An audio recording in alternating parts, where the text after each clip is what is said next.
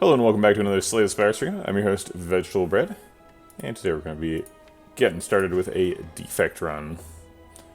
And a cute little defective robot. Just want to pinch his little ear cheeks. I don't know what these things are called. Top lobes. Remove card from the deck, take 100 gold, transform 2 cards. Probably not doing any of those. Card removes and transforms are not really something you want to do before you fight Gremlin Knob. 100 gold is nice, but kind of low impact for a Niao reward. It's possible we take 100 gold if we're like forced into a shop.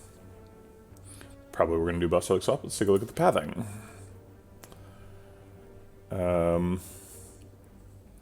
of like this route. 2 question marks, 3 fights is what you're looking for in the first 5 floors of the game. An elite and a fire is a good follow-up. Looking for 3 elites in the act. Looks like there's no 3 elite path, unfortunately, here. So we might have to satisfy ourselves with 2. So if we're just going to get 2, probably want to follow up this elite with, like, this fire and that elite. We can't do this fire into that elite, because that's not how lines work. Could do this elite and then that elite too, that's an option, but it's an option that has 4 hallway fights at the beginning and no bonus fire. Thanks, Guitar. Hype Chimp. Limited time only emote, oh my goodness. Okay, yeah, let's do a swap. And we've gotten ourselves a nuclear battery. Okay. Very well. Makes us sort of a temporary 4 energy deck. I'll take it.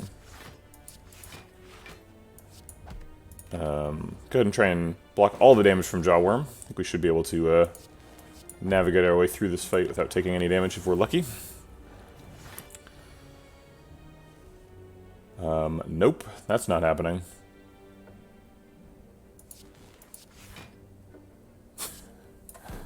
That poor chimp. His life traded away callously for a simple emote.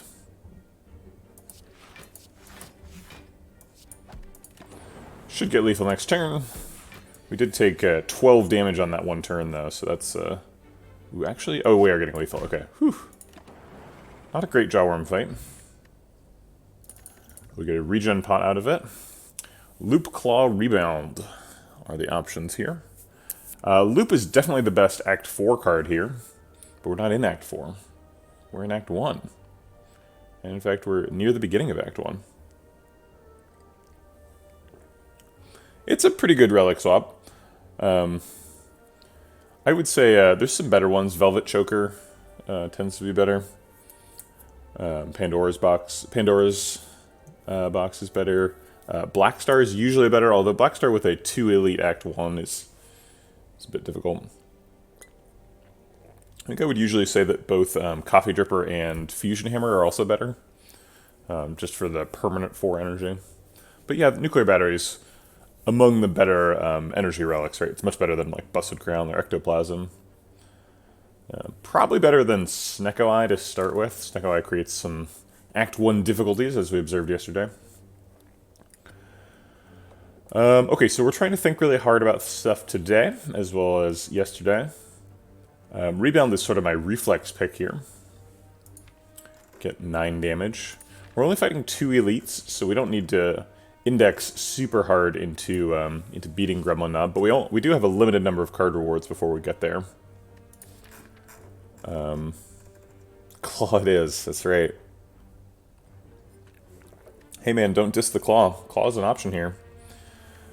Slime Boss is a very good Claw fight. I would say Claw is best in the Slime Boss fight. It's also okay in Hexaghost. But I think it really shines at getting good splits and executing little slimes.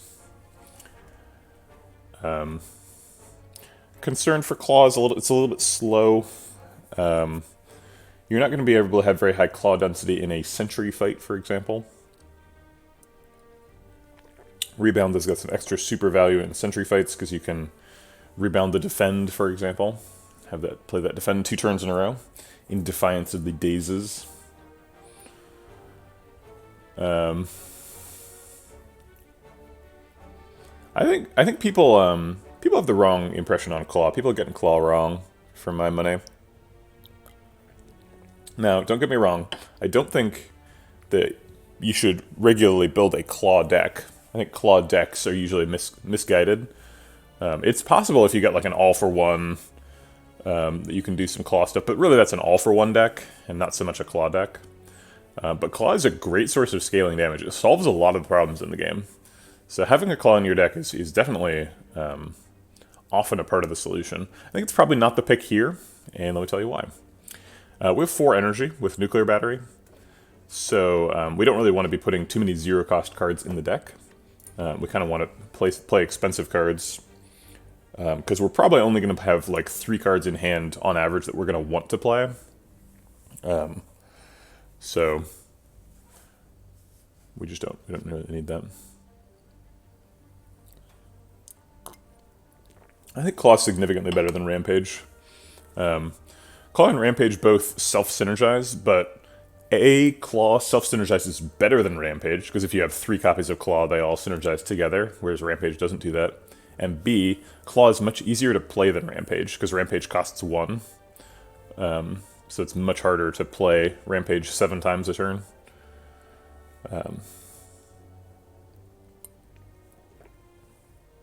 I think it's going to be the Rebound here. Loop is an option. Loop actually puts Meteor Strike on the table. Loop makes us a 5 energy deck. That's kind of insane.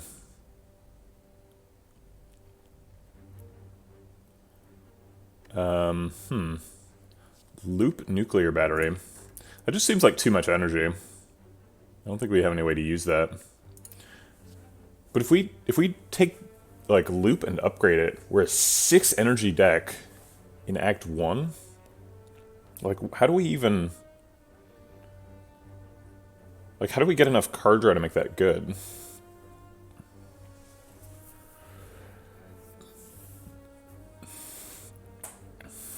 But it's so tantalizing, because, like, think about how good that is long term. If we take Loop, we're, like, our on-ramp to, like, Creative AI or Echo Form is, like, very smooth.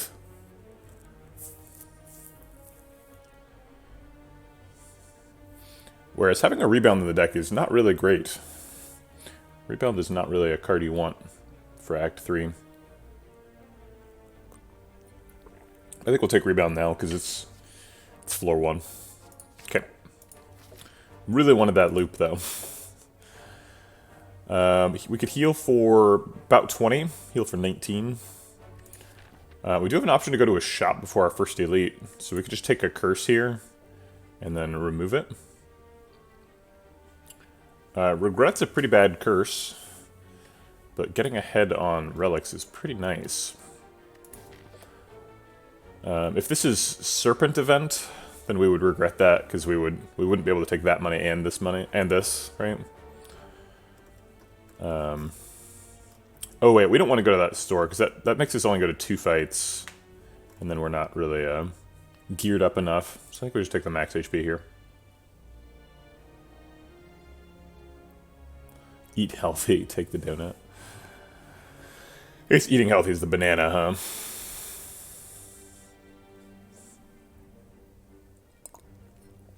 I don't think we need to eat healthy here. We have a regen pot, and we're only fighting 2 elites. So I think we're looking for opportunities to leverage our health to get an advantage. I think that's probably the donut. I'm tempted by the regret, though.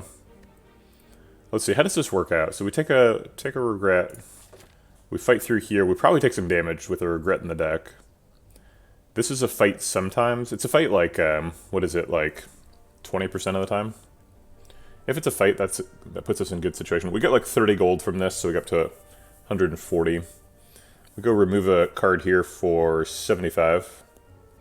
So we've got like 60 left. That's probably enough to buy an attack. If this is a fight, then we actually have like 180 gold. And then the dream is we like remove a strike and buy a meteor strike. And then we're off to the races. I guess Meteor Strike isn't quite enough to get off the races here, but... I think it's living a bit of a dream.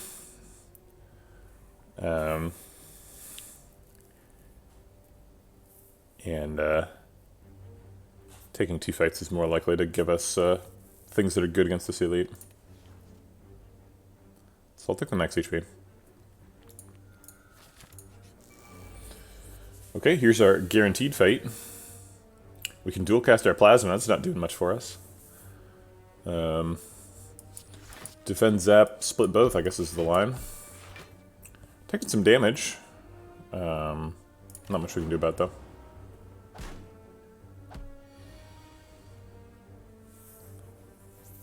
We can kill both. I don't see any reason not to do that. Okay. Could have tried to pull out the fight for a regen pot, but I don't think that was a good idea. Doom and Gloom's here. I like Doom and Gloom quite a bit. Does a lot of damage. We've got 4 energy, so we're looking for expensive stuff. We don't have a ton of orbs yet, and dark orbs are sort of at their best when you don't have very many orb slots. So I think we're pretty excited to see Doom and Gloom. Other options here are Hello World and Stack. Stack is for later, and I don't think Hello World's very good. Hello World's kind of nice. Hello World, like, you would expect to generate, like, block cards. So if your deck's having problems with that, you could pick a Hello World. This would be a very early Hello World. I don't think that's appropriate. Alright. This is not a fight. Do we fight the light? We can choose to either take a fire before the elite or after. So maybe we fight the light and then take the fire before the elite and rest. Losing 23 health, going to 25. Most elites kill us from 25. I think every elite kills us. I'm going to go out on a limb and say if we try to fight an elite at 25, we die. So if we upgrade these cards, we pretty much have to go this way. If this is like Scrap Ooze, we're probably not going to want to reach in very deep, because we're going to be low on health. So that puts us in a bit of an awkward spot.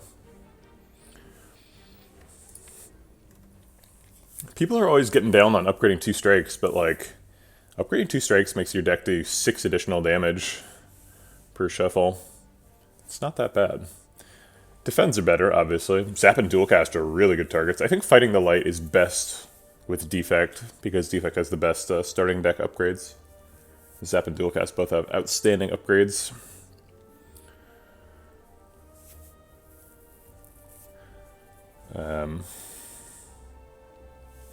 Alright, let's go ahead and do it. I want to use these floors efficiently, so... let's do it. Alright, we got a rebound and a strike. That's a good outcome. Ooh, bonus chest. Duvidal's way better than Blue Candle there, or Blue Key. And let's go ahead and rest. It's possible we can upgrade. Maybe we do survive with a regen pot. Regen pot versus Gremlin Knob. We heal to 30 on turn 1 and then 34 on turn 2. He hits us for 8, then 24. That's 32. I think we probably kill him before he kills us. And it's not that far to go to the next fire. Maybe we do actually smith here. What are we upgrading, though? Is it Doom and Gloom? Because that's only 4 extra damage. It's pretty important against sentries. But in other fights, doesn't seem to matter much.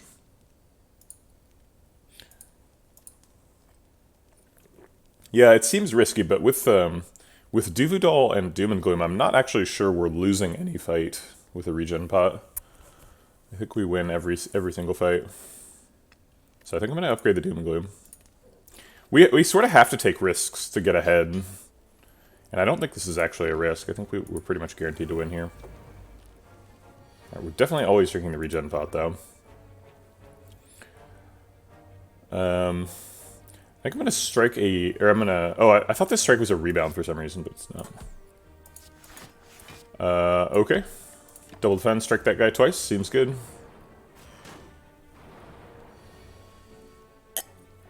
What would punish even look like there? It seems like we're pretty much guaranteed to not get punished. Wow, this is a super good start.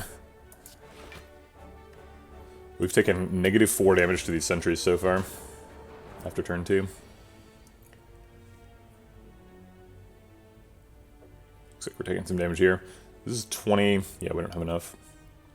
Alright, so let's try and kill this guy before he wakes up. Actually, we have a guaranteed lethal on him. We have 27 damage. Because we have strike next turn. Darn.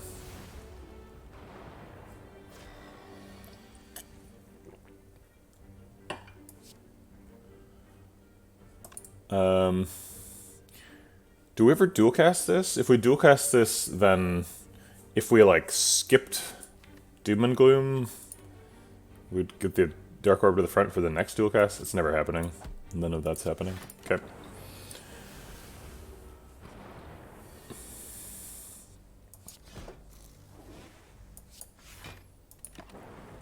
Alright, and he is dead before his next attack. So we have one. Get a Lizard Tail for our efforts. Second shot at a loop, this time with worse competition. Hologram and Charge Battery are here.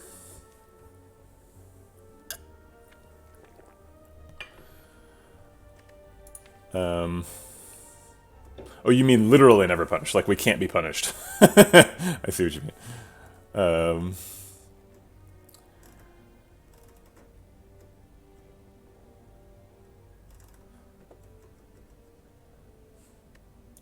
I thought you were saying never punished as like a streamer luck thing.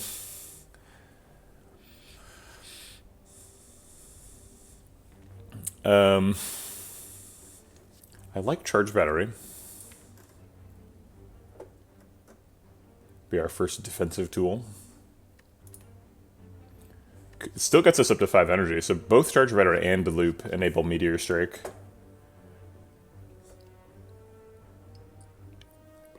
Both Charge Battery and Loop are good for later on in the game. Hologram enables all-for-one shenanigans. I don't see any indication that we're going for all-for-one shenanigans. Hologram does also increase the consistency of the deck. So we could like hologram our rebound and then rebound something, and then draw the thing and play it again. Or play something and then hologram it and then play it again. There's nothing we're particularly trying to play a million times so far. We do have a rebound, so we're watching out for something like that, but we don't have anything we want to play that many times. Even just like a Zap Plus would be fine to play a bunch of times. I think I'm going to take the Loop here. The upside with Nuclear Battery is pretty insane. Charge Battery is nice too.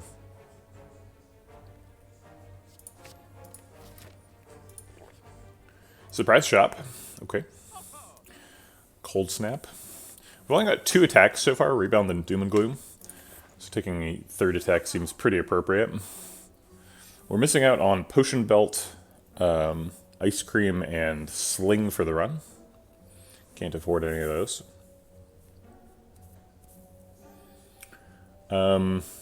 Skim's kind of interesting. It's on sale. We theoretically have a lot of energy on a couple of turns with Nuclear Battery for like looping the plasma.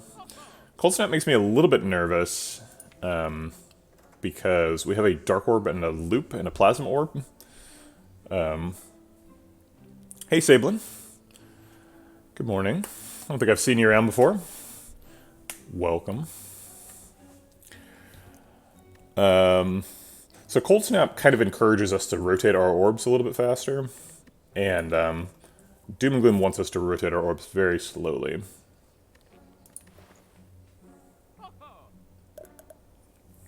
But Cold Snap also helps us block, and does some damage. We are behind on damage, I would say, against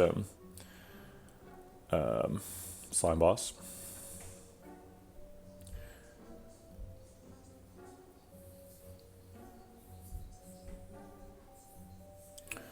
Enlightenment is here. Enlightenment is kind of neat with like Doom and Gloom.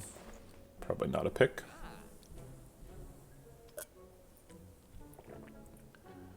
This is the Cold Snap beta art. I greatly prefer it. He's cold and he's snapping. What's not to like? It's so cute. He's got 3 hats on.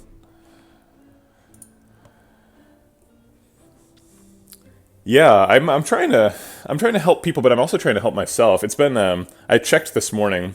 It's been 11 runs since my last win, and that's just an oof. That's bad. That's not great.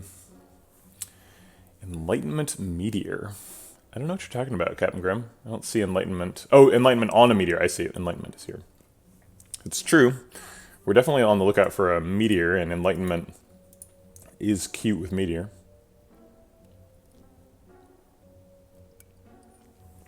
It's a good call out. Only currently have one card that costs more than one. I would say we're pretty likely to take a card that costs more than the cards that are expensive, though. Creative AI, Echo Form, All for One tend to be frequent pickups.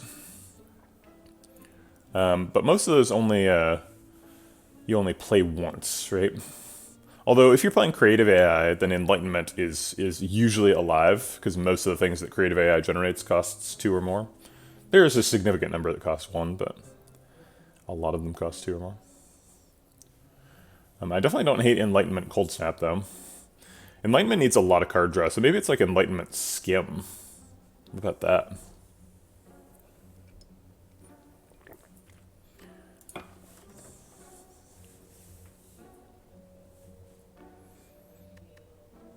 Enlightenment Skim is like super all in on finding a meteor.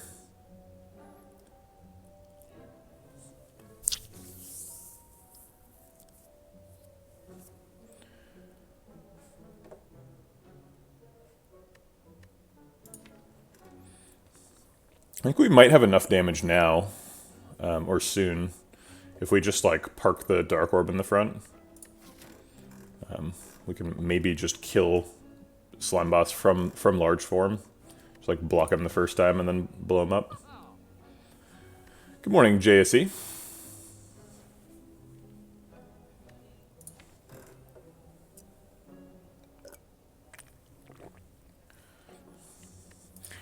Enlightenment also hits like more pedestrian targets like Thunder Strike and there's more like 2 energy defect attacks, right? I guess like Hyper Beam. Probably don't want a Hyper Beam.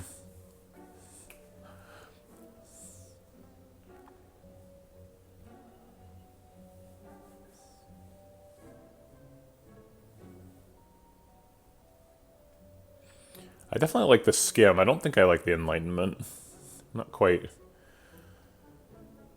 on Team Enlightenment here. Because it's against card remove, right? We can't afford both Enlightenment and card remove. Actually, we can. We can pretty much exactly afford Enlightenment card remove if that's what we want to do.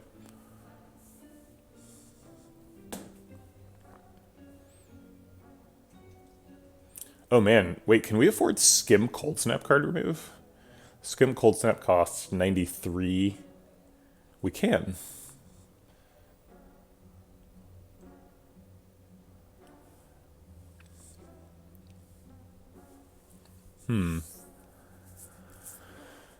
But Cold Snap has the problem that I was talking about where it like rotates our Plasma Orb away. Maybe we're like removing Zap here so that we like have very low orb pressure and we're just like using Doom and Gloom to kill people.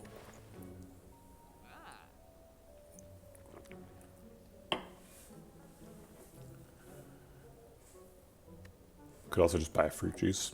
Get some max HP.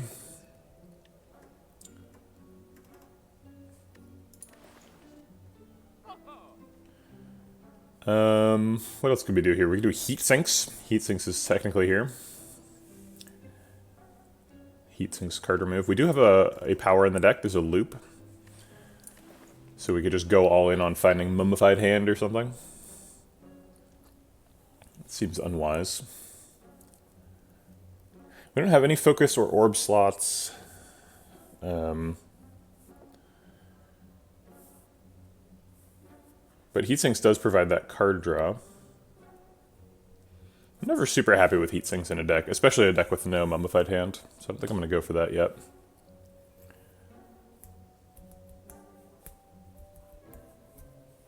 I wish that Strength affected each proc of Blizzard. That'd be fun. Alas. Alright, let's do Enlightenment Skim. I think that's... It's kind of... Actually, let's go look at how many defect cards there are that's good with. Show me the expensive defect cards. Sort them by their cost. Quite a few do not combo. Okay, so it's Streamline, Consume, Doom and Gloom, Equilibrium, Glacier are the uncommons.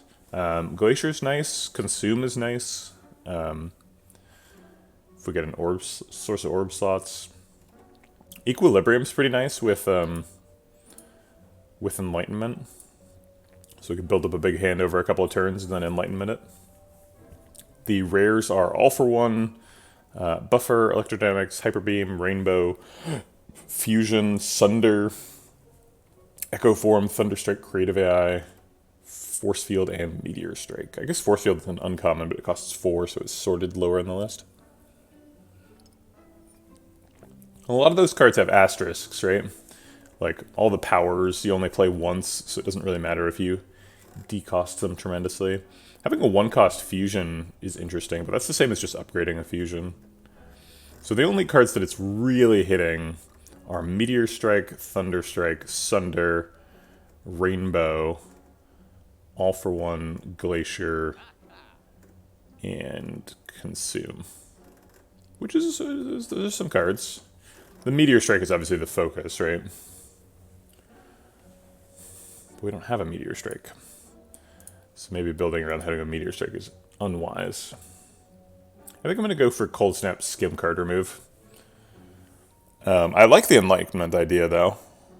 I just think it's a little bit too... it's a combo piece for a combo we don't have. It doesn't really do anything currently. But I am going to remove the Zap, so the Cold Snap will sort of balance with the Zap and not increase our net orb pressure by too much. No, there's not really a world where Zap is worse than Strike, though, right? Zap's gotta be better than Strike. Oh man, I apparently miscounted the gold. So we're just gonna restart this shop. How did I miscount this? 93 plus 75. Yep, that's just more. It's 168. Oops. Okay, so now I know more. We also can't do Enlightenment card remove. But we can still do Enlightenment Skim. Maybe that is the best option. Yeah, we're 7 gold short.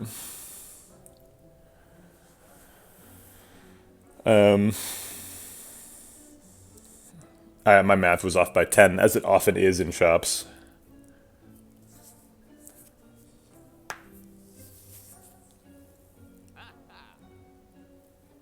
Okay, so we can't Cold Snap Skim card remove. So the lines left are like Cold Snap card remove, Skim card remove, Enlightenment Cold Snap.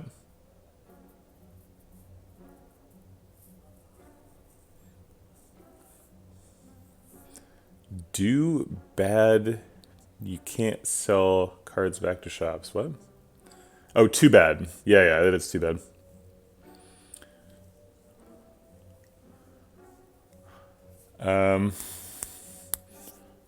Alright, let's go with Enlightenment Skim.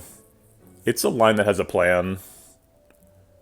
And I think we can carry this this build a little further.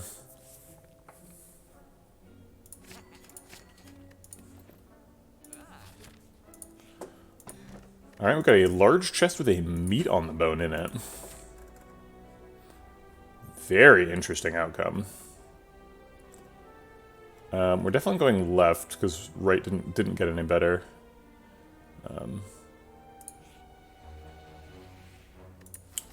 Curse for Doubt. If this is a shop, it's good, but it's probably not.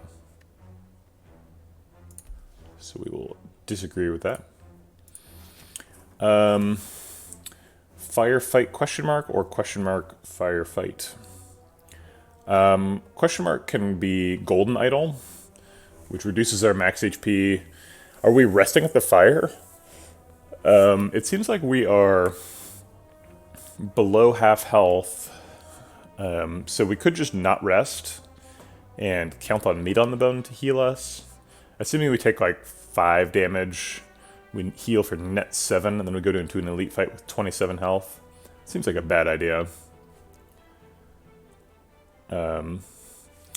If we rest, we heal for 76 times 0.3 is 22. So we'd heal to 44. We split at 37, or wait, 38.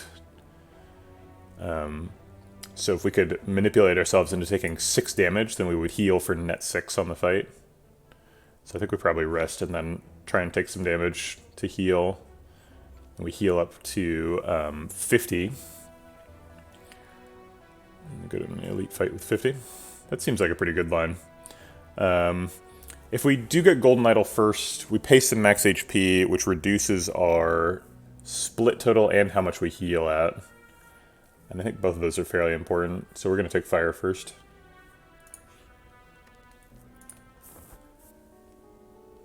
How many hours do you have in this game? It's a good question.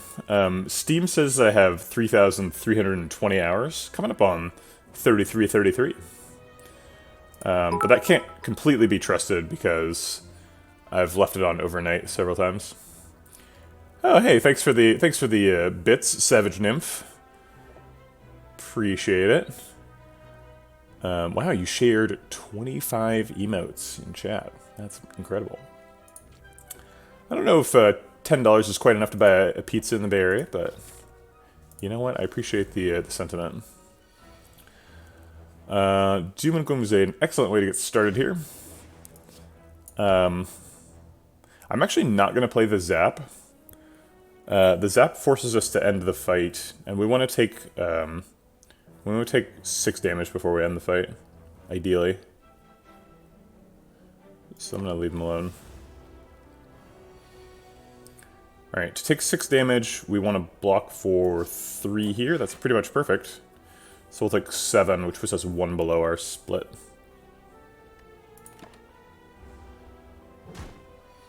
Alright, Meat on the Bones is online. So we can kill this nerd. Go 47.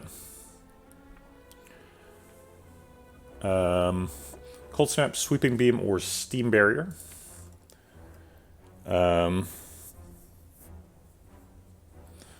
Cold Snap is nice. Be our 3rd attack of the... That emote is insane. 1,000 bits. Okay.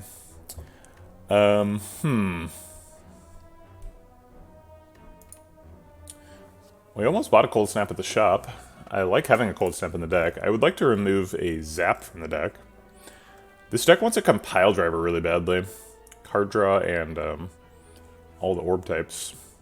We literally have one of each orb type. We have a Plasma, a Dark, a Lightning, and a Frost if we take Cold Snap. More orb types than we have orb slots.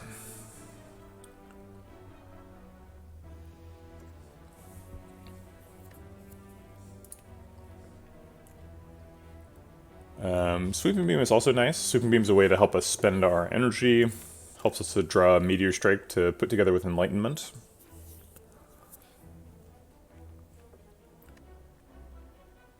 I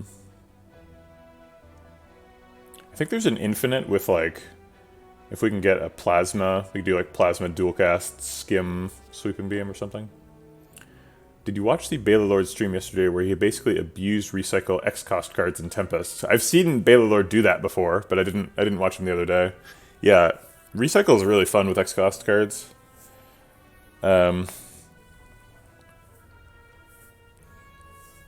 We're definitely we can play Meteor Strike in this deck. We have a loop and a nuclear battery, so we're able to get up to 5 energy. Also a dual cast, so theoretically we can get up to what is it? We pay 1, so we get on to 4, but then we go up to 8. So if we had a recycle on an X-Cost card, we'd go up to 16.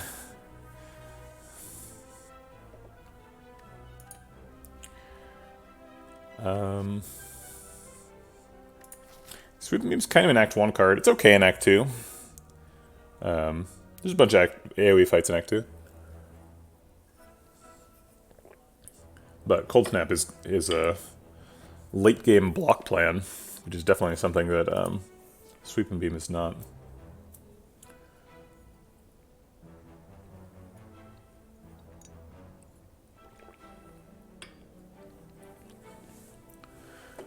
We definitely need another attack here, I think. I think our damage is a little bit too slow for Slime Boss.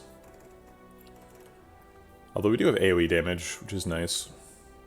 This is only 2 cards, but it's a hell of a lot of damage, because both are upgraded, and they're both like pretty high damage cards to begin with.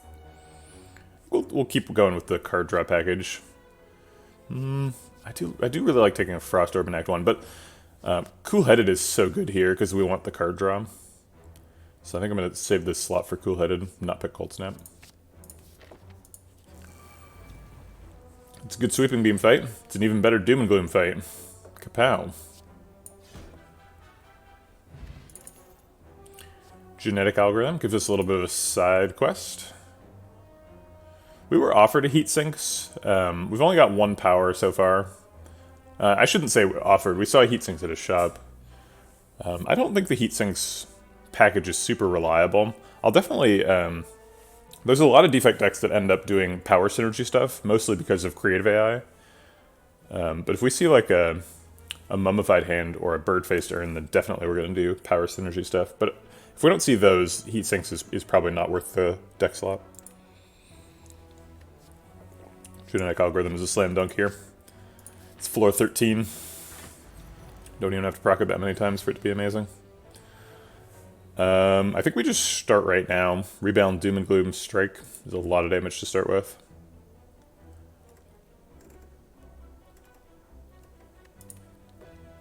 Yeah, there's like literally no better starting turn in the deck. It would be nice to play Genetic Algorithm and Loop before we wake him up, I guess.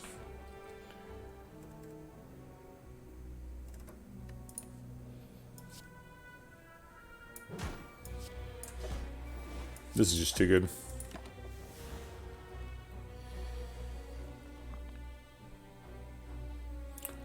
We can skim Enlightenment to reduce the cost of Doom and Gloom and potentially something else. No, there's no other cards in the deck that Enlightenment hits so far. So it's just Enlightenment on Doom and Gloom. But we drew them at the same time, so that's nice. Alright, Skim, what do you got? Doom and Gloom's always happening. I think it's just like Genetic Algorithm Defend. I don't want to skip Genetic Algorithm.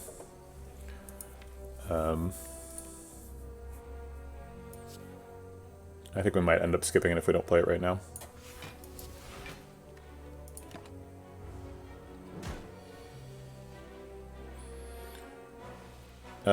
Zap Dualcast is 36 damage. Puts this Dark Orb in front. So we can do 46 total. It's not lethal. Zap Dualcast puts us in a great position to get lethal next time we see Dualcast. It also lets us play our whole hand, so might as well. Because we evoked the Plasma Orb. How come the Strike is upgraded? We hit it with a Shining Light event.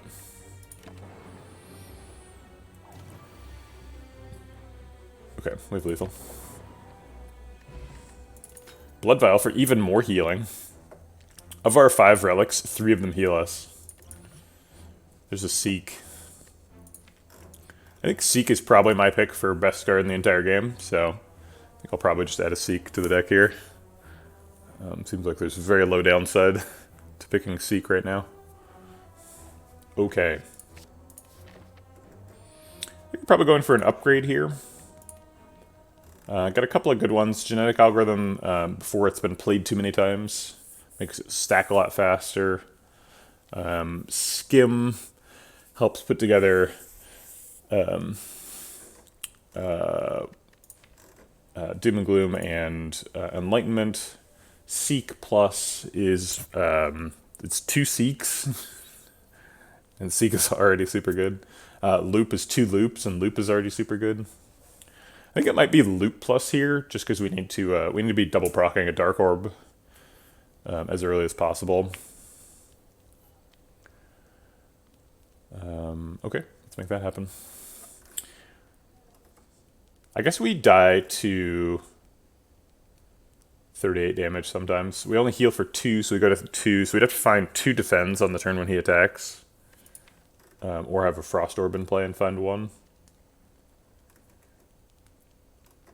But genetic algorithm counts. We have a Seek and a Skim, so I think we'll probably get there. I think it's worth it. Is it?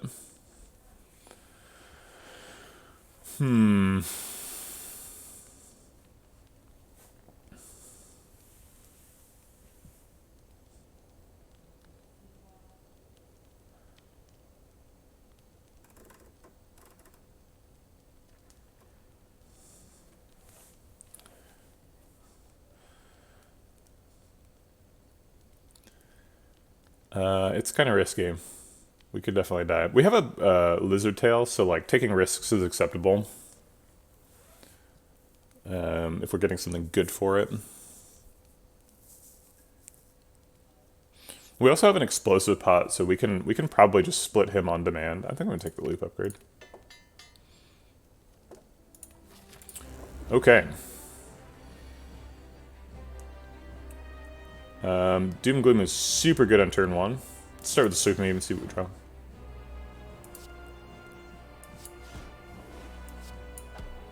draw. We could dual cast just to put the Dark Orb in front for a potential loop play. We don't have loop right now. And the Plasma Orb's giving us extra energy until we do, so I think we'll just hold it.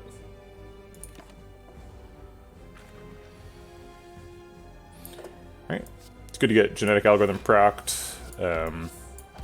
These strikes are safe. 2 defense next turn is going to be necessary.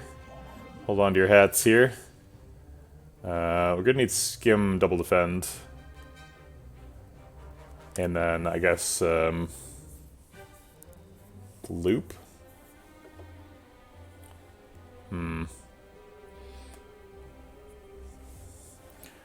Let's see, do we ever split here?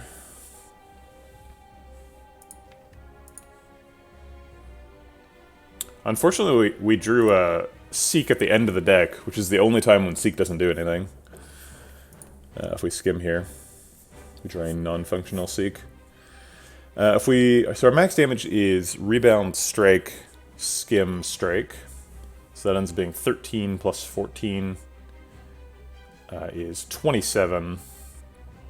37 with the Explosive Pot.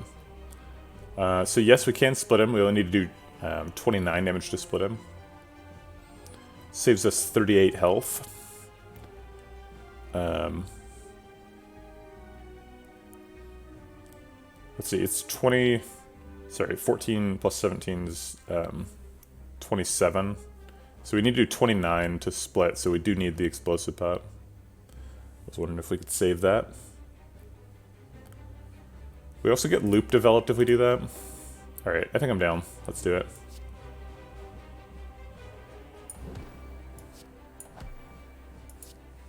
Oh, we don't get loop developed. Okay. Not a great split, but it saved us a lot of health, so... we could theoretically evoke the Dark Orb this turn. If we can dual cast it, we kill one of them, or close enough.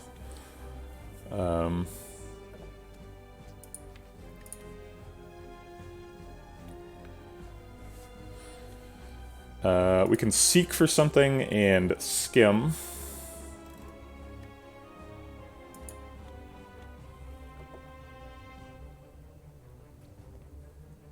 Let's Skim first and see what we got.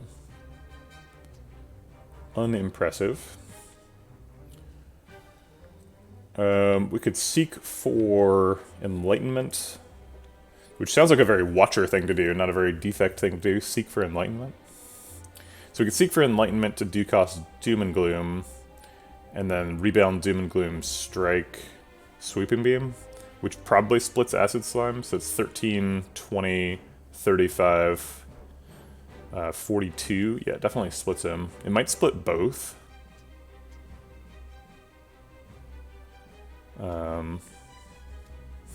Does 15 AoE, so it wouldn't split this guy. Yeah, let's split him. It is enough energy. We have to seek for the Enlightenment, which decosts Doom and Gloom by 1.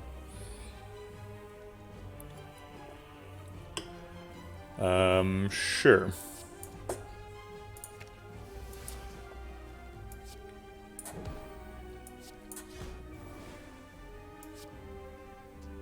Oh, I guess there isn't enough for the Sweeping Beam, which was what was part of the line that I described. Maybe that's what you're talking about.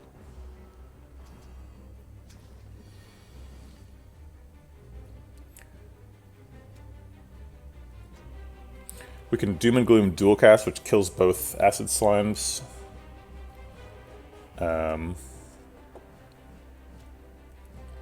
And does 15 damage to him, so he goes to 27? No, 37.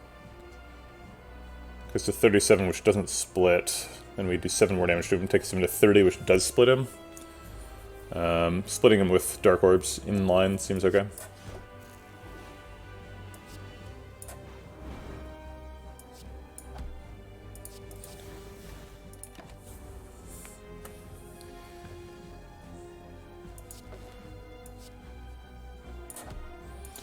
Not the most efficient fight of my lifetime, but appears to be pretty survivable.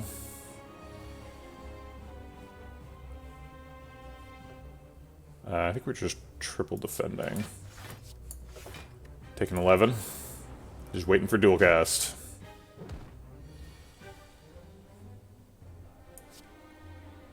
If we strike him first, this is lethal. Okay.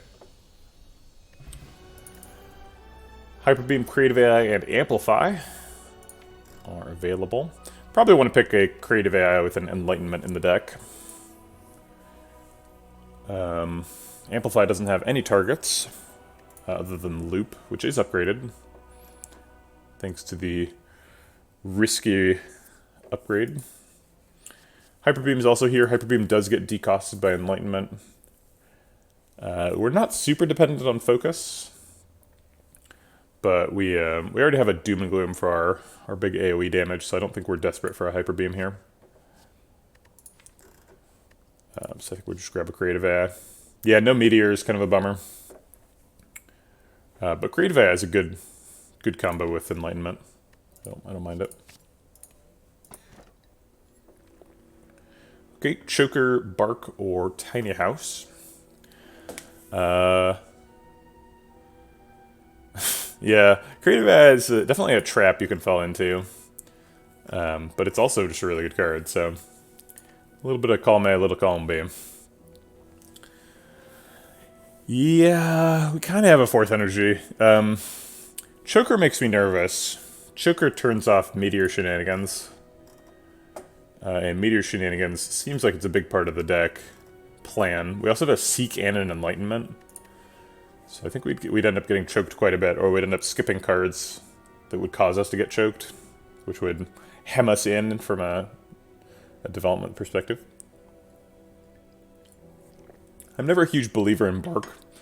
I'll definitely take Bark if I have like a Fruit Juice queued up, or a Regen Pod or something. But we have no potions right now to leverage Bark immediately, so Bark is a little bit of a nothing burger.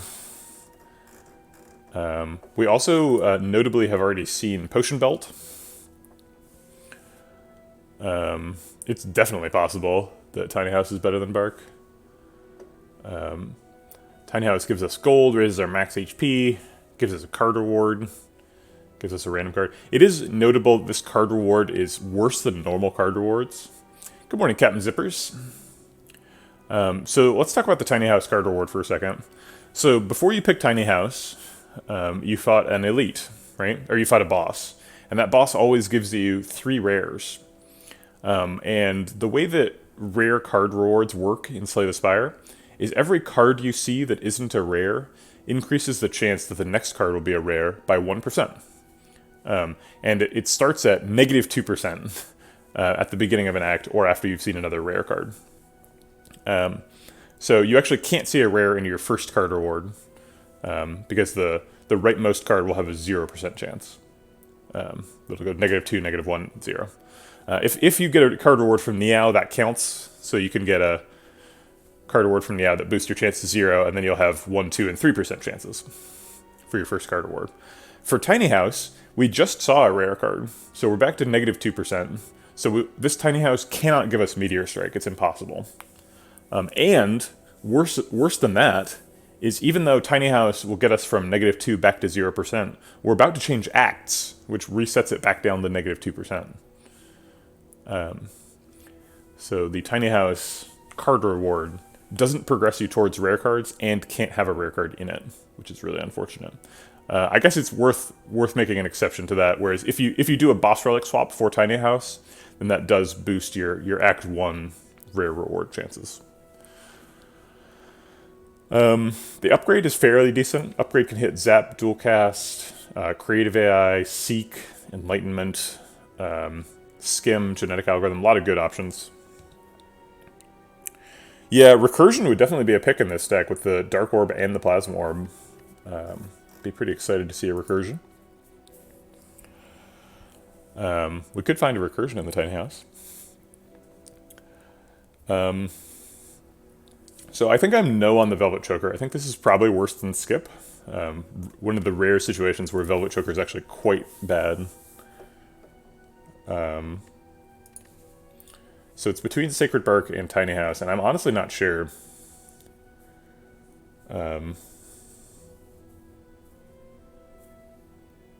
We don't have any potions, so the potion reward from Tiny House is pretty relevant. The 50 gold is pretty relevant too. We're kind of in a situation now where, like, often in early Act 2 you want to go to a shop.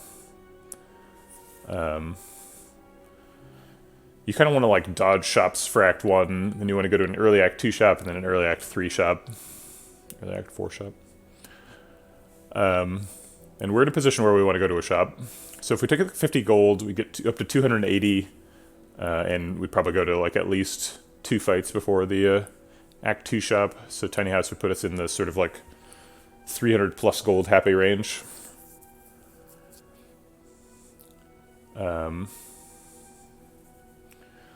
So what do we expect Sacred Bark to do over the course of the run? Sacred Bark does at least one, like, busted thing per run. So you'll get, like, a fruit juice or a regen pot or something at some point. If we pick the Sacred Bark, we don't have quite enough money to go to a shop, but we might have sort of convenient shop near in the middle of the act anyway. Where we can buy some potions and do busted Sacred Bark stuff.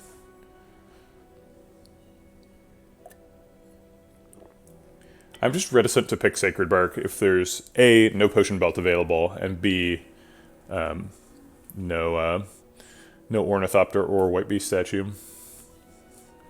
And we're not playing Silence, so we can't create potions. I think I'm going to pick Tiny House. This is a voluntary Tiny House pick.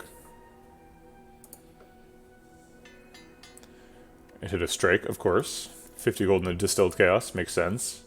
And we got a Cool-Headed. That's a good outcome. Yeah, we were looking for a Cool-Headed, so this is nice. Okay, on to Act 2. I guess for all the shit that I gave Tiny House for having a terrible card reward, giving you max HP right before you change acts is pretty nice. Although I guess it doesn't actually matter, because when you change acts, you heal a percentage of your missing health rather than a percentage of your max health, which is what you heal for at fires. So Tiny House doesn't give you any additional missing health. Probably want to go to one of these 2 shops. We've got almost 300 gold. We'll kind of have to decide what we want to do when we're here. Probably we'll go to this question mark. And then either fire then fight, or fight then fire. Either way, we're probably only getting 2 elites. It is possible to get 3. We could do these 2 and then this one. Kind of depends on what our health total is looking like here. We don't really get to make any interesting decisions yet, so we're just going to make our decisions after the shop. Train sounds! Alright. GA's starting to scale up. Let's go ahead and play the top 3 cards of the drop out. We need to get this fight over with quickly. Sweeping Beam and Doom and Gloom. Get wrecked.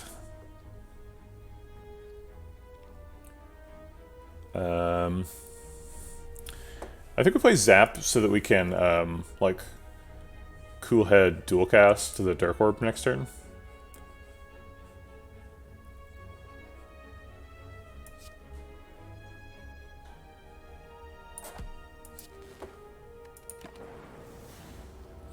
All the random effects want to target the front looter, but I want to target the back looter. Okay. Double defend, loop, and strike all happen. Doesn't really matter who we target at this point. Random effects still want that front looter. If I just targeted him, he'd be dead. I'm pretty sure Seek and Rebound is lethal. Yeah. Pew pew. Okay. Equilibrium, Sweeping Beam, and Compile Driver are the options. Equilibrium's pretty nice. It's upgraded, gives us a target for Enlightenment. It also lets us retain cards, so that we can get a big Enlightenment. We also just like don't have a plan for blocking. Our only block cards are Genetic Algorithm and Cool-Headed. So Equilibrium gives us that plan. I'm going to disable the beta art on this. I'm kind of sick of looking at it. It's too sketchy.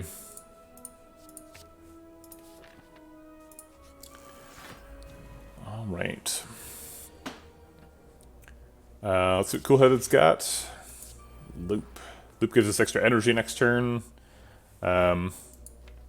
Yeah, I don't understand why the beta art's so bad. Like, some of it's like funny and like nice, but like if you just look at like a random card, like I guess I don't even know what Seek's beta art is, so we're just gonna find out together. But like, yeah, that just looks bad, right? This is just MS Paint quality. Like, come on, man. Like, this looks so cool. Why would you not want this? It's got gradients. Look at that.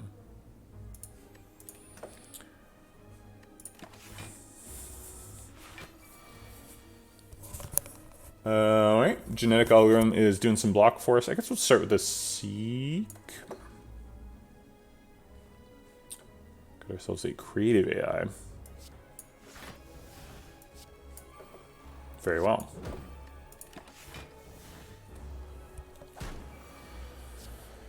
Storm is what creative AI gives us.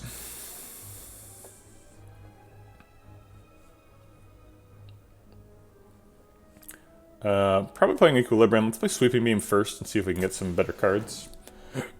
A Seek gives us whatever we want. Probably the Enlightenment.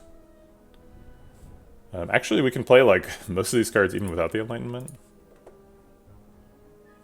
Probably playing Equilibrium Defend this turn.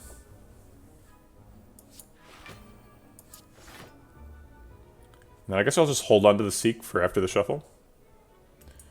Creative AI should be able to give self-repair. I don't think I agree.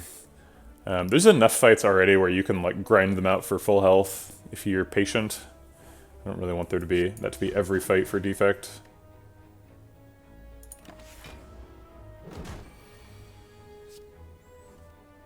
Alright, we probably want to take 3 more damage in this fight.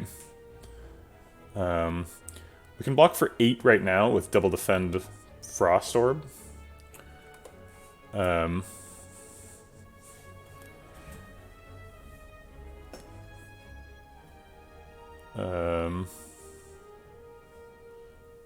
Fortress and heal. Usually you need like bites or something for healing. So let's go ahead and take our 3 damage this turn. And then try and set up a plan for lethal in the future. I'm gonna go ahead and play Double Storm. This helps us block in the future by putting the Frost Orb in front where Loop's hitting it. It also gives us a bunch of energy now. I guess we could seek for Doom and Gloom now, and then try and get lethal next turn with dual cast. Yeah, that seems like that would be lethal, right? Because it's 18 at the end of this turn, and then it would proc 2 more times, so it would go up to 30. 30 with dual cast is certainly lethal. Okay.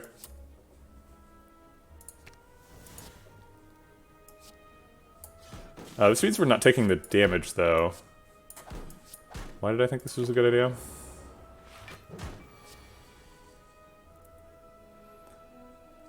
Alright, I'll just take the lethal. Could have done better in this fight. Could have healed for more. Hello World is interesting. We have a creative AI now. No, I think we'll just let creative AI generate Hello World if we need one. Real question, what does proc mean? So proc is sort of like, I don't know, gamer lingo for causes an effect to happen. So, so for example, creative AI procs at the start of our turn. We proc genetic algorithm by playing it. The Frost Orb from Cool-Headed procs at the end of the turn. It means process. But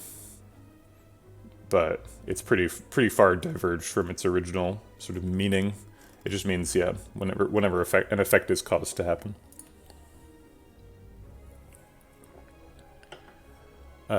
Skip this. And go to a shop. Got our 300 gold. See if we can find a meteor. I thought by saying meteor out loud, maybe we could get it. A lot of access to artifact charges in this shop. We've got a Clockwork Souvenir and a Panacea.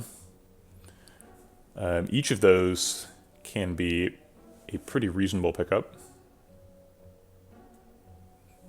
A programmed random occurrence. What the hell, Google?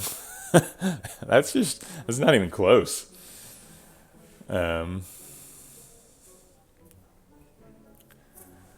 mean, I guess it's close, right? But I don't know. I don't agree with that. Also, hi, BMod. Think you can just sneak in here answering questions in chat? I see you.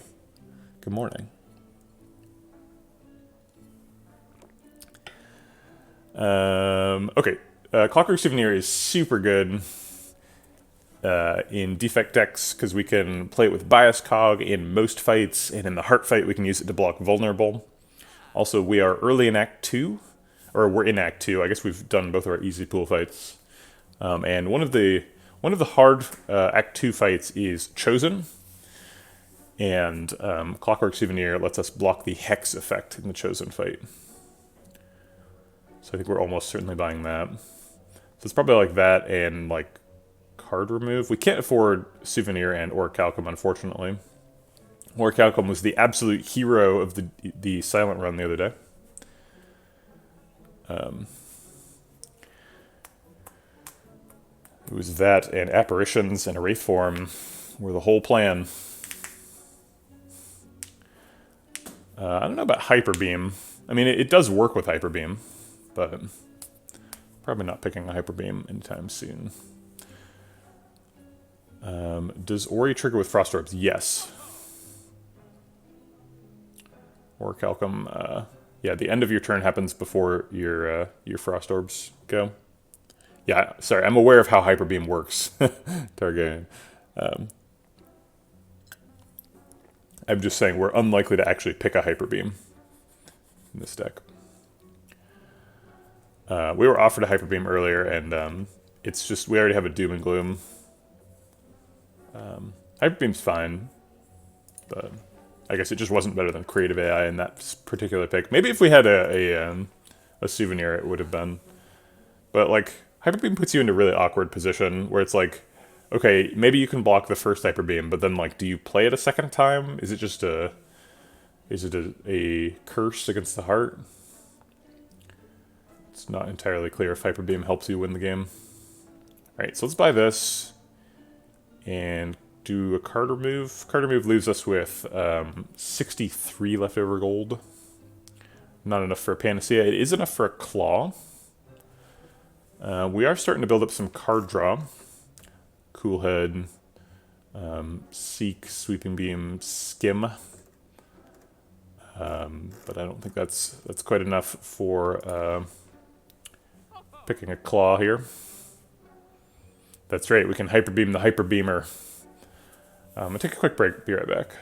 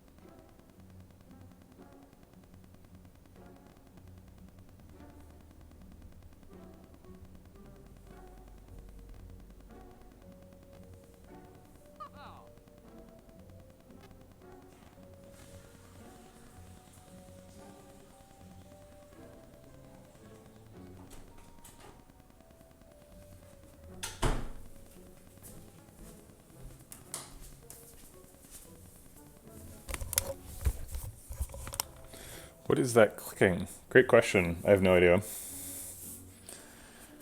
There's some noise. Huh.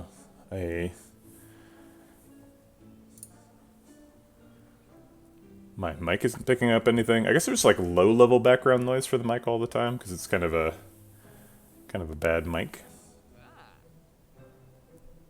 There's a truck outside that I can see faintly oscillating in the little waveform there. Mic was near the headphones. They were on the desk. Huh. I guess I should just turn the microphone off when I leave the stream. I have a button for that, the cough button. I've got 138. Hold on, I'm gonna look. I'm just gonna put the microphone on the desk for a second and just look at the microphone input. Hold on.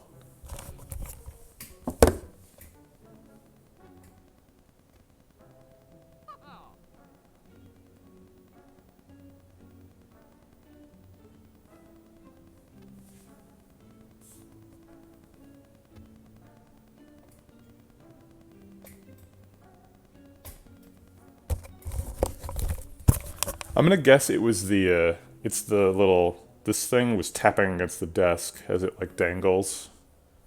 That's probably the most likely cause of the thing.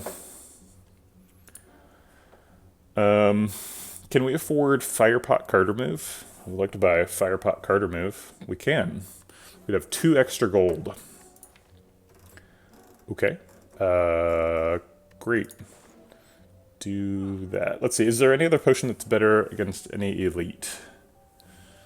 Firepot helps kill gremlins on turn 1, helps kill slavers on turn 1. Firepot's great. Weak Pot's probably better against specifically Book of Stabbing, if we're worried about specifically Book of Stabbing. Book of Stabbing is scary. I think we're probably more scared of slavers. Okay. We had 7 leftover gold. I thought we were only going to have 2. How embarrassing. Snake Plant. Good to play Creative AI on turn 1. We can seek for Enlightenment if we want to make it cheaper. Which would let us fit in Genetic Algorithm proc. Sure. So machine learning is not good. Machine learning is fine. It's very slow. That's my main problem with machine learning. Haha, we dodged vulnerable. Take that, Snake Plant. The problem with machine learning is that you have to draw it. So like on turn 1, it's 1 card behind, and then on turn 2, after you play it, it catches up and now it's even.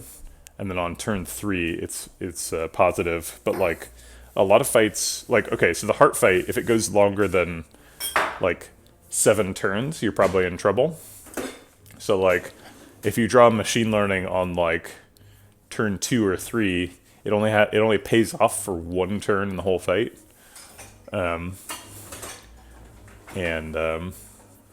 Yeah, very slow. Okay, let's do triple defend machine learning here after criticizing it.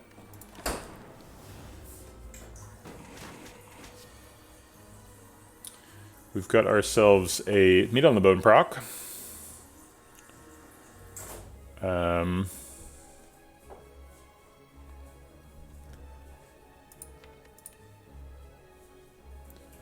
We need to find a way to block here.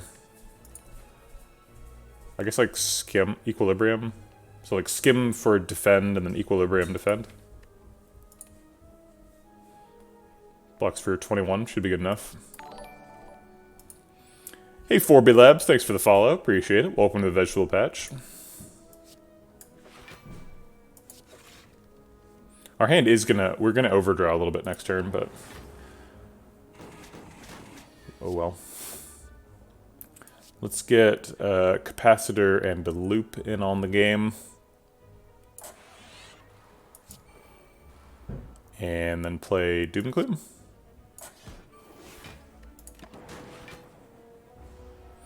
All 4 orb types together at last. What is Ascension 20? For what debuffs does it give? There's a long list, so I won't go through all of them. The Ascension 20 debuff specifically is you have to fight 2 Act 3 bosses. We have Skim Enlightenment available. Okay. I guess I'll play... No, I don't really want Sweeping Beam back, so I'm not going to put it in the shuffle first. I'll let Cool Head draw a card. Could be an expensive one. The line right now is Enlightenment, or Equilibrium Defend, I think. So I'll let Sweeping Beam draw a card before we... Enlightenment. I guess Enlightenment double defend, because or Equilibrium double defend, because Enlightenment's going to decost Equilibrium.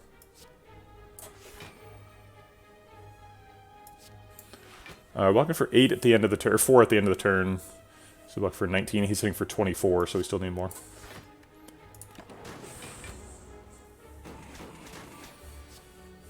Oh, Snake Plant. Why are you so rude? Alright, I think it's time to make a bunch of energy, so we'll go ahead and dual cast. Going up to 9 energy this turn. Let's see what we can do. Play Heat Sinks and Static Discharge to draw. We could like rebound Doom and Gloom and then Capacitor to draw the Doom and Gloom, play it again.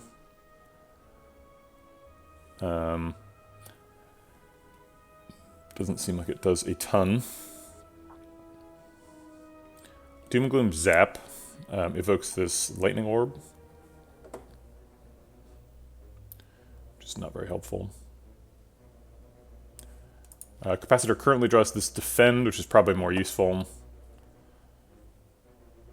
Okay, let's play that. I will go ahead and rebound the Doom and Gloom anyway.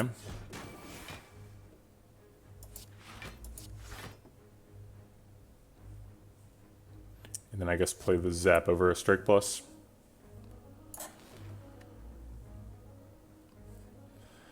We're taking 14 damage this turn. Do we ever like Liquid Memories a Equilibrium? I think we do.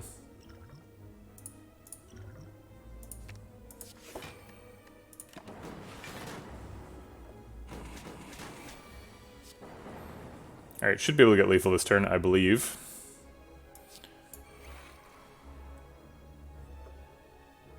Actually, we've kind of run out of energy because of all the stuff we've been doing. Let's go ahead and rebound a Zap. Yeah, that's lethal. Okay, great. Yikes. All for One Fusion and Charge Battery. All for One currently has 2 targets, if you count Seek, and 1 if you don't, just Enlightenment. Enlightenment is good with All for One, because you're usually trying to play All for One like a bunch of times in a row. So you can like play All for One once and then like hologram it back or whatever, and then Enlightenment to make it cheaper the next time. But I think probably not a take here. Fusion's pretty interesting. Seems like we need a way to get that Plasma Orb back after we evoke it.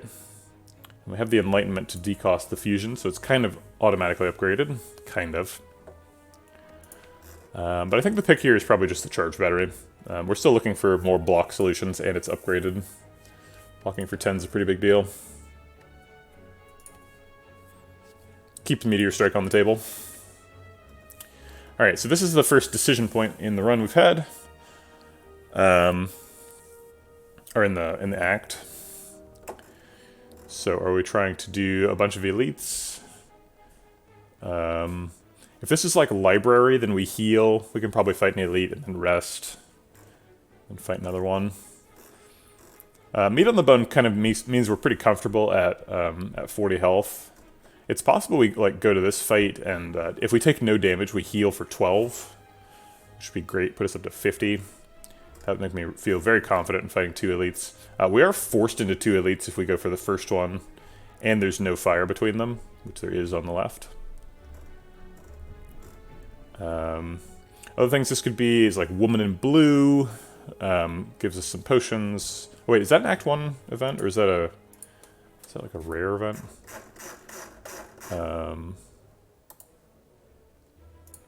Let's take a look at the Act 2 events. Yeah, Woman in Blue is a rare event. So that's shared. Ancient Writing, Vampires, and Ghosts, I think, are all good. Bites is a little weird because it increases the deck size so much. But I think pretty much any creative AI deck is happy to see Bites, because you can eventually stabilize with a bunch of focus and orb slots and frost orbs, and then bite your way back to full health in a lot of fights. We kind of already have a solution for getting back to full health, Meat on the Bone, but also we want Bites because like they won't take any max HP because we have Blood Vial. So it'd be an 81 health vampire, which is super good.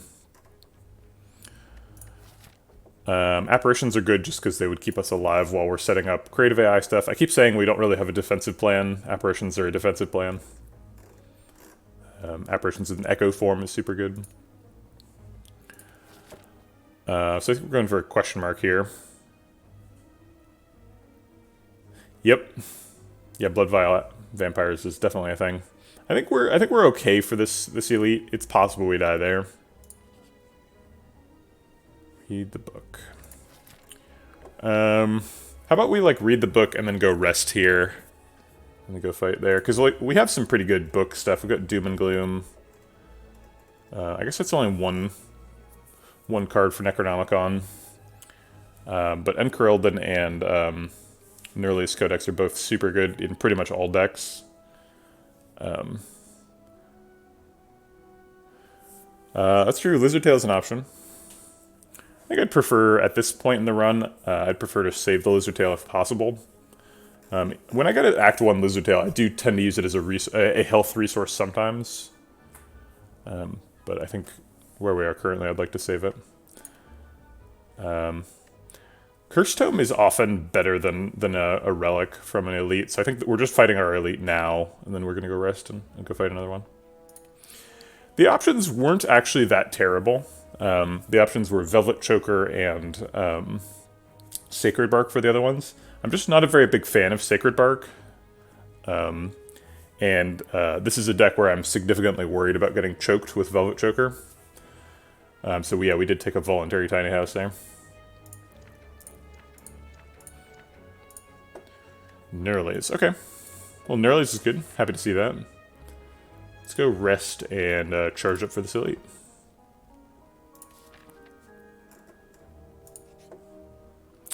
Apparitions.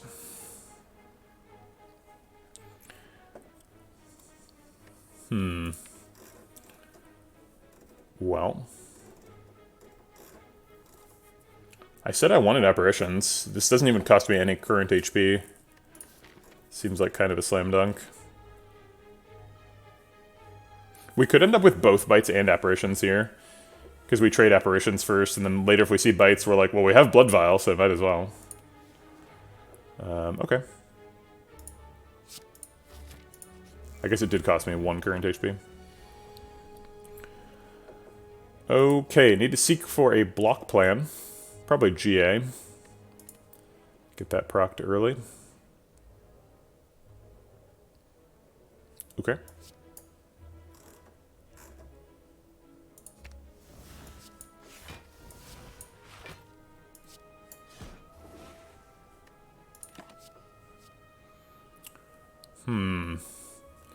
Turbo, Darkness, and Machine Learning.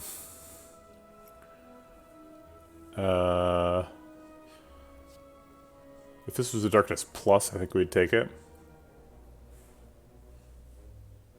I'll take a Turbo.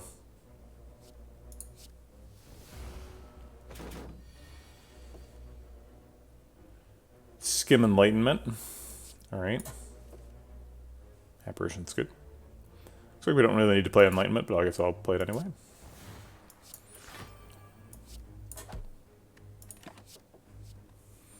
Go for the Eyes is pretty good in this fight. I think we don't want to add any of these cards, though, because we need to keep drawing apparitions for the immediate future.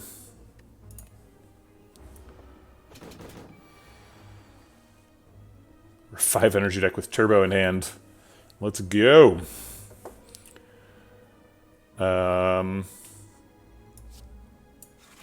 Coolhead draws the apparition we need. Great. And then I guess we can Turbo out a loop.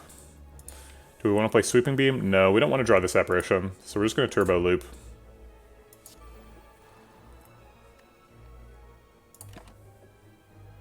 Reinforced Body is really good. Let's pick that. Considering we're like a 7 energy deck currently. Yeah, 6 energy. So we have Reinforced Body for next turn. It's actually not even quite enough. Oh, I guess it's exactly enough, because next turn it'll be 6 times 7, so it'll block perfectly. Do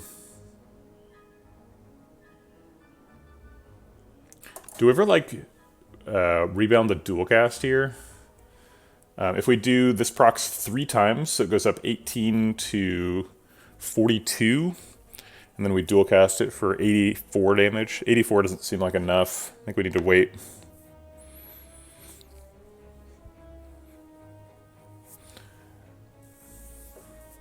So play Apparition and Heat Sinks for future card draw.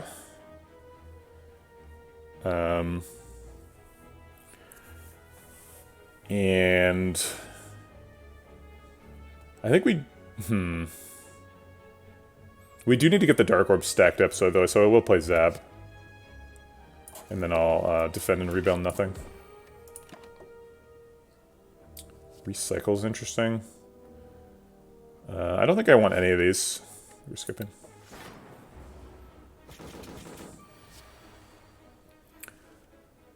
Okay.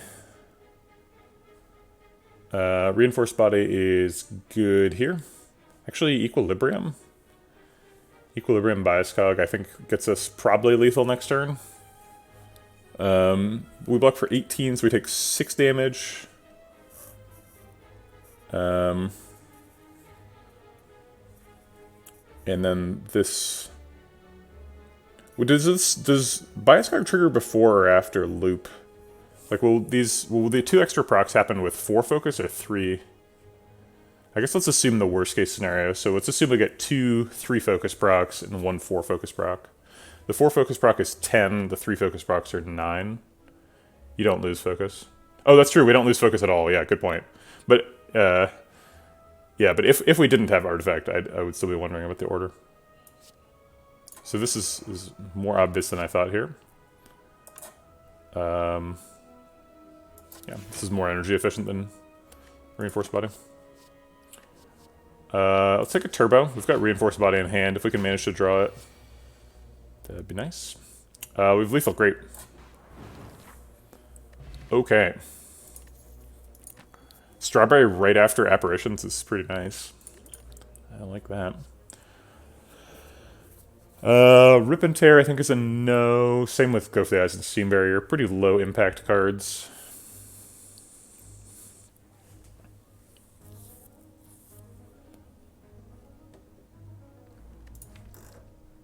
Yeah.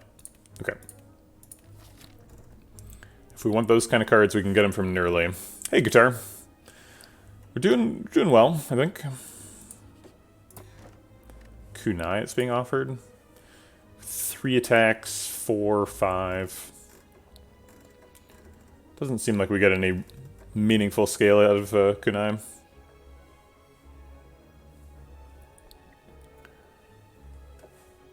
Alright, see you around, Guitar. Yeah, I think this is just a key, unfortunately. Frequent viewers of the stream will know that I'm a big-time Kunai fan. If I see Kunai, I will very frequently like try and pivot the deck really hard towards being a Kunai deck. But this deck is just we're not that flexible here. We also only have like a couple of payoff cards, Charge Better to Equilibrium, a couple of defense. But I think this is a Sapphire Key, unfortunately. I want it to be good, but it's really bad. It's really bad. 3 strikes, 6 total attacks. Nuh-uh. We're not ever playing 3 of them.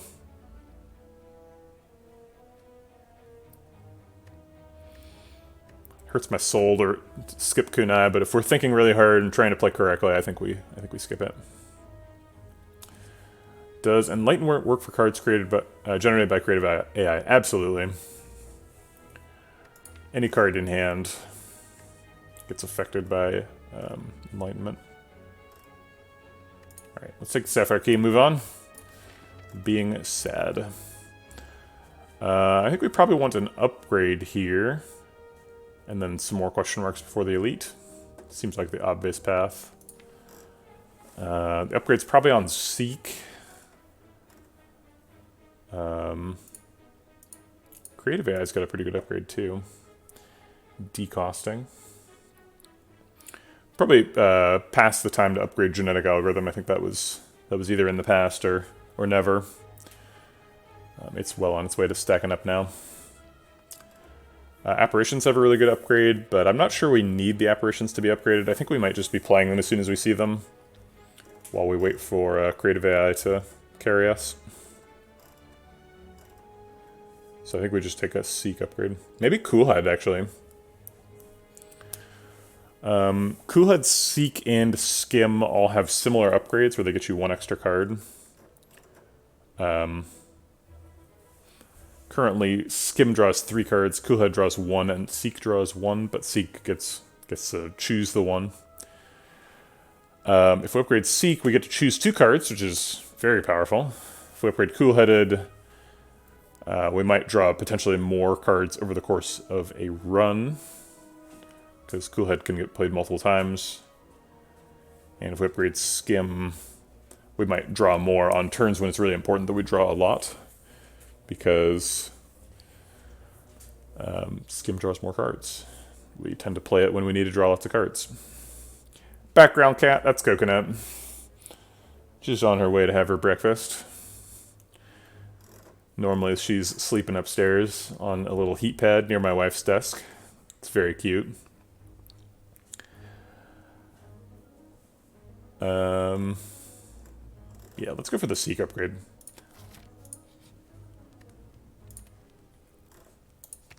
Okay. And presumably we're skipping this store, so I think question mark... Actually, there's an extra fire over here. Why are we not considering that line? We skip a question mark for a fire. I think that's like way good. We need a lot of upgrades. Apparitions have super good upgrades. There's a bunch of them we were just talking about. So we take a voluntary fight here for a question mark, or for a fire later. Oof. The Act 2 hard pool does not mess around. Let's go and Skim. Probably going to end up seeking for Enlightenment. Also, if we get a Seek Plus, if we get a Meteor Strike ever, we can seek for Enlightenment Meteor Strike, which is crazy.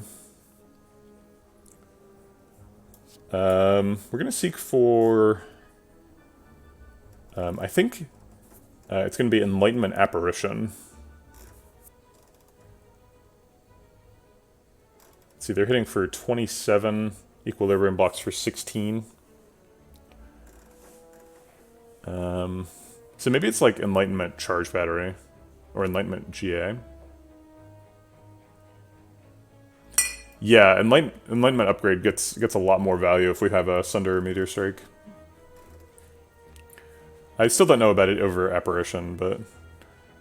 Maybe Enlightenment Creative AI. Yeah, let's do Enlightenment Creative AI. We can take a little bit of damage here from the 27 versus the 21, so we take 6.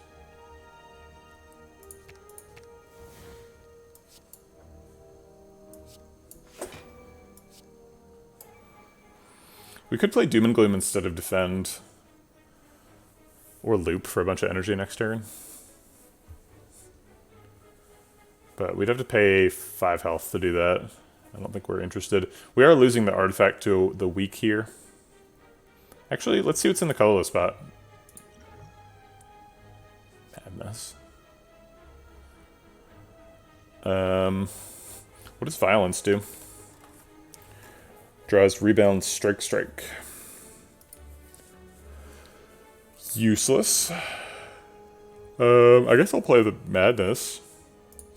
Let's see what it wants to hit. Okay, so we play the Defend for free, and then we choose Doom and Gloom or Loop. Basically. I guess we could choose Sweeping Beam, but let's do Doom and Gloom. It gets a Plated Armor off. Does exactly the right amount of damage for that. Also gets the Dark Orb stacking. Hyper Beam seems good in the fight. Okay.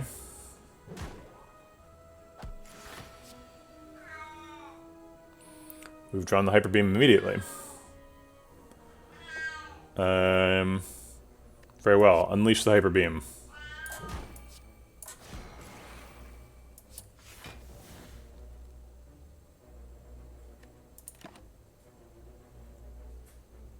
No, we don't need these.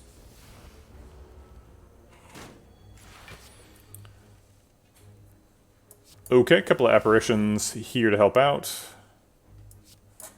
I'll just take one instead of defending, because I want to play the Hyper Beam.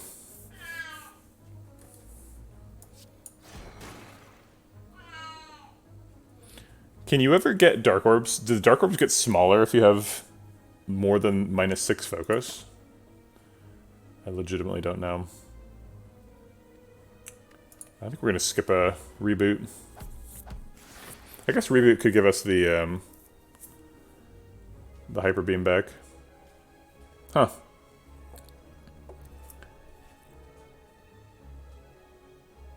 Cool-headed draws one of these two. Sure. Extend the apparition a little bit. No point in playing the strike because it doesn't do anything. We've already got a huge negative amount of focus, so I guess I'll take a reprogram.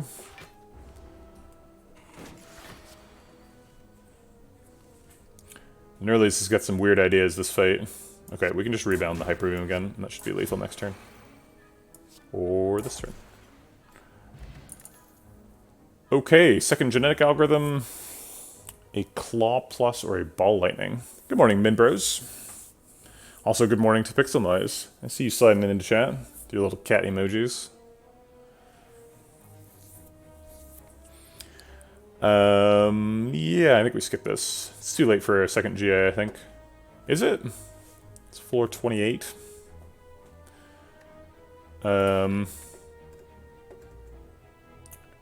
We'd proc it in 2 fights in this act, and then, like, I don't know, 10 fights in Act 3? Maybe more?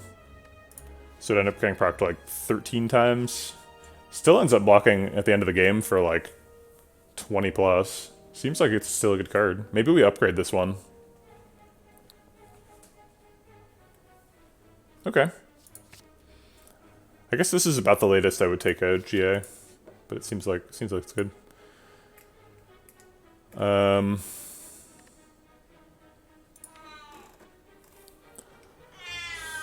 What's going on, Coconut?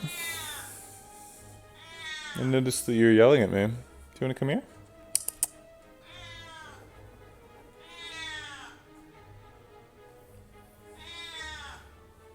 Very well. 50 gold is okay. Seems like we're gonna have trouble killing people with Ritual Dagger. Actually, is that true? Maybe we can kill people with Ritual Dagger.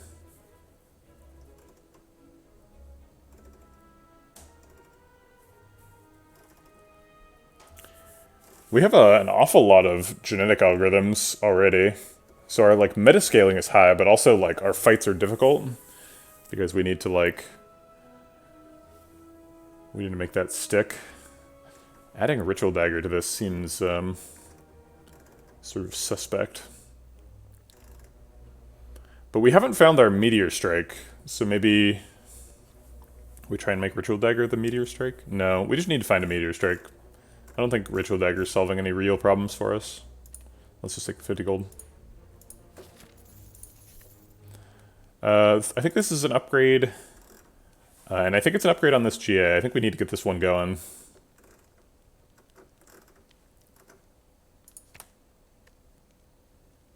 Okay. On to the second elite. Slavers this time. We have an Enlightenment with our expensive cards, which is super nice. So I guess it's just Enlightenment and all the cards.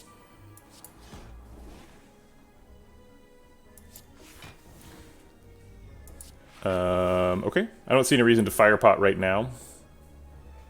We're definitely taking some damage this turn. Oh, there's Meteor Strike. We've already used Enlightenment, and we don't have any way to fish it out of the discard.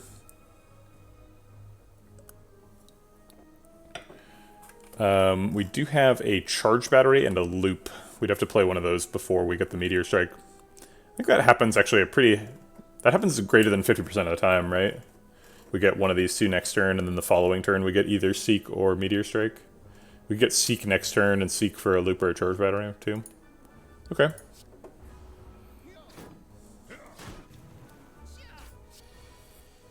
Electrodynamics? Hello. Alright, new plan.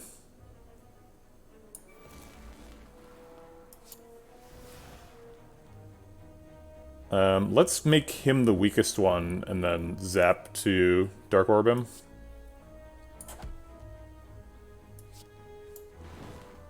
He's gonna vulnerable us this turn, but it'll hit artifact charge, so that's okay. 3 health or 10 damage. They're all taking 6 AoE this turn. And 6 again next turn. So if we just strike him, he dies. And then we actually save the artifact charge, too. That seems reasonable. And we can, like, firepot him to death later. Hold, please. Does Dark Orb always target the lowest HP enemy? Yes, it does.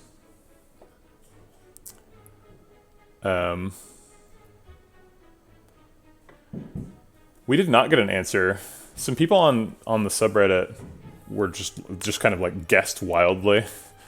They were like, I think it hits a random target. But I don't trust them. They don't know what they're talking about.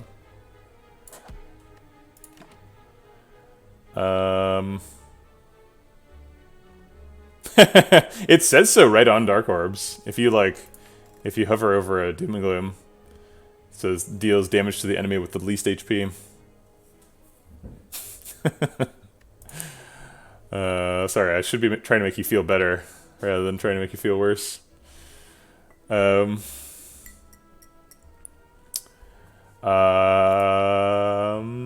think we might just take a hologram to Doom and Gloom to finish the fight.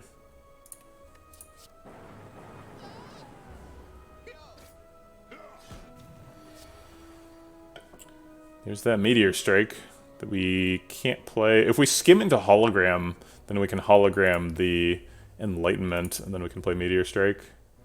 That sounds like a lot of fun.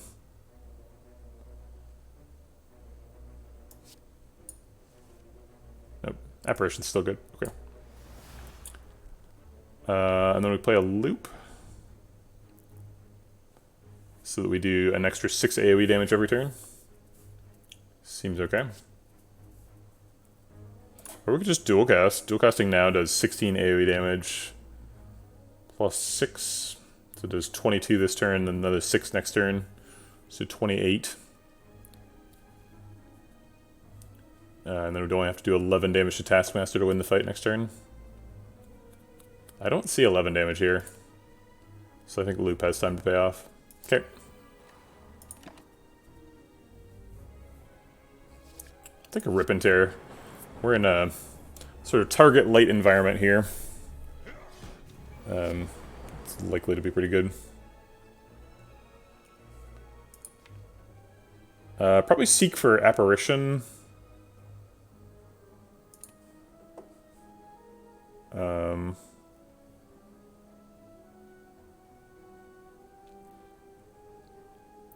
Okay. No, there's no way to play. I was trying to think about how we could, like, use Equilibrium. We could, like, seek for the hologram and then put the Meteor Strike in hand and then hold it with the Equilibrium and play the Charge Battery, but we only get 4 energy, so we just can't get there. That and that, I guess.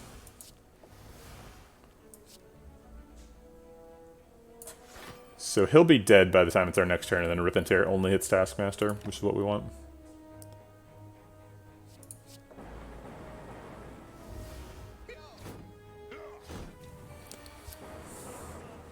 And Rip and Tear is lethal. Cool. Thanks, Nerly. Alright.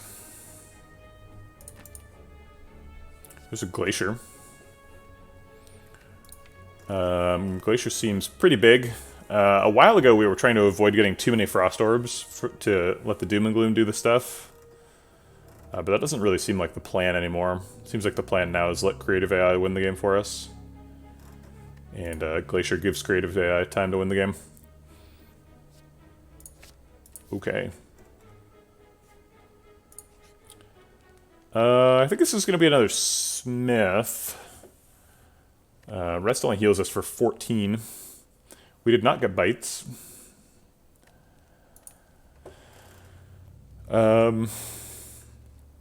Creative AI upgrade is nice, and maybe it's time for Enlightenment upgrade. If we upgrade Enlightenment and then get Meteor Strike from the reward, we'd be pretty happy. We've been picking up slowly cards that cost more than one, so we've got an Equilibrium, a Glacier. Creative AI doesn't really count. Doom and Gloom. So there's a bunch of targets now where like a permanent Enlightenment effect would be nice. It's probably not enough to make Enlightenment the right upgrade though. So then what is the right upgrade? Probably Cool-Headed. I think I'd rather have 2 cards that draw several cards than 1 card that draws a bunch and 1 that's a cantrip. I want Cool-Headed to feel like a card draw card. And if we want that, we need to upgrade it. Kind of crazy to keep not upgrading Apparition, though. Apparition's got a really good upgrade. But again, like, we're just using the Apparitions to buy time while we set up Creative AI. I don't think we need it for the... I don't think we want to be, like, shuffling them and redrawing them particularly. Okay. Champ. It'd be nice if this was an Apparition Plus, because then we could Equilibrium it. Hold on to it. Alas. I guess I'll play Equilibrium to hold on to a defend. Doesn't do much.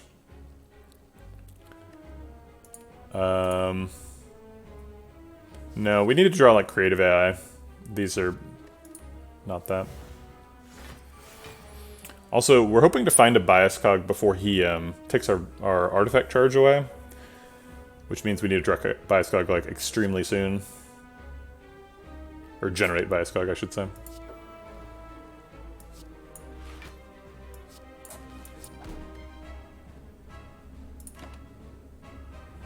I'll take an Amplify with a Creative AI in play.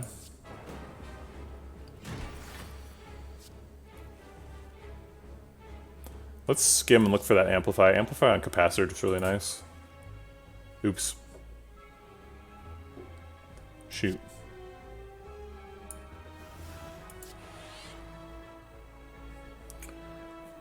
Yeah, this fight's pretty dangerous. Getting an early Dark Orb is okay. We just really need to find a way to like scale out of control. We are going to save the GA.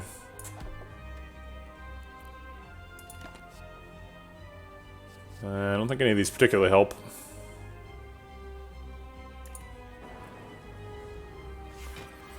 Come on, give me a bias cog.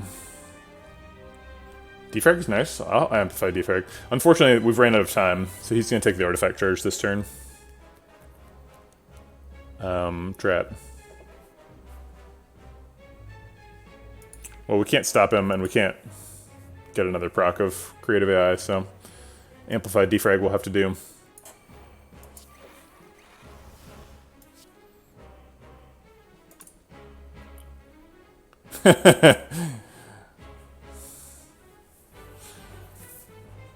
That's an amazing emote. I love that.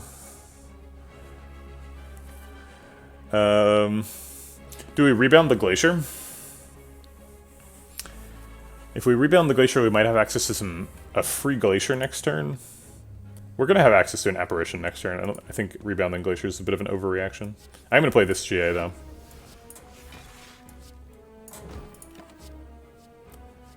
Meteor Strike's actually playable next turn. We have Plasma Orb. Okay. Plasma and Loop, I should say. Okay, we have a Meteor Strike. We're playing the Meteor Strike. I guess I'll play Defrag first to get 1 extra lightning damage.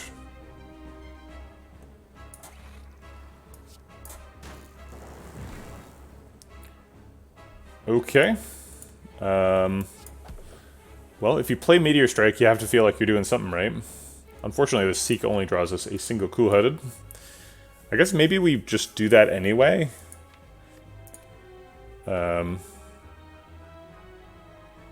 It's kind of gross to waste a Seek, but...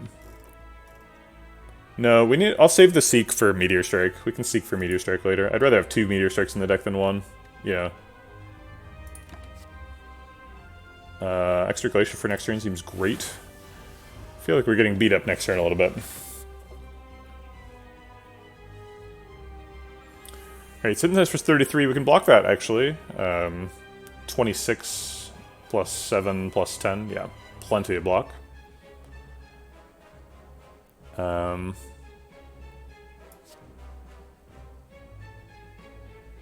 does mean there's a Plasma Orb in front. Which is kind of weird. Do we play this? Is it worth it? We only get 1 damage out of it. We do get a Dark Orb. I think we don't play this and we play this instead.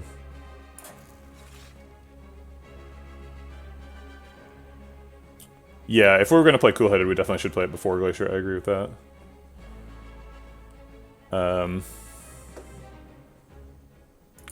I guess we'll just go down to 1 Plasma Orb. I'll just play the Doom and Gloom here too, since we have the Enlightenment, and we can play the whole hand.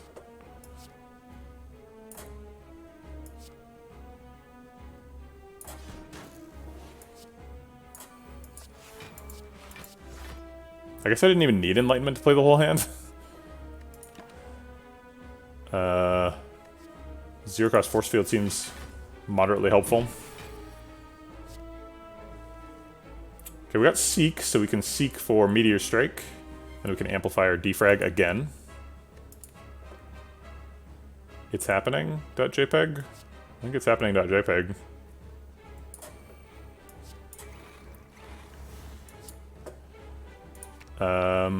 Take a Force Field for safety? No, we don't need safety this turn. What am I talking about? I should have taken a Glacier to get the Frost Orbs back.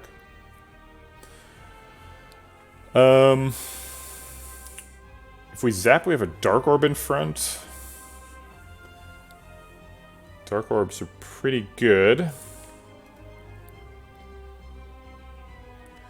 Can we build up the Dark Orb in front? I'm not sure. I think we might just die next turn if we zap now, because leaving a Frost Orb in front is like really strong. Like, we need that Frost Orb to block.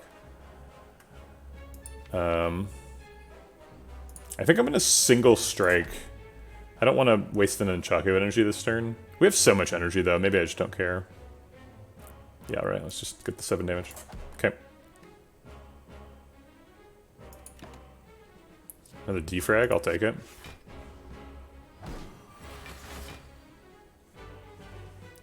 Ooh man, I want the Amplify back. Can I get the Amplify back, please? Amplify buffer would be a big deal here. I think we're pretty good with this turn next turn. That's a lot of block. We're gonna need some. I'll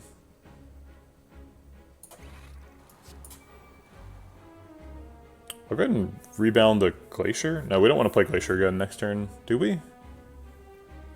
I honestly don't know.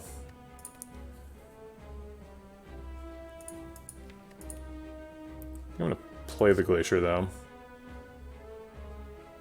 But why? It gets us more energy next turn, but less block. I think I care about the block next turn. So let's just like rebound the Sweeping Beam.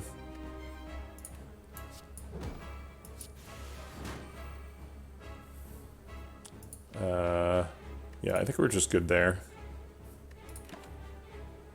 Reinforced Bodies, big block card with a lot of energy. Storm is probably how we eventually kill him.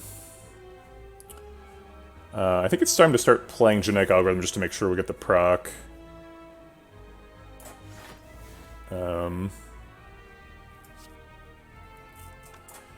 Is it too early to play Storm?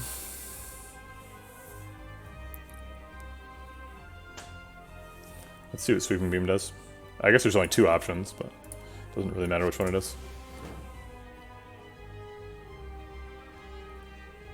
If we Storm next turn, we can play a power and then dual cast the Frost Orb. Frost Orb's not very big though yet. I guess I'll just hold on to this hand.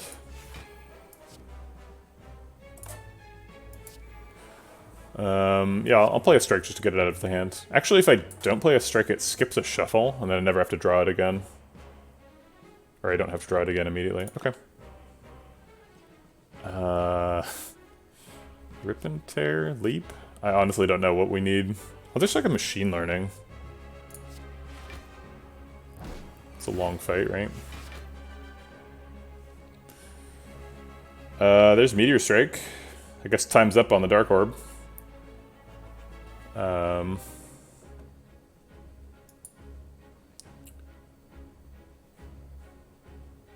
Okay. All orbs are Plasma Orbs. No other orbs allowed. This is a Plasma's only club. Okay, so we need to reinforce body for 2... Or no, 1. 1's enough. I guess we can just hold it. Doom and Gloom is free. His strike does actual damage. We'll hold the Reinforced Body for next turn when we have a bajillion energy. Buffer's good.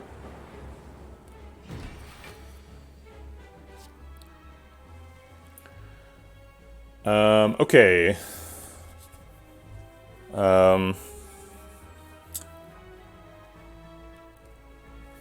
Alright, I think it's time to stop trying to loop the meteors and time to start playing Storm to kill him. This will be our second Storm.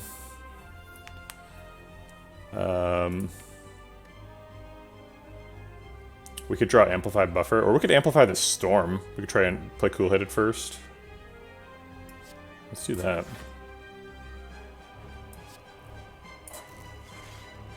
We did it. So we can amplify Storm. Okay, I think that's the plan for winning now. Do we have heat sinks? We have no heat sinks. Okay. So amplify Storm.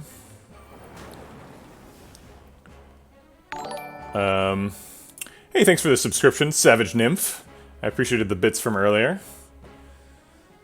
I did it off stream so you couldn't see, but I already ate your pizza. Sorry about that.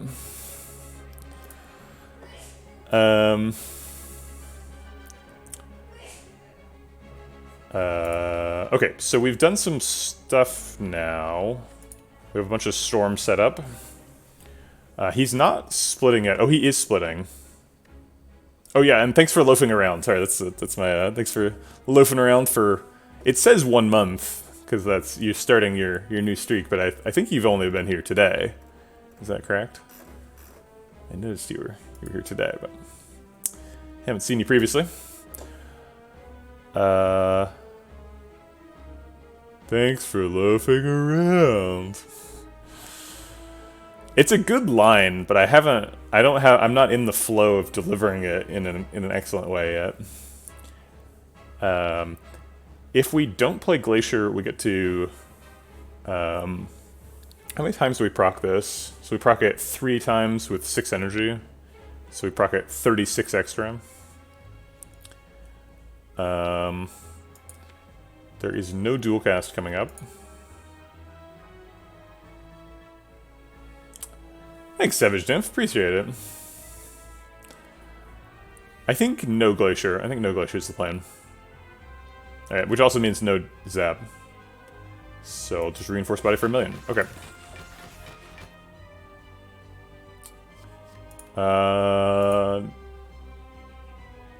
No, I don't think we want any of these.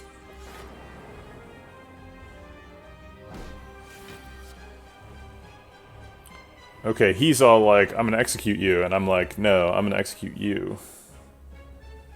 So we have a buffer for both halves of execute. So that's nice. This is gonna evoke the Dark Orb, which is not great, but unavoidable. And then we're just playing powers and getting lightning orbs. I think that's the plan from here on. These aren't powers. Glacier does evoke more lightning orbs, though. Looks like we probably don't need it. I think we're getting there. Haha, electrodynamics. All the lightning orbs. Okay. Excellent. We did it. We could put Amplify, Electrodynamics, or Buffer in the deck. We enjoyed playing them when they were generated by Creative AI and Neuralese, but I'm not sure if they need to be in the deck. Again, no Meteor Strike. Electrodynamics is extremely useful in Act 2, but we just finished Act 2. It's still okay in Act 3, but it's less useful. We also don't have any focus or orb slots, so I think Electrodynamics is probably not good. Can I take all 3 of these and then just skip card words for the rest of the run? I do think there should be a little button that's just like all of them, and you can only click the button once. I know, right? Neuralese is very confusing. I have the same reaction with Dead Branch, where I'm like, is that in the deck, or do I just make one?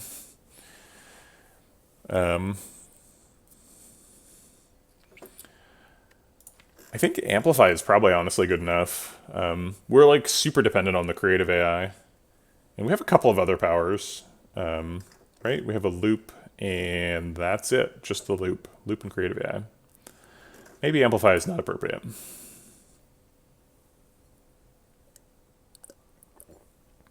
I think electrodynamics is a no. I think we're just skipping electrodynamics.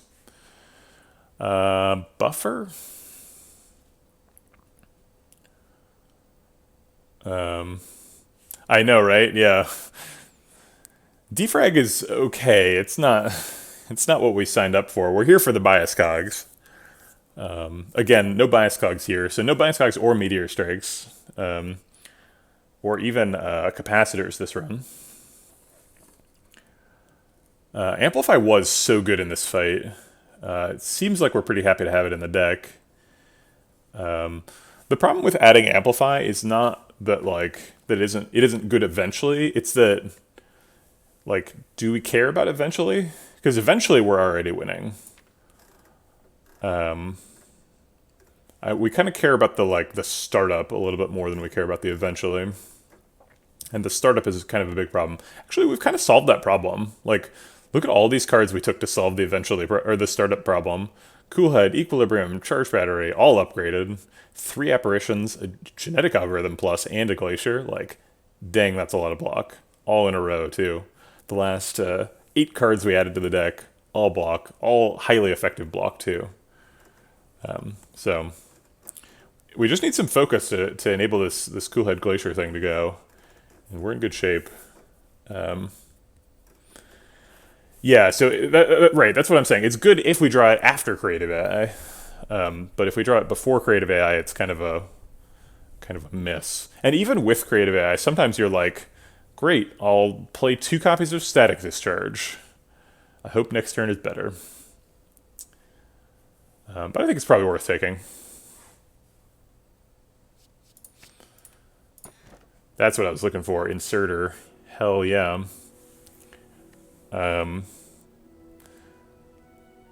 Okay, other things other than the inserter I was very excited about. We've got Black Star and Runic Pyramid. A little bit late for a Black Star. The Act 2 boss reward is such a strange time in Slay the Spire because, so most of the time when you get a boss relic, it's from Niao, right? If you do boss relic swaps every time, you'll get more boss relics from Niao than from any other boss, right? And then second to that is the Act 1 boss. You get a lot of Act 1 bosses, but if you die in Act 2, you never see the Act 2 boss reward, right? But your priorities are actually pretty significantly different by Act 2, because we've chewed through, 60% of the floors we're ever going to see. So Black Star is, much worse from an Act 2 boss reward than it is from Niao. Anything that meta scales is just way better from Niao than it is from the Act 2 boss. But that goes the opposite way too, right? So Busted Crown is terrible from Niao, but as an Act 2 boss relic ward, it's actually pretty reasonable. Creative Garbage. At the start of your turn, add one of Heatsinks, Storm, Hello World, and Static Discharge to your hand. I'd play it if it cost 1. I'd play it. I don't think I'd play it for 2. And for 0, it would be busted. Hey, Dual, thanks for the subscription. Thanks for loafing around. I am doing well, and I'm having some fun. I don't know if anybody in chat has ever watched Hot Form. Hot Form was I encountered him as a Hearthstone streamer, because I watched a lot of Hearthstone. But he plays other games too. He was a WoW streamer and stuff. And he did something really interesting, which is he will ask people a question, and the question depends on how long they've been a subscriber. I don't really have enough subscribers to to have jokes where it's at the 9 months it's we've got a sub baby, right? And also that's creepy. It's creepy, Twitch chat. But I like the idea of engaging with the community and celebrating those milestones. So Yeah, I really I like the um, I really like when people take like wildly off meta lists to like competitive to card game competitions, because it's like immediately the most interesting thing that's happening is whatever that guy's doing. But like most of the time that person loses, right? It's like if there was a wildly off meta list that was like super good against the meta, like people would have discovered it generally. Sometimes there's a breakout genius, but like a lot of times you just die. But it's definitely like it's kind of like in it's like in like taking a boss relic swap from Niao, right? You're front loading a lot of your RNG. So like you sort of at the very beginning of the tournament when you bring an off meta list, you're like either I'm a genius or I lose, right? And if you're not like a top 8 player, if you haven't like been to a lot of tournaments and like won them before, like you probably do want to front load your RNG, because maybe you are a genius, right? Like it doesn't take that much to be like okay, so say it's a 64 person tournament, right? Like the naive assumption is that you have a 1 in 64 chance of winning, and maybe that's true. But I think it's probably pretty likely that there's like a couple of people there who have like a 10% chance of winning, and like most everybody else is like highly unlikely to win. So if you're one of those highly unlikely to win people, and you come with an off-meta list, then you've just changed your, you know, 0.3% chance of winning the tournament to like, I would say like a 4% chance of winning the tournament, right? Assuming that you've like put a lot of thought into your off-meta list. So I think it's the correct strategy is to go hard into the weird lists and build against the meta. But it feels really bad to like go against the meta and then just get brutally beaten up, which is what happens like 96% of the time. But you know,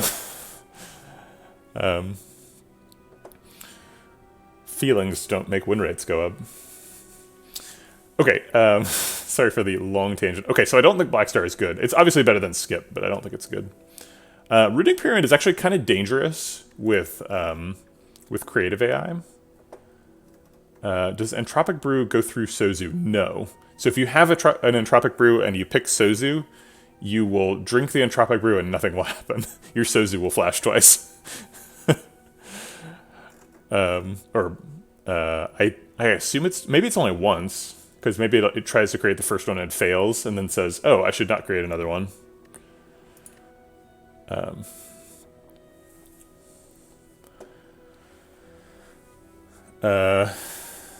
Bad beats stories as a Magic the Gathering Grand Prix grinder. Dude, that sounds like fun. I only went to one like big Magic tournament, and it was fun, but I didn't do very well. So what's the worst case scenario for Runic Pyramid? The worst case scenario is we end up with a handful of static discharges and buffers, and the heart's hitting us for 8 times 15 and we die. I guess static discharge and buffer are both really good against the heart, but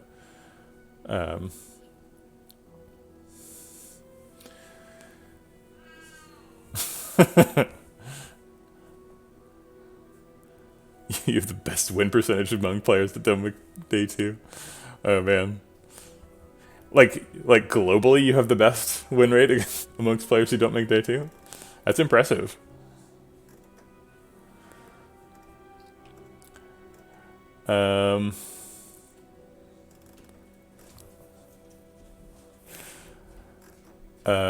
Let's see.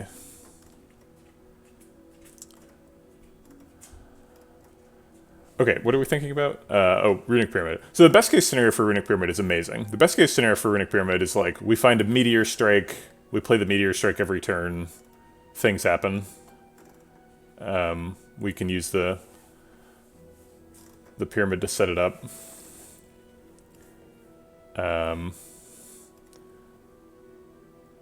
Let's see, how many cards are in the deck after all the exhausty stuff is gone?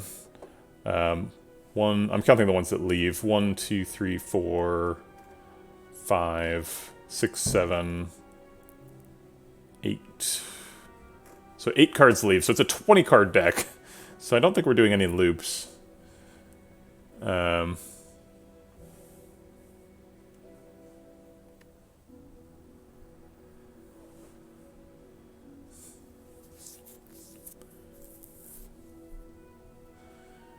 Crushing it Friday Night Magic translates to consistent 6/3s. Yeah, I mean the population of players who goes to a Grand Prix is like way better than your local game store Friday Night Magic, right?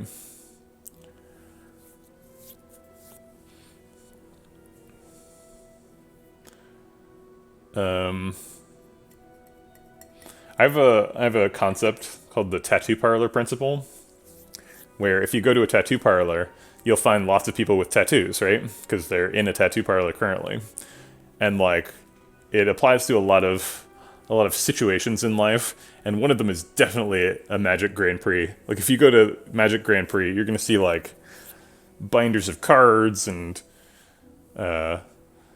lots of really nerdy people with long beards and fingernails trading around sleeved cards, people who are super good at Magic.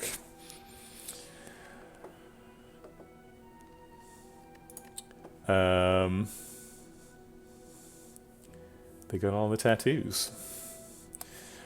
Let's just like take the inserter. I want to take the inserter so bad. Inserter's like really super good in this deck, right? Like we're definitely trying to like scale for the long term, and that's what inserter does.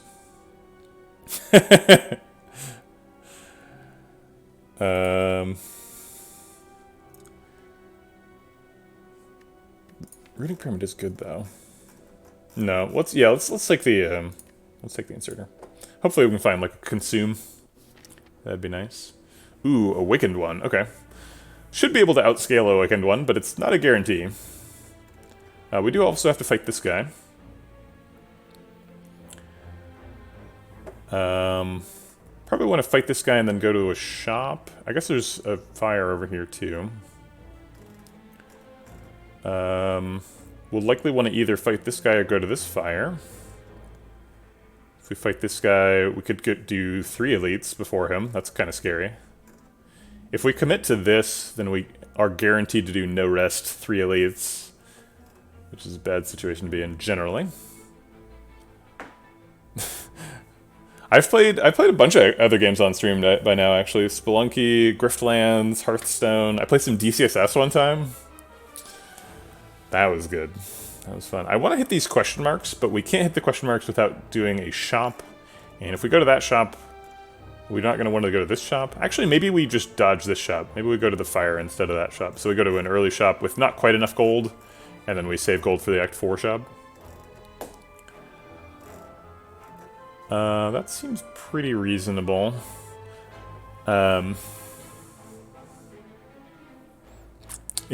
Yeah, I mean, I guess technically I've spent the most time playing Twitch and Spelunky 2. I should probably just spend more time playing Hearthstone, so that's the number 2 thing on the list, right? So much time playing Slay the Spire, though. You'd think that Twitch would know.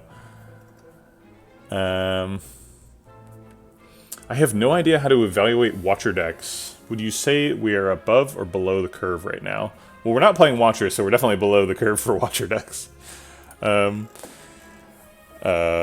Jokes aside, I don't know. I don't know if we're above or below the curve. We're definitely in a bit of a scary spot. A lot of defects in this sort of like synergy package area have bites, and we don't have bites. We do have Meat on the Bone, Blood Vial, and Lizard Tail. So we've got some residual health. I think we're in pretty good shape. I think if we can make it through Act 3, there's a pretty good chance we win the game. In large part due to this Clockwork Souvenir. Clockwork Souvenir is such a massive resource for the Heart. Surviving turn 2 against the Heart is like a gigantic test that a lot of characters can't pass. And if he big attacks on turn 2 and you're vulnerable, having a way to answer that is a big deal. We have both Apparitions and Clockwork Souvenir, so we're like in very good shape to survive that turn specifically. Alright, I think I like the early shop, no late shop plan. We'll have to figure out what we're doing I guess that commits us to not doing 3 elites, huh? Because we're already past this one by the time we rejoin the thing here. So we'll have to choose if we want a second elite or a fire. Actually, this is a very fire-light path. We don't get if we do the elite, we don't get a single fire until like floor 47, and we have to recall here and rest there. So it's a little bit scary. We're like full health now, and we have blood vials, so I think we'll probably be okay. We can also skip this elite for a fire if we're desperate. Okay. An orb walker. Let's play cool-headed. I kind of want to play Apparition double GA. I want to make sure they both get procced before the fight ends. And there's not really anything else I want to do with 1 energy. It seems very wasteful, though, to... Actually, no, we'll Apparition Equilibrium. That's the smart play. Because then we still have both up for next turn. We thought about it and we figured it out. We don't really need capacitors anymore. We have an inserter. We don't want to draw Force Field before Creative AI, so we'll skip here.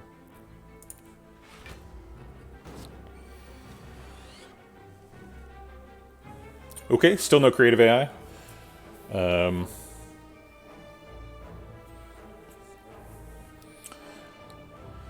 Let's see. We could skim.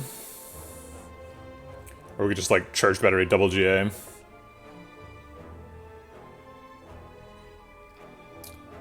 What about, like, Doom and Gloom double GA?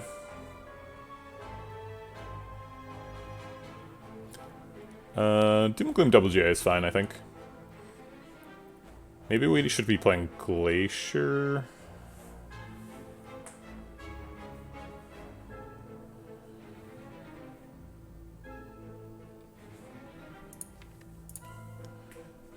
Glacier only blocks for 4 per turn. It's not really enough to outscale an Orb Walker. So I think I'll take the damage instead.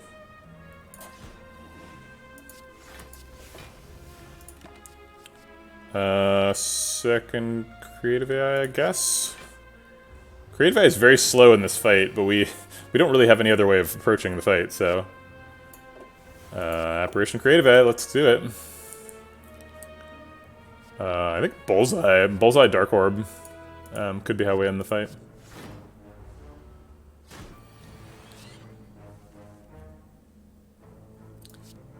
Sweep Beam, I need some help.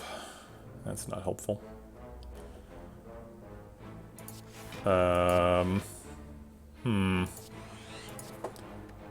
This seems bad.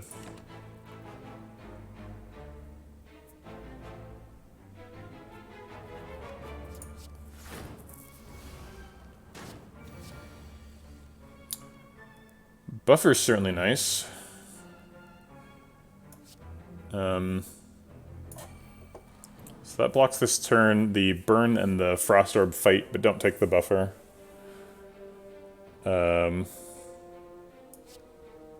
Loop gets extra energy next turn, which could be helpful. We're drawing a Creative AI and proccing a Creative AI, and there's a Storm here, so we're pretty likely to want lots of energy next turn. So I'll play the Loop and the Bullseye. I'll take a Seek, sure, why not? Yeah, I don't know how we're evoking the Dark Orb, but that is a great question.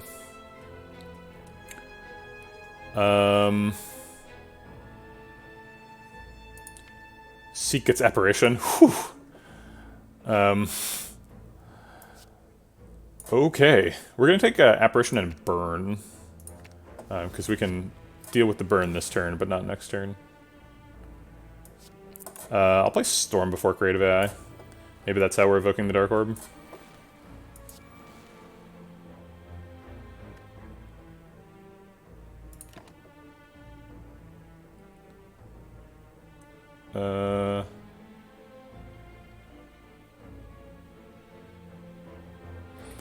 We could recycle the power next turn, but I don't think we want to do that. Take a chill for block. Oh boy, 2 creative AIs, really? Alright, we have a Seek. We can Seek for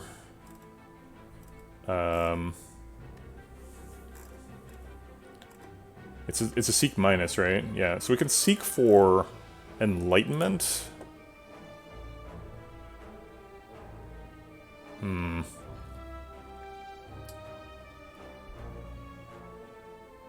Can we ever evoke the Dark Orb this turn? If we seek for Glacier, maybe? We are like Cool-Headed, that's 1 orb. Chill, that's 2 orbs. Glacier evokes the Plasma Orb. It gets me extra energy to play more orb things from the Cool-Headed. Unlikely. It's also a lot of block, though. Ends up blocking for 2, 4, 6, 8, 10 at the end of the turn. 7 before that. So it survives, which is not obvious this turn. Alright, we have 3, 6, 8 cards in hand, so we can Cool-Head it safely. Let's see what that does. We could amplify a creative AI. Doom and Gloom is an extra orb. So we could get to the Dark Orb, but we can't evoke it.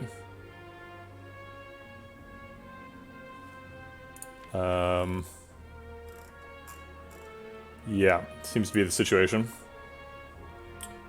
Inserter is going off next turn, that's true.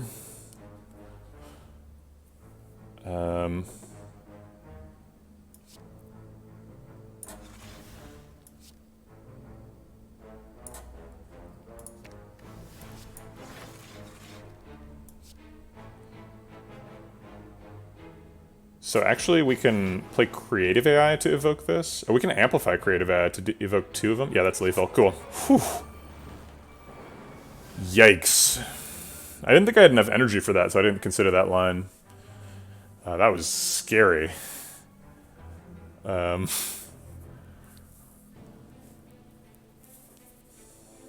were just setting up meat on the bone for next fight.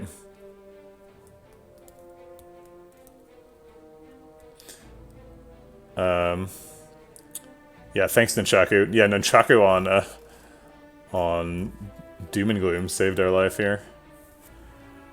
I mean, we wouldn't have died, but we would have been in really bad shape. Would have been an 8. Saved us 20 health. I don't think we need these. Membership card.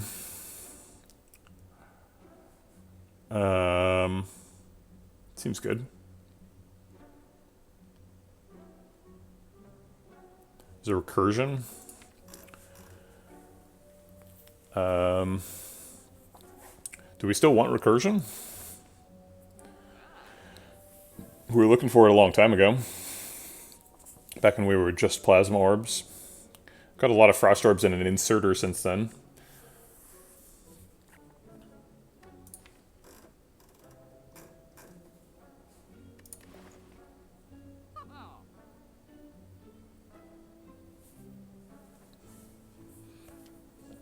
I think recursion is good. I think recursion is probably how we're getting like damage caps against the heart. We're gonna like recursion dark orbs.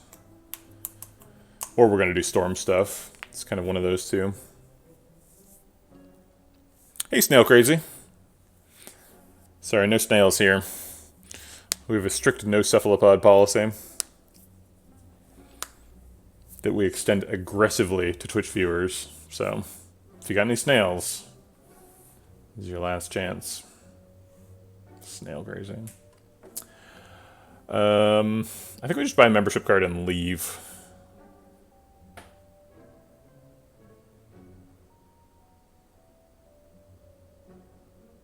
We could buy a fire pot. Fire pot's pretty useful against Reptomancer. I think that's kind of who we're imagining when we buy a fire pot. We can't afford fire pot and recursion. We can also afford recursion card remove, or fire pot card remove. Card remove is definitely going on the last strike. It seems like the no contest worst card.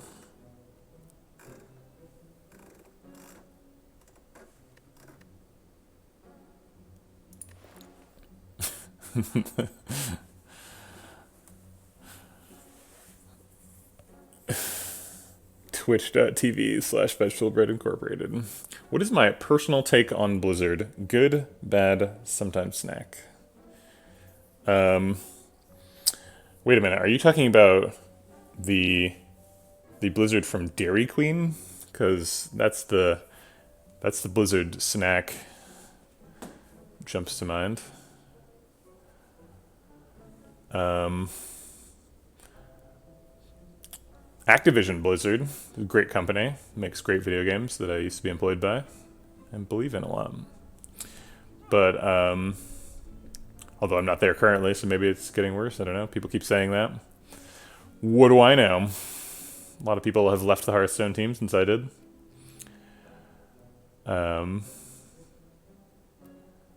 Cultures change.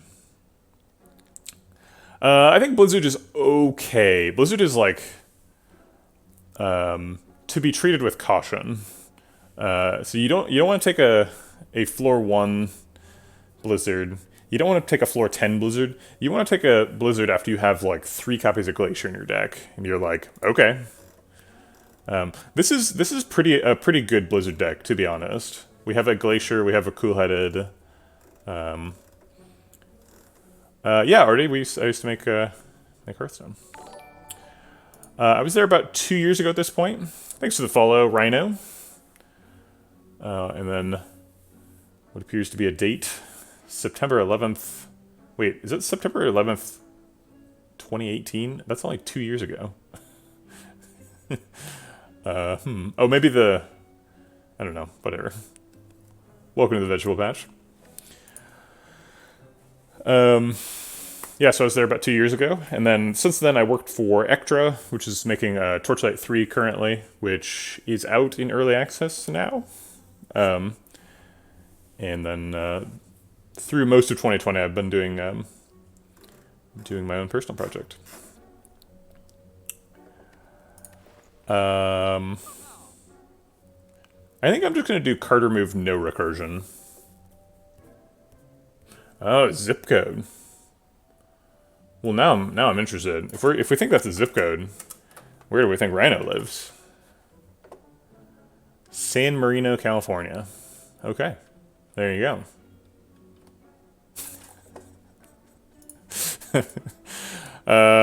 Sorry about that. Just Googling it and saying what the answer is. San Marino, I imagine, is a large place. I am not familiar with it myself, but there's plenty of room for Rhino to hide in there. It's funny that that's a zip code and a date. Rhino, if you are in San Marino, did San Marino celebrate the passage of its zip code / date on September 11th, 2018? I would have been excited about that if I lived there.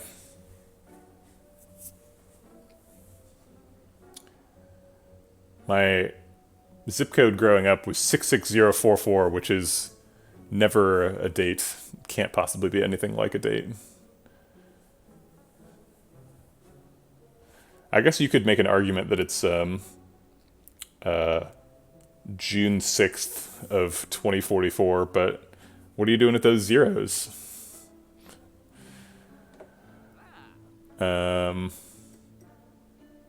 It is difficult to celebrate September 11th. That's fair.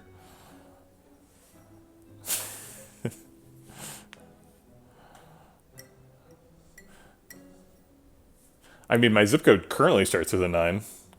Do all California zip codes start with a 9? All of these zip codes where I have lived in California have started with a 9.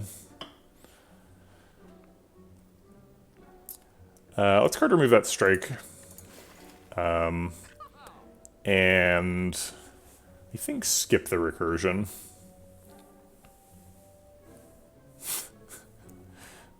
I was looking for a way to, so at some point in the Discord, perhaps once we're closer to the launch of Rogue Executive, the game that I'm making, where your cast is a business luchador in turn-based tactical combat against other business luchadors. At some point closer to the release of said game, Rogue Executive, I'm going to have like a Discord community thing where we like split people up into teams, and you can be like the yellow mask or the blue mask or I'm not sure what the teams are or what the like challenges that the teams will do is, but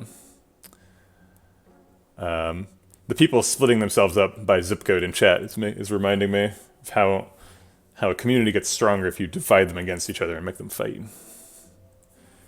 That's the key. The struggle to survive. That's what we're looking for.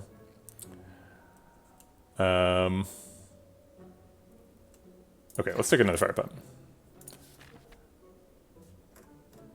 And go hit up some question marks. Imagine keep. Uh-oh. I don't want this. Okay. I don't want that. I would take another creative AI. I think we're guaranteed to not have two go for the eyes in the thing, so I will click here. Alright, we looked for it. We didn't find it. I don't think I wanted darkness, so no. Ooh, you own a gaming space in Connecticut. That's fun. I found a really cool link the other day, or somebody posted it on Twitter. And let me pull it up really quick. There's this amazing, you probably know about this, but there's this amazing website where the Smash community has created like animation reference for every single like attack in the game, along with the hitboxes. Is incredible. And you can just like, if you're making a new game and you want your animations to like feel as good as the Smash ones, you can just like use it, make similar stuff. It's great. Let's skim first. Maybe we get a enlightenment to decost the creative AI. Nope. Alright, we'll just have to be satisfied with creative AI then. I'll take a charge battery. It's possible we're trying to avoid some damage later. Creative AI generates creative AI, and the cycle continues.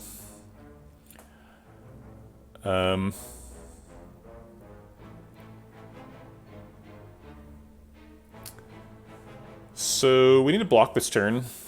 I think we seek for like Glacier and what's it called? I always forget the name of this card. Enlightenment. Yeah, let's do that now. Then we decost a bunch of stuff. Play the Glacier for block. Play Charge Battery as well for block, and then amplify a Creative AI. Now we've got 3 of them. Uh-oh, people are talking about places in Connecticut. Connecticut's a pretty small place. I don't know how to interact with this type of content. What do I do? Norwalk. You know a place is old if it has a name like Norwalk. The hell's a Norwalk? Is it a place where people from Norway walk? I don't know. I think it's probably just like heatsinks, buffer, machine learning, charge battery here. Just playing a bunch of powers. Ooh, Noir Walk. Now we're talking. It's a deep south for Narwhal. Oh man, that's amazing. I guess I'll proc the GA. That's one of the things we have to do in this fight. Sure, a bunch of Frost Orbs, why not? We're just waiting on like electrodynamics and stuff. Bioscog has no downside. Play Bioscog. And an Echo Form. And I don't want to play Chill because I want the Plasma. So yeah. Take a recycle, I guess? I don't know. I don't know what the point of this fight is. We're gonna win eventually, and it's very unlikely that we take any damage. But it hasn't happened yet. Okay, Electro wins the fight, right? Oh crap, I should have Echo Formed the GA. Alright, sorry everybody. Restart the fight and Echo Form the GA. Oof. It's a long fight. Okay, we skimmed first, looking for the thing. We skipped these, or took a charge battery? I think it's skip. We could take 7. That's a good point. Uh-oh, this is different. We must have done something different now. Crap. I'm gonna restart the fight again. I must have taken the charge battery. I don't know why that would be different. Because I'm not trying to change stuff. So we took this? Yeah, we were worried about blocking still, I think. Yeah, okay. Now we're back on track. Okay, so we seeked for Enlightenment Glacier. And then we played Enlightenment and Glacier, Charge Battery, Amplify, Creative AI. Okay. And then we took a Force Field here.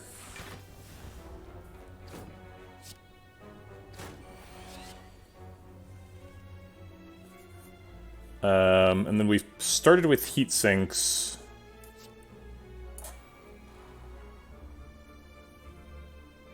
And then played these in a Charge Battery, I think? Yeah, this seems right.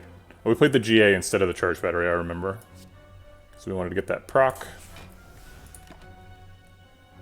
We took a Chill for extra Frost Orbs, I remember that.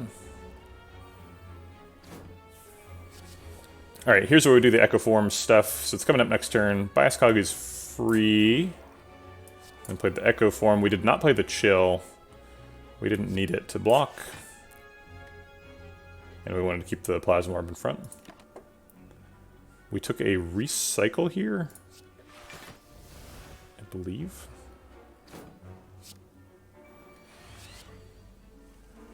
Alright. And then this time we're double playing GA. Hooray, we did it. Okay. And then Electrodynamics wins the fight eventually. I'll recycle Hello World so that the deck isn't eventually full of garbage. Thunderstrike is super dangerous. I'll take a Fusion, why not? We're just having fun here. I don't think we're going to be able to take 7 for the meat. It's not like a huge concern.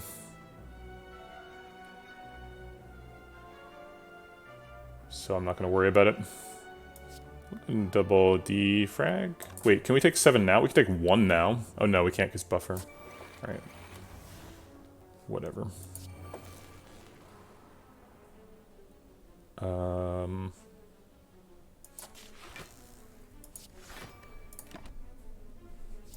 Okay, just waiting for the fight to end, basically.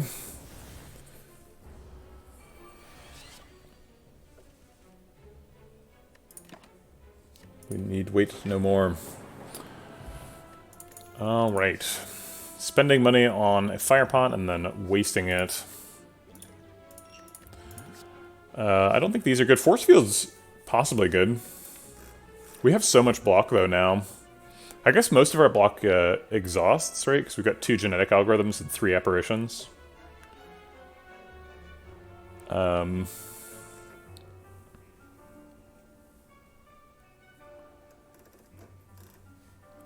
So Force Field would be some block that doesn't exhaust. Force Field is kind of dangerous, though, because it's a card that's only playable after Creative AI has been going for a while. And so I think it's a bit ambitious. So I'll skip it. Alright, we have to go left because we have to fight the Mega Elite, which is off-screen, but ever-present in my mind. We can seek for Creative AI and Ascender's Bane, and then play Charge Battery.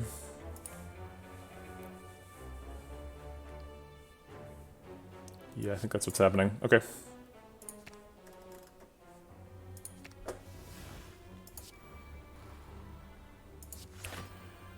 You swear they put some cards in the game just to be premium random rolls.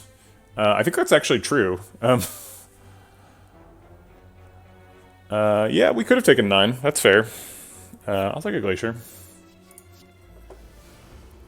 How big was the Hearthstone team when you worked there? Good question. I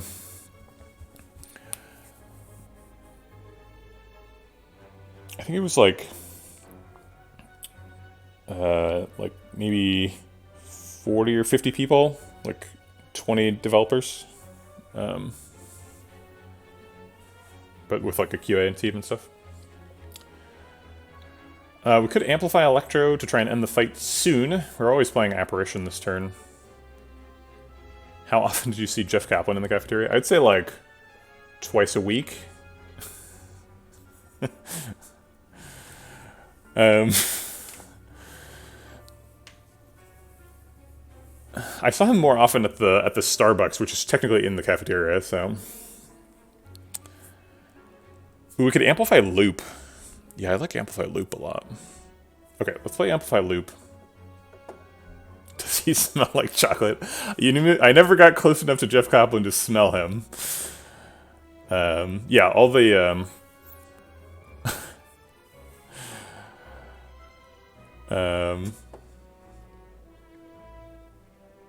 yeah, I think I will play Amplify Loop. And then Electro, obviously, and Apparition also, obviously. Amplify is online now.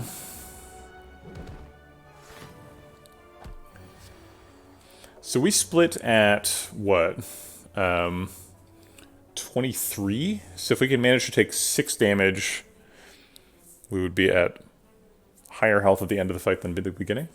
That would be nice. Hearthstone has a new duels mode, which is similar to Slay the Spire, like really similar. You draft an original 16-card deck, and then pick cards and treasures through the run. I mean... NBA for Kaplan smells. People are really weird about Jeff Kaplan on the internet. I knew that was true. It's continuing to be true in my chat right now. Yeah, it's much more similar to a dungeon run than it is to Slay the Spire, but Dungeon Run is definitely inspired by Slay the Spire, so you're not wrong. Do we get lethal this turn if we dupe pot the Doom and Gloom?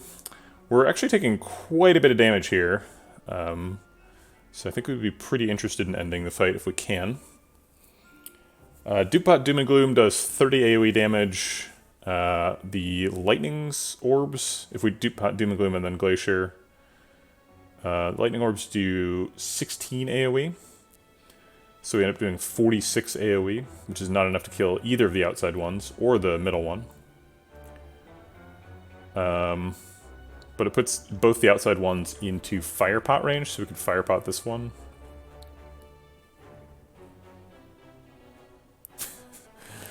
Yeah, no problem. I mean, it's cool. I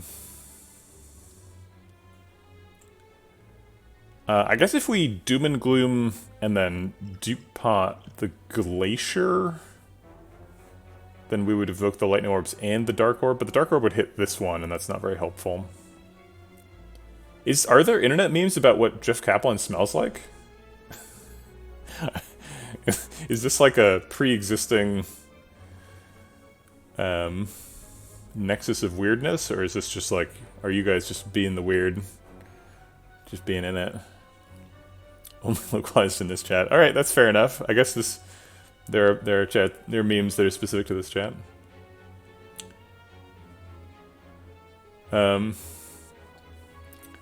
Hi, Jordy. I don't know what your statement means. All right, we're gonna need these potions here to survive this fight, so let's get to it. And then I think we fire pot this one.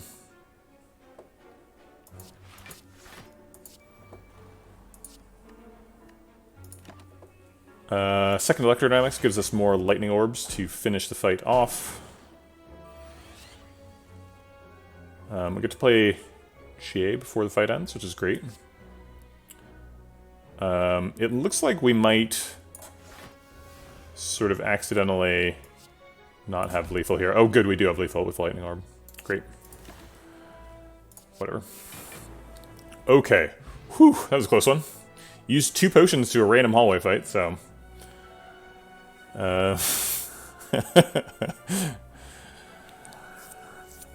mean, I was never asked to sign an NDA for any Overwatch-specific stuff. Obviously, the Hearthstone team and the Overwatch team were on the same floor of the same building at the time, although it was a fairly large building.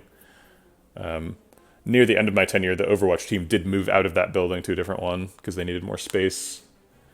For Overwatch 2, which is public now, that was not public then.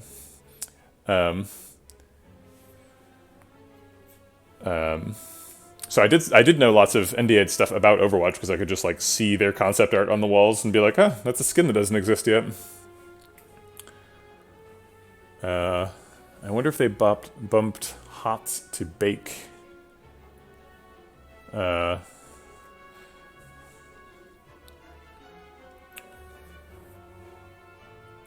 don't believe so. I think that the like off of main site stuff was just like IT and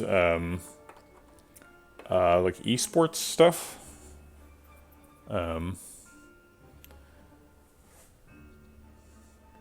Most of the testing is integrated with the teams, but there may be some external testing.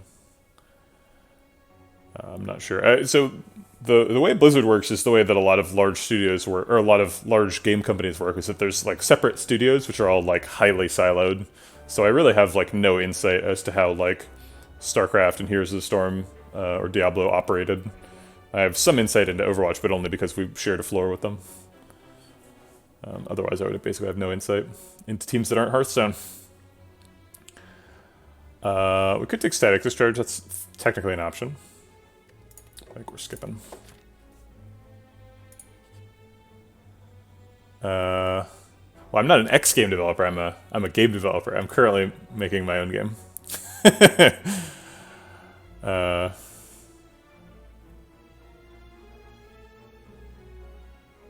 Oh, that's true. I have heard about the burst test team. That's a good point. Okay, Sensory Stone. What are we doing? Do we want Madness? I feel like usually Defect X want Madness, but I don't think we want Madness. I don't think it's good.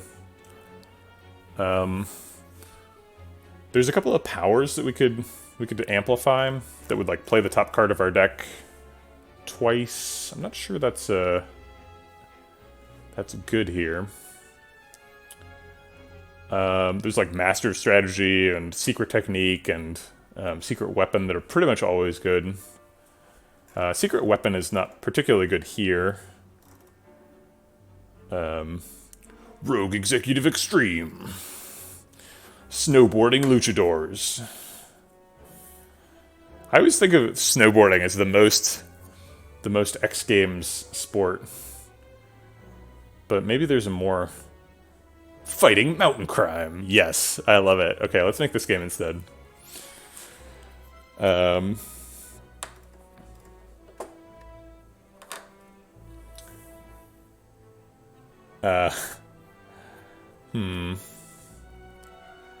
think we just give him like 5 health, just as sort of like a hedge here. No, let's look at the colorless cards to see which ones are good. Colorless cards. All right, and you can only get uncommons from this event. It doesn't. Oh wait, that's not true. You can only get uncommons from some other event, from like Niao. When Niao gives you colorless cards, he only gives you uncommons. Sorry, I got my wires crossed there. Dark Shackles would be good. Dark Shackles is actually super good. Because we kind of need a Dark Shackles type effect to get a good split on Awakened One, so he doesn't murder us in the second phase. Now with thinking. Yeah. Well, I had a really good result yesterday from taking it really slow. I had a really fun stream. Lots of people seemed to be enjoying it, so I figured maybe I was going too fast. I know that as a watcher of Twitch streams for Slay the Spire, it really irritates me when the streamer goes too fast, because I'm like in the middle of typing something and then they do something else, and I'm like, oh well, I guess the streamer doesn't care about me, the viewer. Anyway, so Bandage Up is bad, Blind is bad, Dark Shackles is amazing, Deep Breath is probably a skip, but just because of like Time Eater. Discovery's kind of okay. Dramatic Entrance is bad. Enlightenment we already have. Finesse is good. Flash of Steel's meh. Forethought is bad, usually. I think it's bad now, too. Good Instincts is bad. Impatience is actually really good in the deck. We need some Impatience type effects. That'd be great. Jack of all trades is bad. Madness is okay, kinda. Mind Blast is bad. Panacea is good. Panic Button's great. Purity's probably bad. Swift Strike is bad. Trip is bad. Apotheosis. How do we think about Apotheosis? What's the deal with Apotheosis here? Pretty good actually. Upgrades all the apparitions. Defends. Enlightenment. Amplify. Gives this genetic algorithm one more block when we play it.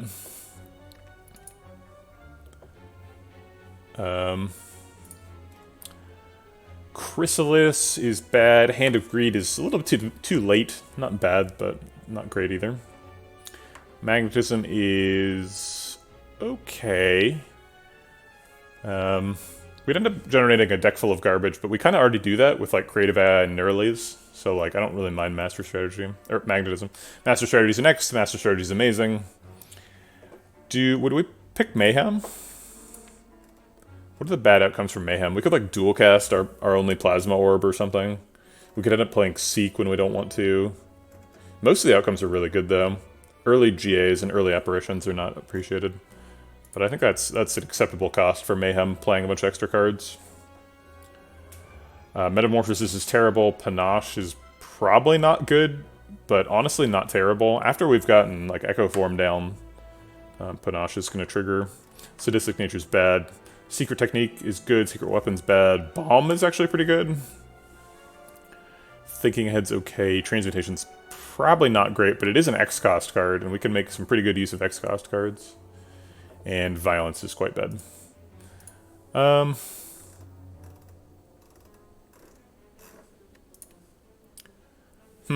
lot of bad cards. Some good cards for sure. But we're about to fight an Elite. I guess we're going to rest here. But we only rest for like 12 health or something. I don't know. I think we just take like 5 to put ourselves below the split. So that if we perfect the next fight, we heal. There's a Dark Shackles. Okay. Does Mayhem use the Echo Form up? I believe the answer is no. Wow, Panic Button too? So we got a Panic Button Dark Shackles. Maybe we should have taken 10. Goodness. We got some really good results from this. Okay.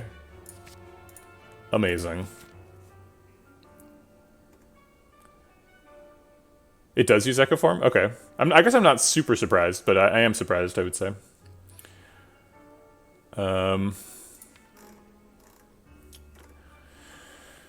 Do we upgrade something? Maybe we just try to go heal at this hallway fight and take 2 elites. Feeling pretty good after Panic Button and Dark Shackles. We have so many just like powerful single-use block cards. 3 apparitions, 2 GAs. They're both decently stacked, and a Panic Button now. So just like we've got basically 6 intangible in the deck. Which is as much as we had in our silent deck that had a Wraith form. We can spread them out. They don't cost us any decks. Okay, Echo Form does copy cards, so that's kind of unfortunate. Yeah, I do like the Dark Shackles beta art. I'm not always a fan of beta art, but Dark Shackles, that's just hilarious. Get him, you little cowboy defect. Rustle up them cattle.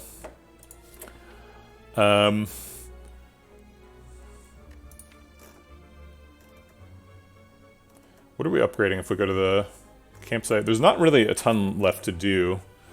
The apparitions, the skim.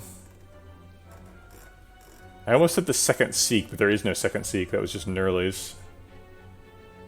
Oh, it is a Cowboy Ironclad. Yeah, that's a good point. Alright, I'm switching it back to normal art. Just kidding.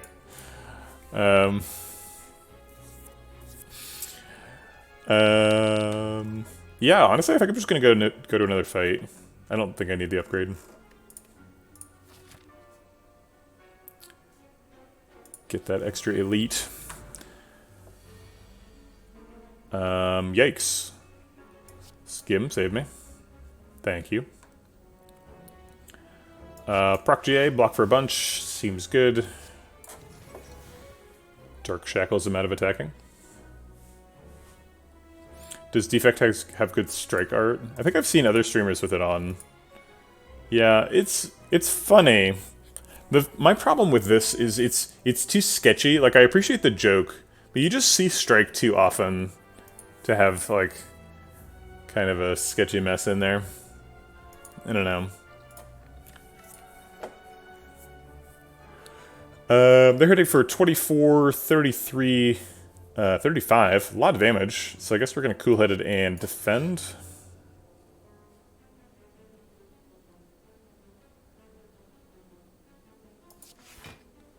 Okay. I'll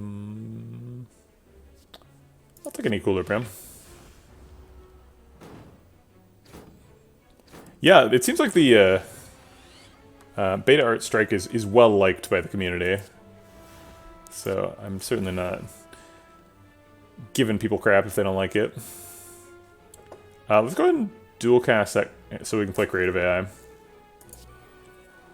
We have to play creative AI to do well in this fight. Doom and Gloom does 1 damage back to us, so I will take 1 to do 15 AoE. I'll take Core Surge because it's damage. We're going to need to kill at least one of these exploders. Oh wait, we're intangible. Ha. Who cares about exploders? Alright, I guess we amplify machine learning then.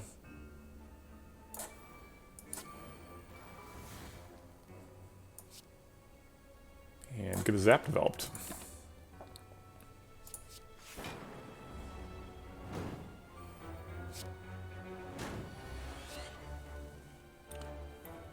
Okay.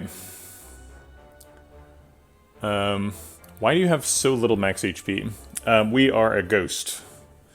So we gave up half of our max HP. We actually have quite high max HP for a ghost.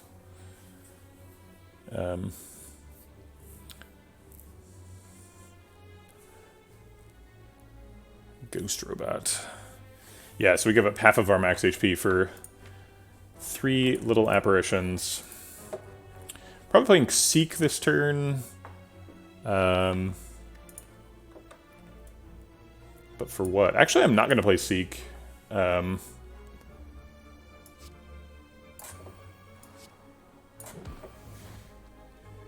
So the reason to not play Seek is Creative Eye could generate an Echo Form next turn, and if it does, then on the following turn we could draw a Genetic Algorithm, and then we could double play our Genetic Algorithm.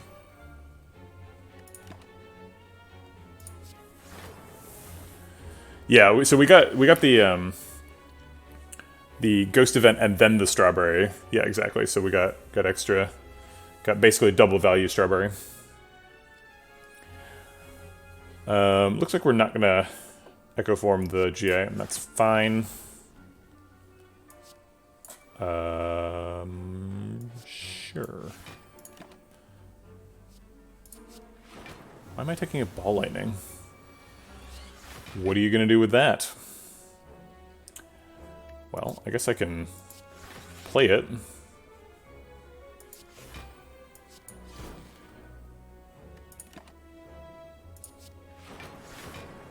How do we have 2 artifact charges?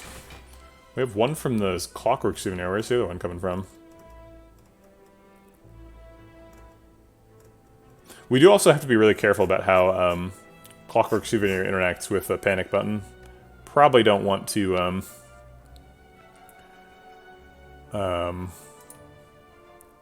use one on that. Seriously, how did we get the second one? Does somebody know? You added the card that gives you artifact. I didn't, though. There's no Panacea in the deck. I mean, that's a reasonable... Oh, Core Surge! Right. Yes, Core Surge.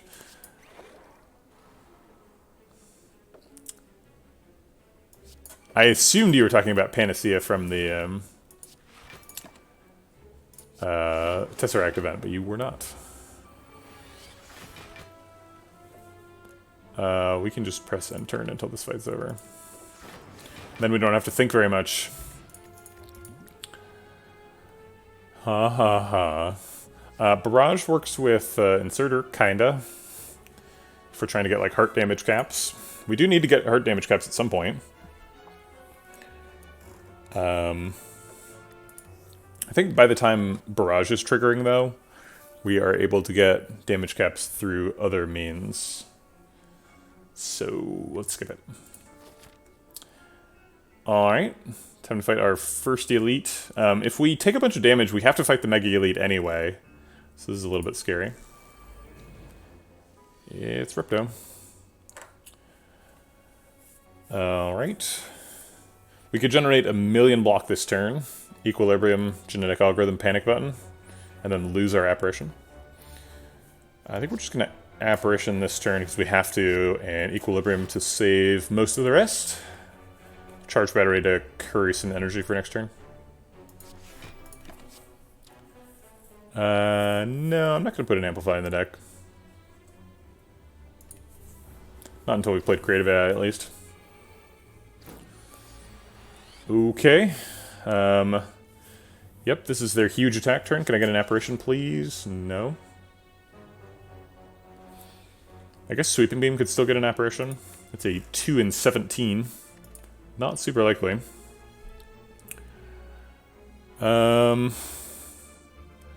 We block for 49. 59 if we play those two. 59 is not close to how much damage we're taking. That's these two plus that guy. So then we take 32, 41 damage and die. I guess we have a Dex pot as well.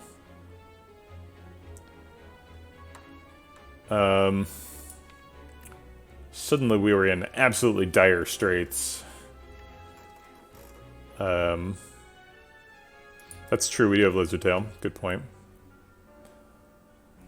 Sweeping Beam has a number of outs. It could find Seek, could find Skim, could find Dark Shackles, which is an out here.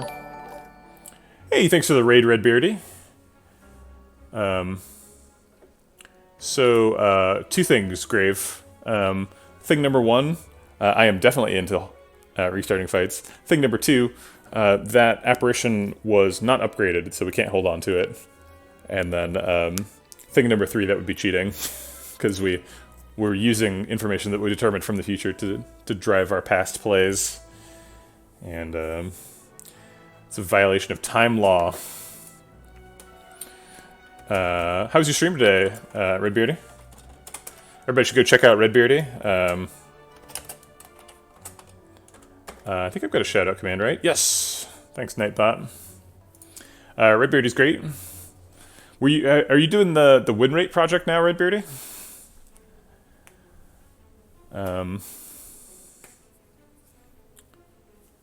Yeah, I do restart fights frequently, but I attempt to avoid cheating. Yeah, I sort of forgot to use the shoutout command. I feel bad now, because I got... Here, we're going to shout out Onson, because he raided me yesterday and I forgot. I think I spelled that right. The @ isn't going to work, but the link should. Yeah, Onslaught is also great. Stream was fine. Casual run spam. Dude, I am winless in my last 11 runs, so I get the feel. I've been trying hard, like really hard the last 2 days, so it feels bad to continually not win, but you know, that's how it is sometimes.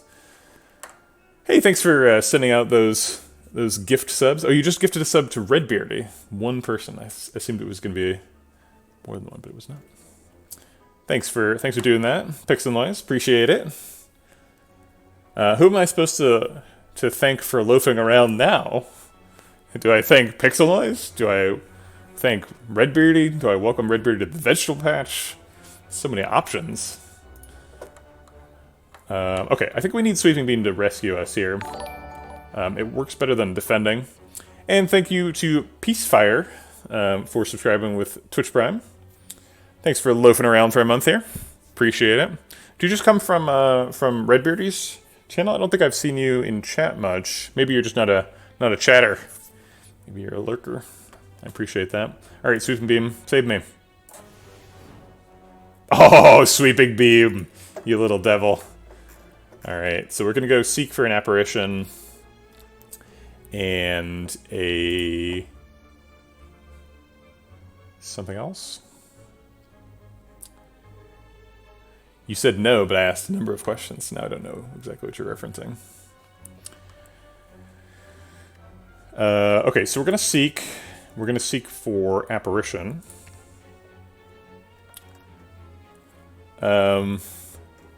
And then what? Maybe just 2 apparitions. Maybe we just want to set up for next turn. Doom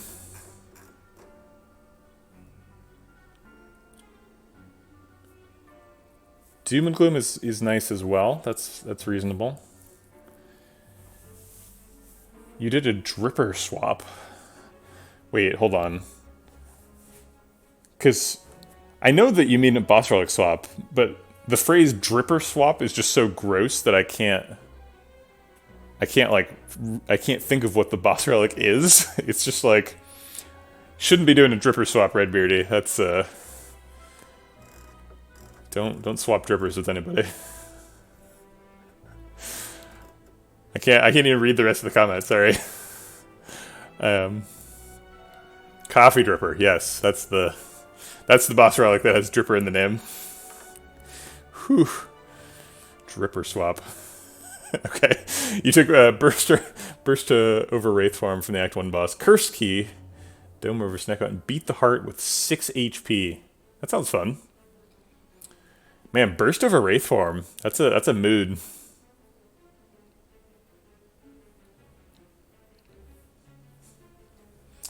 I'm just gonna do 2 apparitions. I'm scared about next turn too. This might buy us an opportunity to play genetic algorithm next turn, which is something we need to do in order to win the fight. I guess we play defend here because we're getting attacked for. Or wait, maybe we can use this with intangible. So we're blocking for 2. So we're taking 4 net damage, going down to 28. And we split at 23. And thanks for the follow, Andrew B. Moore. Appreciate it. Welcome to the Vegetable Patch. We could proc GA as well. Probably want to wait until that's a little bit more useful.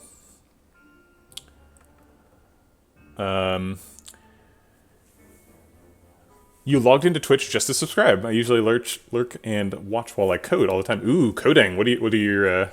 What's your coding silo?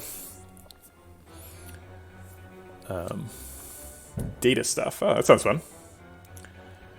My brother is trying to transition into data science. He's currently an actuary, and there's a bit of a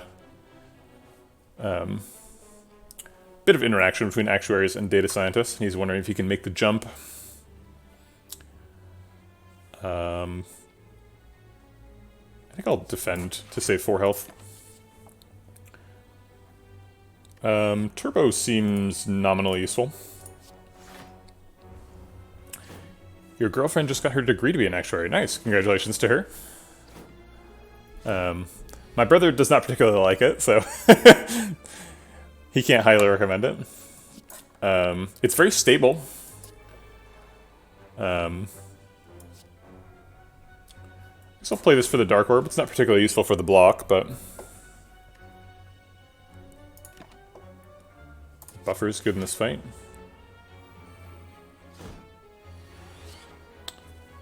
Okay. Dark Shackles GA is probably our block plan for this turn. Get the powers down. Oh, she's not multi-attacking. Sorry, I thought she was multi-attacking. It's still probably Dark Shackles GA, but it's just less effective.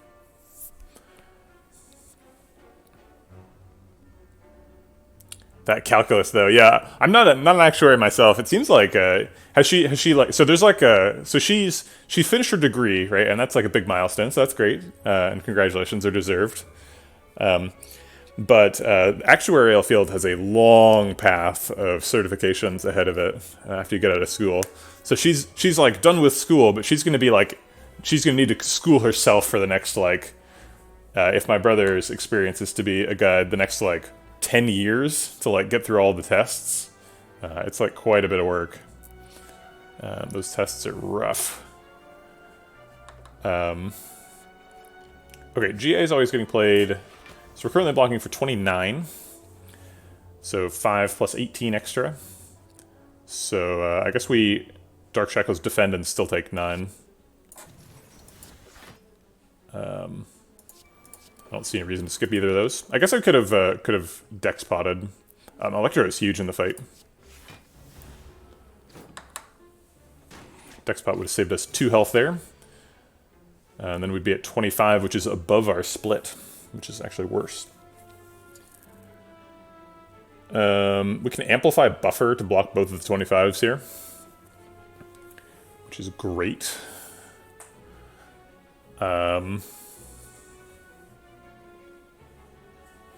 Yeah, 23 is pretty perfect. I did not calculate that. I probably should have, but I was just trying to take the lowest amount of damage possible. But, you know, sometimes things work out. Amplify Buffer Electro fills up our orb slots. We could dual cast to get 4 more energy, but I'd rather just have energy next turn for the inevitable power. Is this run just like really low orbs? What do you mean? We have we don't have any focus. We haven't been offered bias cog or defrag. So maybe that's what you mean. We don't have very much focus. We do have an inserter though, so we're definitely trying to scale orbs in general. Boy, we are just surviving by the skin of our teeth on many turns. If we didn't have like specifically amplified buffer this turn, we'd be taking a lot of damage. Pretty scary situation to be in. Hello World versus Rebel Nothing. Hello World can give us lightning orbs, which are now extremely good with the electrodynamics. We could dual cast, but I'd rather just save the energy for next turn, right? I guess if we dual cast, we can rebound Glacier.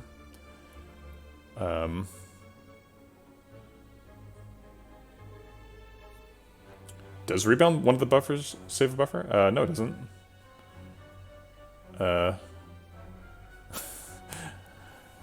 Since you started with a plasma orb, seems like you've only created 2 orbs the whole fight so far. Yeah. I mean, we are a 3 energy deck that starts with a plasma orb, so like, we are definitely like a little bit slow intentionally to try and save that. But we do eventually try to scale out of it. I think it's rebound nothing. I think we need to end the fight at some point. And this 13 damage helps us progress towards that. We also set up Nunchaku. There's the bias cog.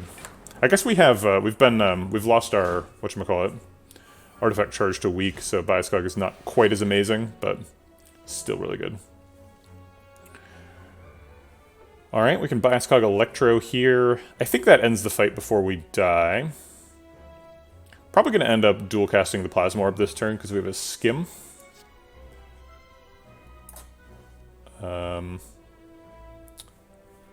Panic Button. It's not particularly useful. Bias Cog Electro does how much damage? So it makes these go up to 7.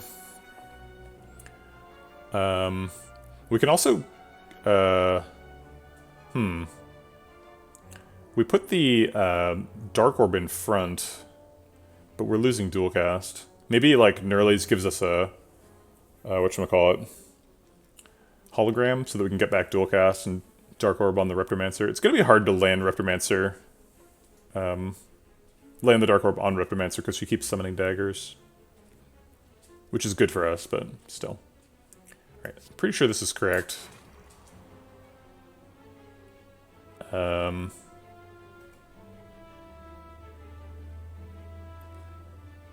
guess Electro Dualcast blocks out here. We kill both of the daggers. And then we don't have to play Panic Button. Because otherwise we do have to play Panic Button. Because this only blocks for 9. And I don't want to take... I guess it's only blocks for 4. Because we could just defend for 5 of it. Deck Spot defend makes us only take 2 damage. Oh, that's a good point. Electro does kill the daggers. Yep, everybody in chat's correct. I knew that it was killing the daggers. I just... also, the line that I was proposing doesn't work, because after the Electro, a Frost Orb would be in front. So, lots of problems.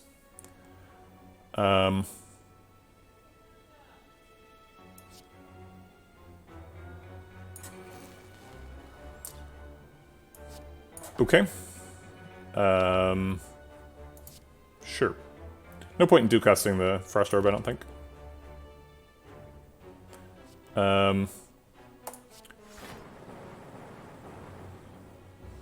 Alright.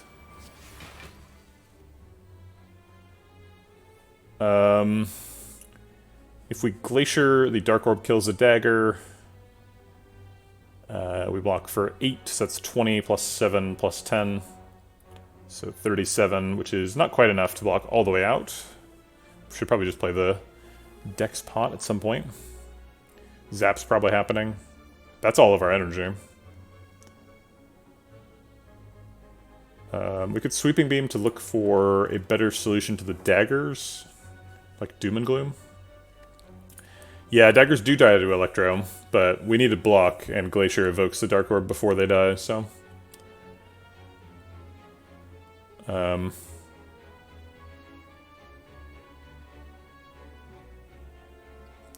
I think I like Glacier Zap more than I like Glacier Beam. You're not wrong, though. It does kill the daggers in full block.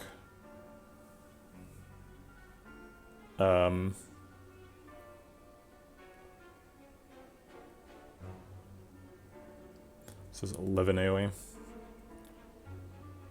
Yeah, alright.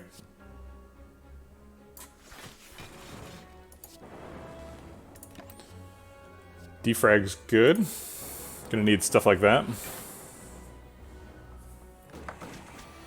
Now she's finally not attacking, or not summoning, but or doesn't have any daggers, but we are also out of Dark Orbs. Storm Defrag seems good. And then Rebound does more damage than Strike. Running out of focus here. Sunder, I think on a dagger, or actually on Reprimancer it looks like. He's going to be lethal.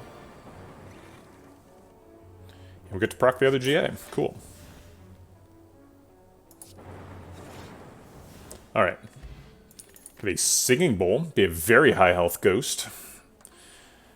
Recursion, we've talked about taking. Loop is already good enough to be in the deck. But I don't know if we want a second one necessarily. I mean, it is really good with the Plasma Orb, and we do have an Amplify, so we should probably have more powers than we do have, since we only have 2 Loop Creative AI. But we're also creeping up on a 30-card deck here, and Loop is currently unupgraded and unlikely to get an upgrade, since we need to Recall and Rest, probably.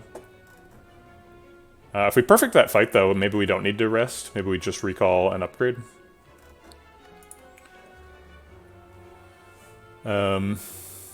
Recursion is nice for the Plasma and the Dark Orbs.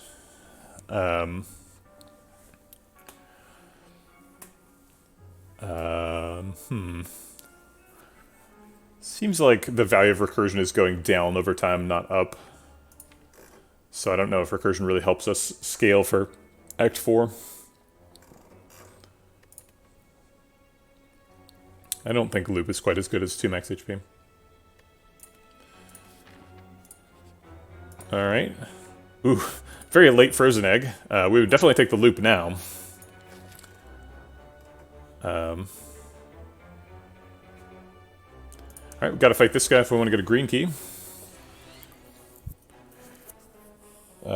Seek for Shackles and Creative AI, probably. That means we're skipping Loop. Ghost fight. We're a ghost, he's a ghost. Makes sense, he's the nemesis, right? We could Dex Pot double defend. If we wanted to take, like, Creative AI Enlightenment and get the Loop down. We'd block for 14, hit us for 7, we'd go to 32. We kind of want to take either 0 or 14 damage in the fight, right? Because we split at 24 now. So I guess it's 15 damage in the fight. 15 or 0, that's our preference. Let's shoot for 0. Getting into the Halloween theme, I agree. Oh wait, we could play a loop anyway. Shackles cost 0. Great. Force field's good if he attacks for 45. He will have to do at some point. I guess Sweeping Beam could get something good. Cool Head before or after Electro? I think before. Do we have a rebound Cool Headed? No, I think I'd rather save the energy to see what we're getting. Darn.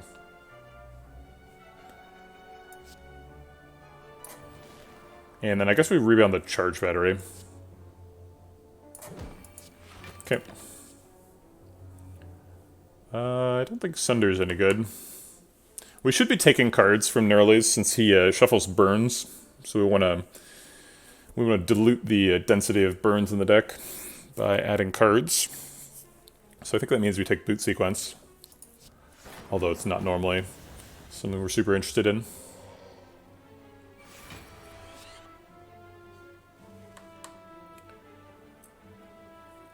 Might as well Apparition.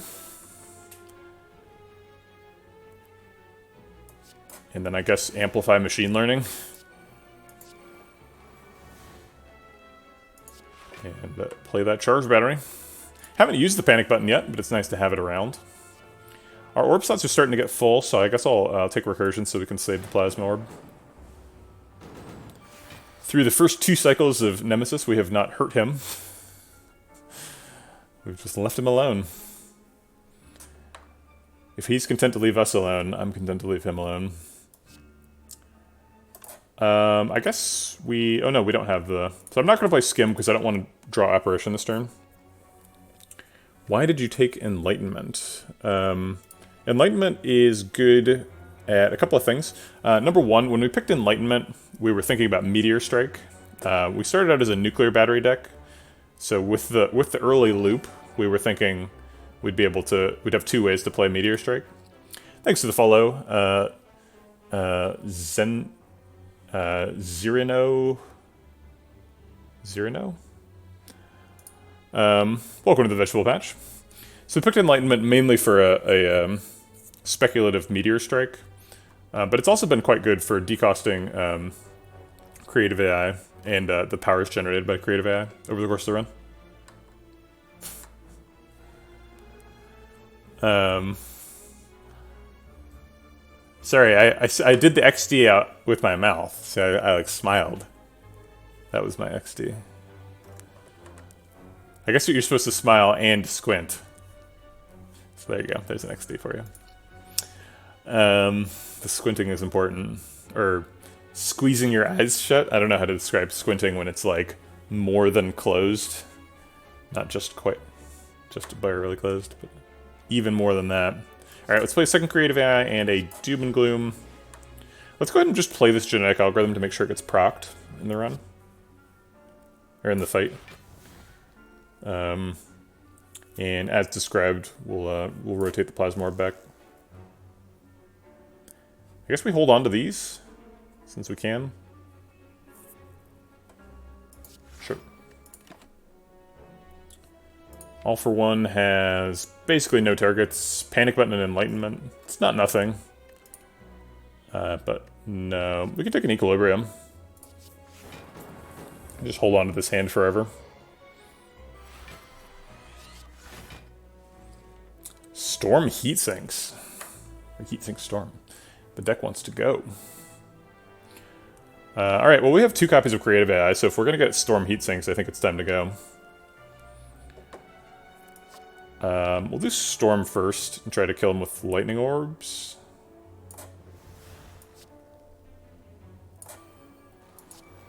And we'll get the proc on the other GA since we might not draw it again.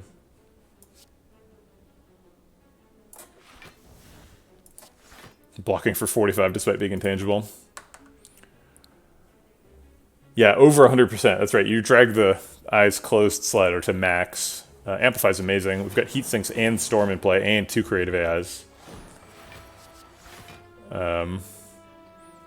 Incoming 4 creative AIs. Is that what's happening here? I mean, I don't make the rules.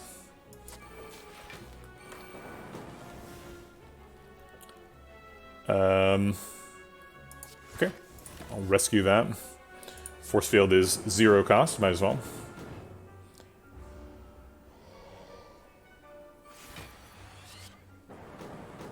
Alright, Echo Form, great. Glad to see you. We have 2 more heat sinks. Very helpful. Force field charge battery doing some blocking work, not quite enough. I think we're going to use the Dex pot here. So if we use the Dex pot, we block for 14 plus 12 is 26. 26 minus 45 is 19. Take 19 damage, go to 20, which splits us. That seems fine. I guess we're taking 6 more than that because of the burns.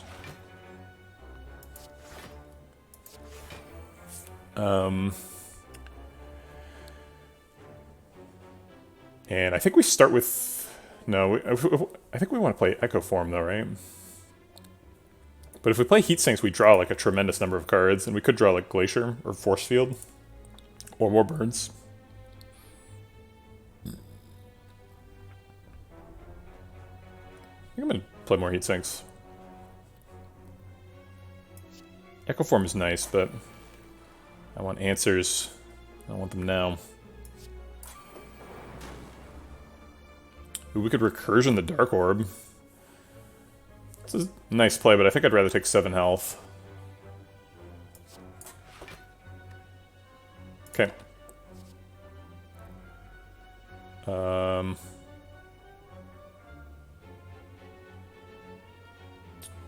shields? Seems like we're having trouble blocking. I'll take an auto shields.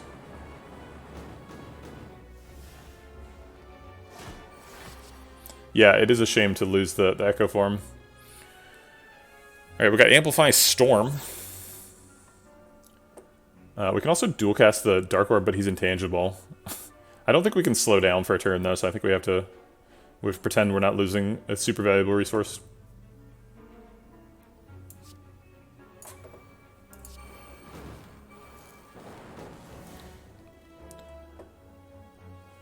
I guess Capacitor adds some slots.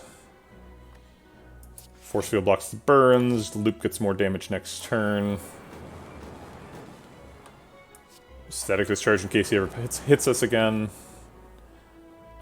Strike to charge Nunchaku. I've already blocked out the burns. Do we skim these away, or do we want to keep these? I think we want to keep these. Enlightenment's good with 4 copies of Creative AI. Sherwin's asks me to talk about strategies used in game development to make players feel powerful early to get them into the game. That's a tricky one. So I'm going to talk about that in the context of roguelikes specifically, because it's pretty different in roguelikes than in the rest of games. So roguelikes have a big problem, and the problem is... okay, so if you just start with permadeath, if we pretend that roguelike only means permadeath and start from there, and permadeath sort of means that you have a character, you invest a moderate amount of effort into it, and when that character dies, it matters to you, right? If it doesn't matter to you, it's not really permadeath, right? I would argue like Hades, the permadeath is not really permadeath because its runs only last like 20 minutes, although... I guess that I'm also making a roguelike that lasts about 20 minutes. Okay, all right. I'm gonna back out of the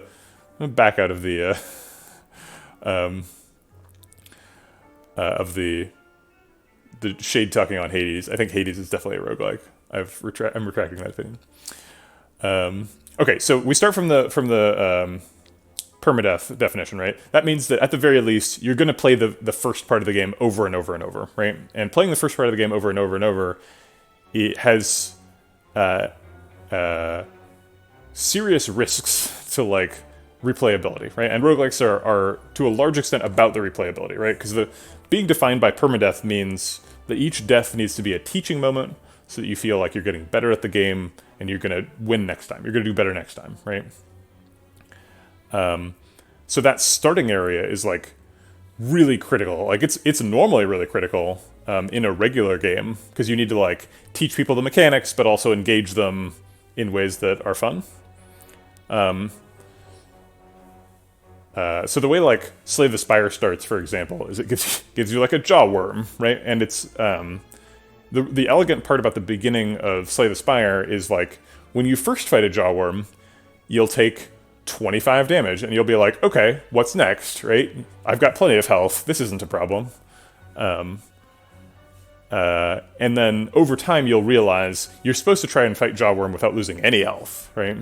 Ideally, or try to lose like 2 or 4 or something. So there's this sort of like the restarting and learning needs to be built into the beginning part of the game more so than any other part. Because by the time you get to the end of the game, to some extent, you already know you're already like an expert in how to play, and you know there's further for you to go, but you at least have the context for everything the game is doing. I'm kind of rambling a little bit. Making players feel powerful is also challenging. A lot of that's just game feel. Like if the screen shakes when you hit somebody with something, then they're like, yeah, screen shake. But that's more about like making a moment feel important than it is about making players feel powerful. I think players feel powerful when they overcome challenges that they weren't able to overcome before. And you can contextualize that in a couple of different ways. You can make it like they're able to do damage numbers that they weren't able to reach before, right? So if this guy has 200 health, right? So like on floor 1, you're killing people with like 30 health or like 12 if it's a louse. And this guy has 200, so you're feeling like, yeah, I'm so powerful. I'm getting stronger. But it's also like, for me, when I was playing Hades, I had a lot of trouble with Lerny, the Hydra who guards Astaphel's exit. When I beat him for the first time, I was like, yes, I'm so good at this game! You know, that feeling is a little bit fragile, right? Because when I beat Lerny now, I'm like, if I took no damage, I'm like, okay, that was good. And if I took some damage, I'm like, probably shouldn't have taken any damage in that fight.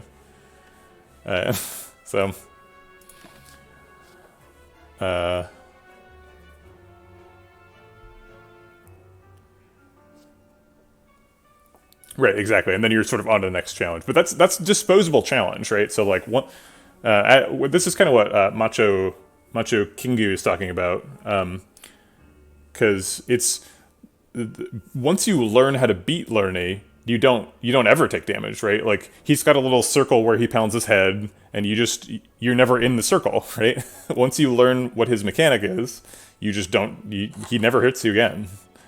And like, you know, sometimes he can sneak up on you with the missiles one in particular.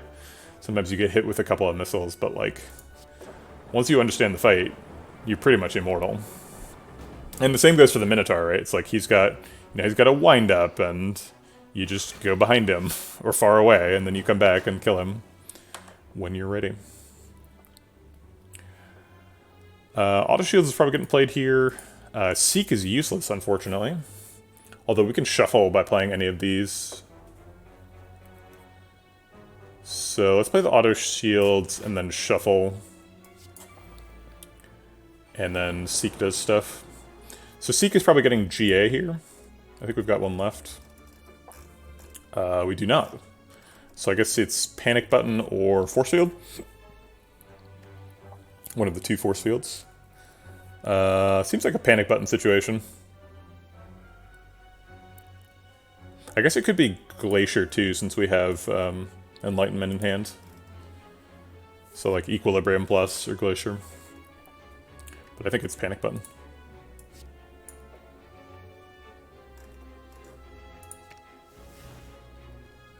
We do also get rid of the downside from Panic Button here. So that's nice. Defense saves us 4 health.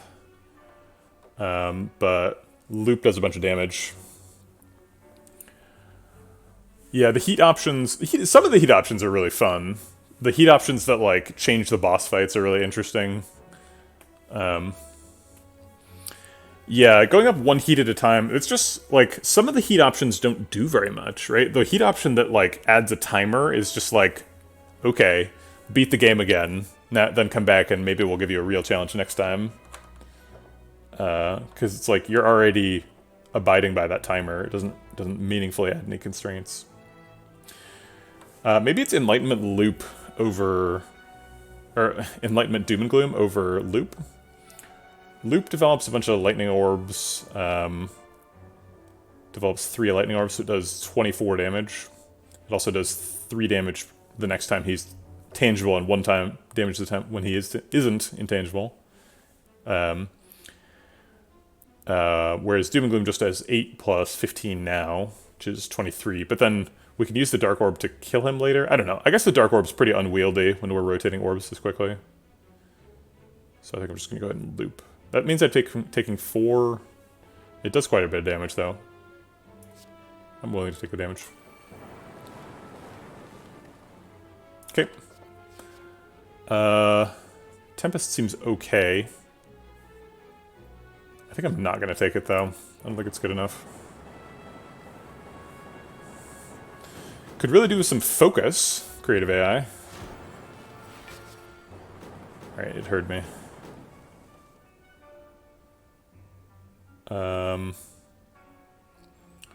Auto Shield's defend is our only block here, so we're still taking 1. And developing Bias Cloud should be lethal next turn. I guess we're taking a little more than 1, we're taking 7.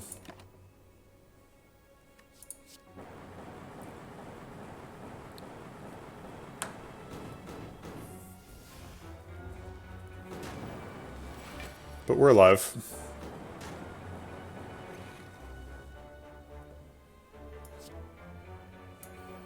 Let's kill him with electrodynamics, that seems appropriate. Incense Burner, okay. We could add a Force Field Plus to the deck, instead of just relying on Nurleys to make them.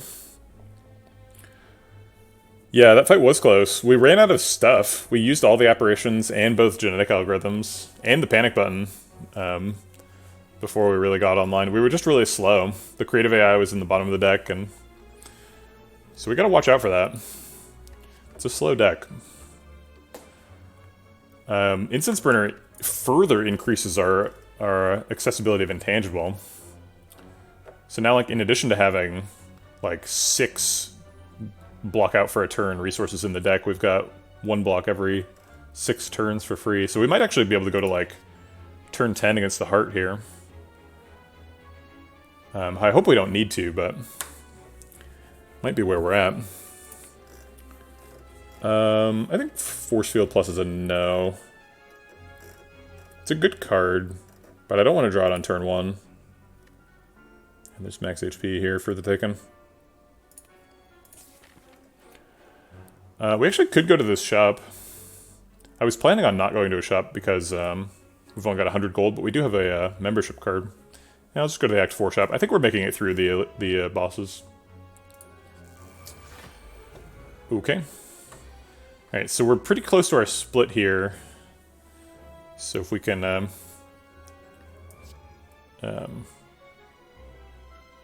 keep it close, that's good. By which I mean not take damage. We could loop, we could amplify loop, or we could doom and gloom. Yeah, that's what I meant by we're close to our split point. We're like just below it. Wish you saw me my 3 Meteor Strike, 3 energy deck that won last night. No Snecko. That sounds fun. You didn't no nuclear battery either? Maybe Madness. Madness is a good way to do that. How'd you do it? Money loot. Sounds fun. That's what this deck wanted to be. Back here, we took a nuclear battery boss swap and we took a loop. So I was like, okay, we can get to 5 energy.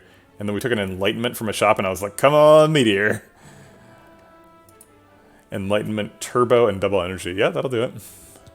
Man, 3 Meteor Strikes. I'm so jealous. We haven't been offered a single one. We've been offered no meteor strikes, no focus of any kind. No bias cogs, no defrags. But we're making do. We're getting there. I think I like Amplify Loop just for fun. It also gives us a ton of energy next turn that we might need for seeking and skimming and stuff. 3 seeks too? What the hell, man? You can't just have 3 seeks and 3 meteor strikes. It's against the law. They're gonna catch you. You can't keep getting away with it. Alright, we have 8 energy and a skim, so let's do that to start with. GA's most of the block. Dude, you got a Pandora's Box swap too. Come on, man. You came in here like, oh, it's just 3 energy run. Like you're all relic poor.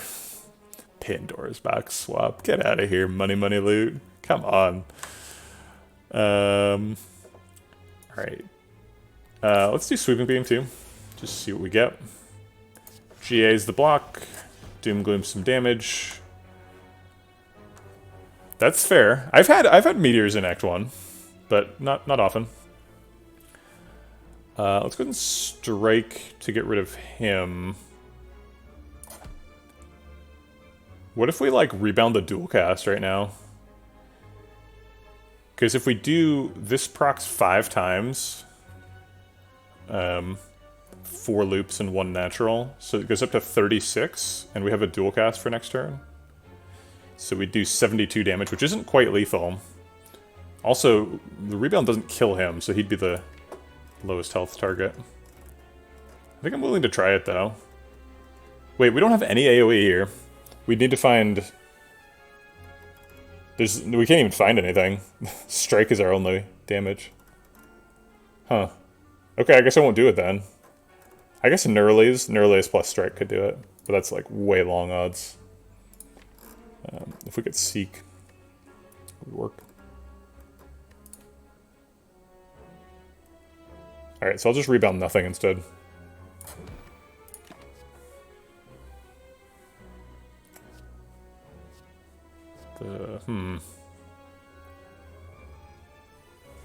Let's take a Seek.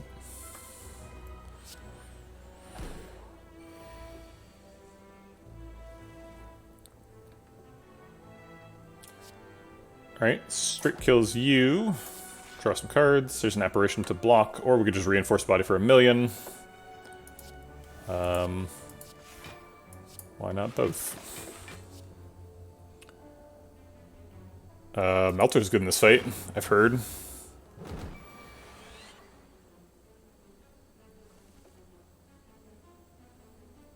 Okay. I'm not going to play the Glacier. We don't need it this turn, and takes away the Plasma Orb. I'm not going to take any more cards because I just want to draw the Melter as soon as possible.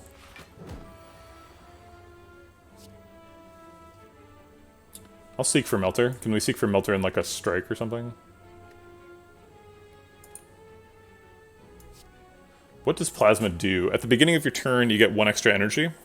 The reason we have 8 energy right now is because we have a Plasma. So we start at 3. Plasma takes us up to 4. Then we have 4 copies of Loop that each give us 1 extra one. So we get up to 8. Okay, so we're going to Seek, and it's going to be for Melter and what? I guess I'll just get Enlightenment out of the deck. We're never getting through artifact charges, so I guess I'll get rid of the Dark Shackles.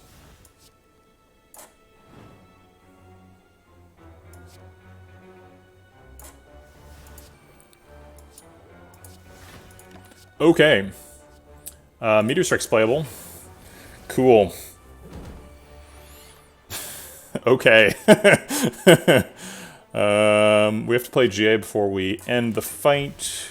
Are there any side quests we need to do? No, we're done. Kapow! Got him. How did we end up on Act 2, Floor 1 again? Wait, what?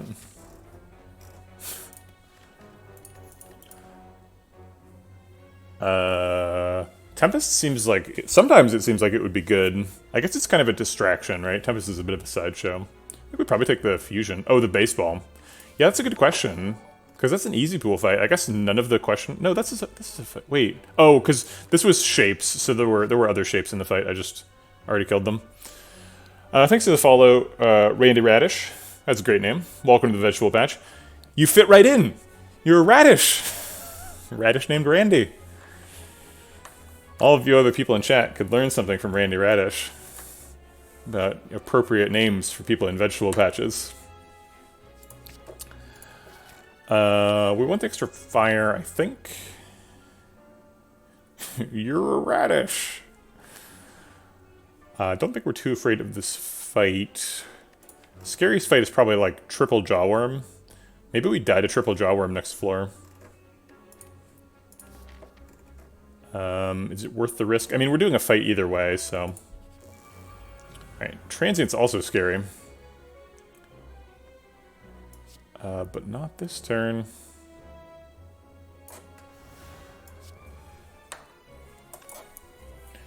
What do we rebound here? We could rebound the Glacier. Glacier blocks for... Oh yeah, 4B Labs. You haven't seen Transient before? Yeah, Transient's a fun one. If you can do infinite damage, you can kill him. But yeah, he kills himself after 6 turns. And we do have 6 turns of survivability, right? We've got 3 apparitions, 2 genetic algorithms, and a panic button. So we should be able to get through it, assuming we could draw our resources at the correct rate.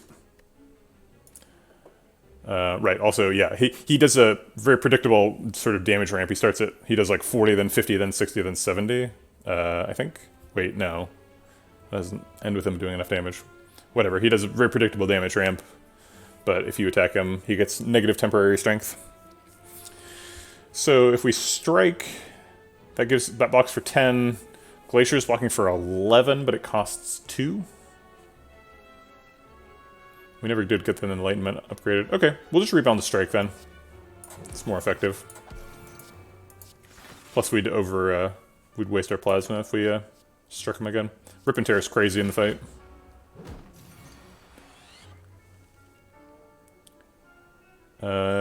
Sweeping Beam saved me?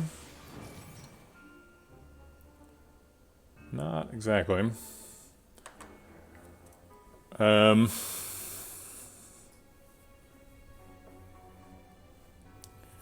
This might be the focus spot.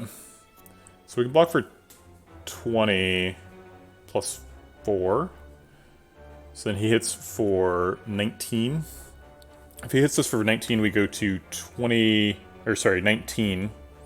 That's confusing. He hits us for 19, we go to 19 because 19 times 2 is 38, which is our current health. It is 40, 50, 60, huh? I guess it goes up to 100 because he attacks 6 times. I just thought the 40, 50, 60, 70 ramp was not getting there. Or wait, no, it only gets to 90 because 100 would be his 7th turn.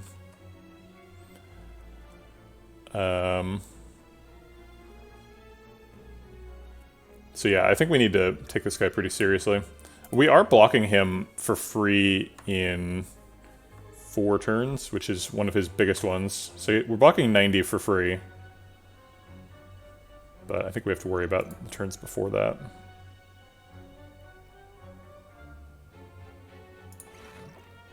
Do we dual cast right now? We play Equilibrium and Loop if we do. Yes, I think we do.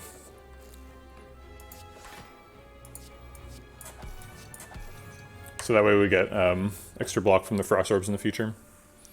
Have you actually killed this boss? Yeah, I've killed him on turn 1. He's not actually that hard to kill. You just have to do infinite damage, which sounds like it's impossible, but it's not. It's not at all.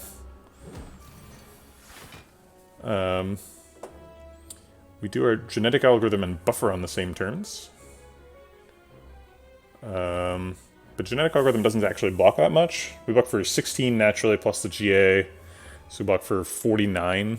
So we take 11 if we let him hit us. we'd go to 27, which is just above our split point. So probably don't want to do that. So let's play the buffer and proc the GI. We still take we lose the buffer, but that's okay. First consume of the run, offered either from near release or from a real card reward. Cool-headed? Ooh, boy. I think we're hoping Skim draws us an apparition. Because otherwise we're taking some damage. Ooh, it did. Thanks, Skim. You're the best. Okay. Should be pretty safe next turn. We're going to draw either Apparition or Panic Button. I guess Panic Button's not quite enough on its own, but... And then the turn after that we have Incense Burner, so we should be safe now.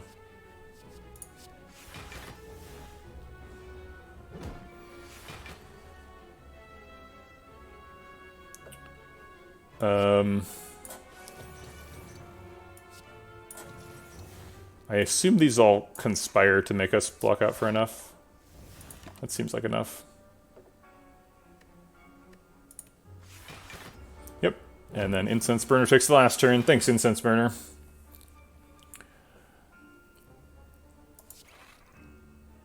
Man, Nurleys, keep making those consumes. That's what we need. We just need Nurleys to make consumes. That's how we beat the hurt.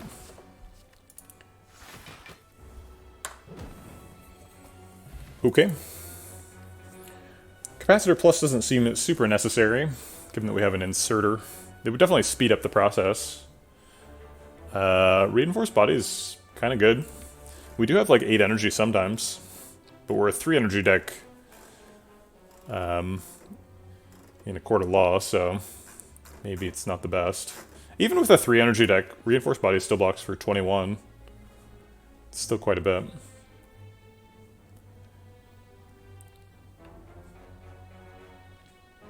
I definitely don't hate taking max HP, though. The healthiest ghost you've ever seen. 53. I think I've had a feed ghost, though, that went higher. I think I've actually had a 100 health apparition deck.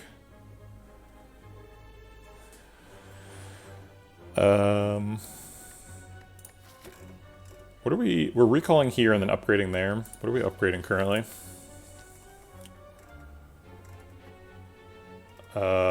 A single apparition, fusion.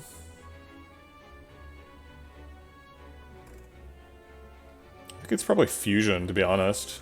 It feels really bad when our plasma wears off. I'll just take max HP. Alright, recall in case we need to rest at the last one. Pretty unlikely, since this is a question mark. How much could we get hurt at a question mark? A Heat Sinks Plus.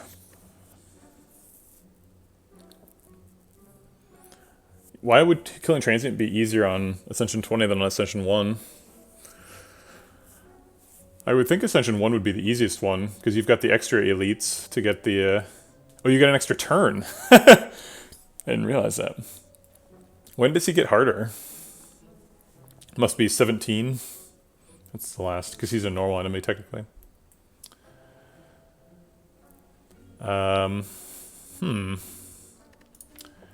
Well, do we add a Heat Sinks Plus to the deck?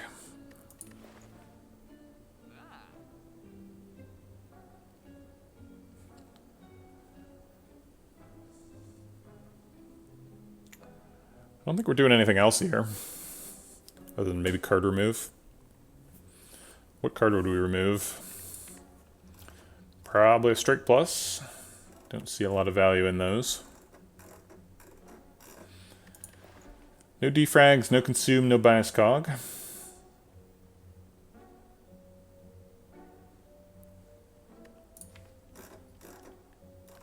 Heatsinks Plus kind of slaps, though. I like that. Alright.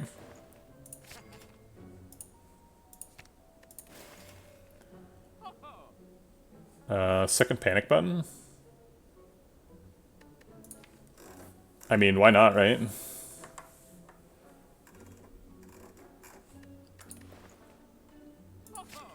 Okay. And then I guess we upgrade something. Said fusion earlier. Could be creative AI too. Creative AI is more important for setting up. I think I'm going to do creative AI because I want to be able to like apparition amplify creative AI. You sort of is the answer to the question. I don't know why there's a special interaction for Smoke Bomb in Act 4 elites, but there is. So you have to kill one of them first so that you lose the surrounded debuff, and then you're allowed to drink Smoke Bomb or throw Smoke Bomb. I don't know why that interaction exists, but it does. Yeah, let's do the creative AI.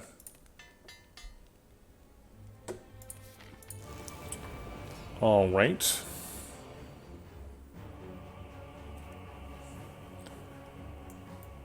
They're hitting for 22. We can Equilibrium Charge Battery to block 26. Let's Sweep and Beam first and see what the thing is. Oops. I guess Apparition Equilibrium instead. Might as well just steal Equilibrium Charge Battery. It's the same as Equilibrium Apparition, but we get an extra energy next turn.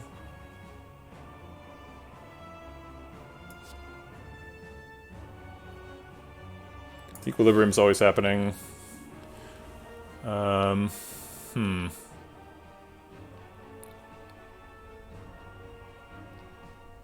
we might need to block next turn. I'll keep the charge battery. We have 4 energy anyway. And dual cast on a... Hey, look at that. Got ourselves a defrag.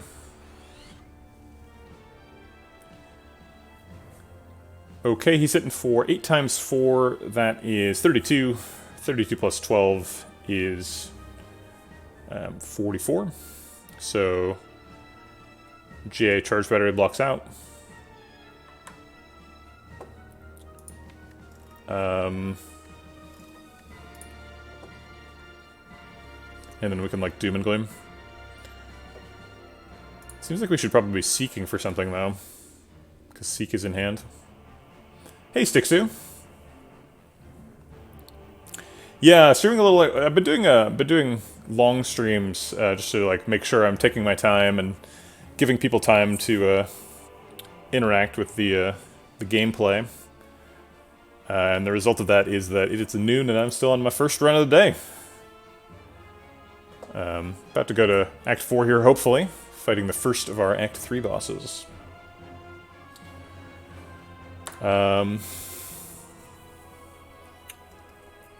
Seek for Glacier seems pretty reasonable. Seek for Creative AI would get that rolling.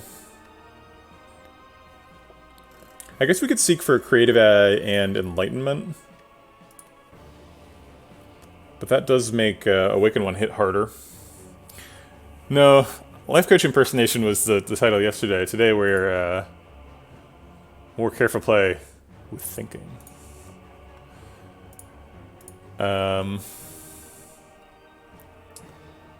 Yeah, okay.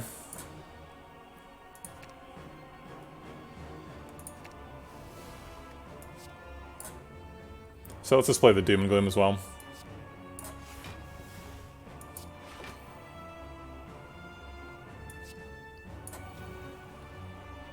We do end up taking 4 damage. Oh, wait. Aha.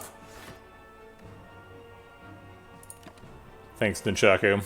Extra Glacier seems amazing in the deck. Talking about the drapes.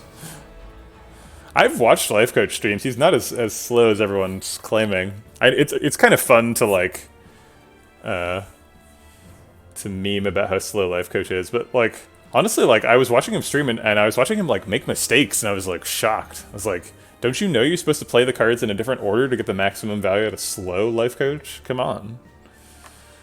What's the deal? You're playing too fast.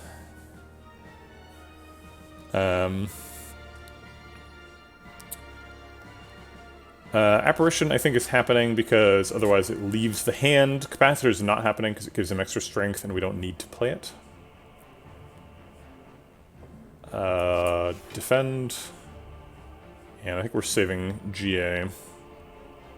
It's always easier backseating. I do great on your streams, but I'm awful IRL.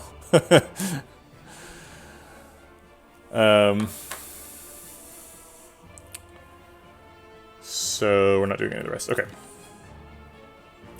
Consume, that's exactly what we want. Thank you, Nurly. Oh my god, Nurly. What a lifesaver.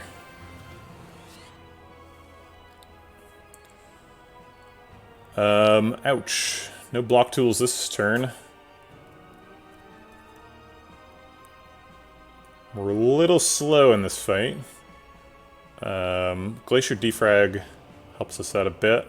We're gonna have to skip the Echo form, even though it would be nice to play. It's probably like Glacier Defrag Rebound? Maybe Rebound Glacier Strike. This does 23 damage. We don't have any AoE damage coming up. We really need to kill those cultists quickly. We need to, like, generate an electrodynamics.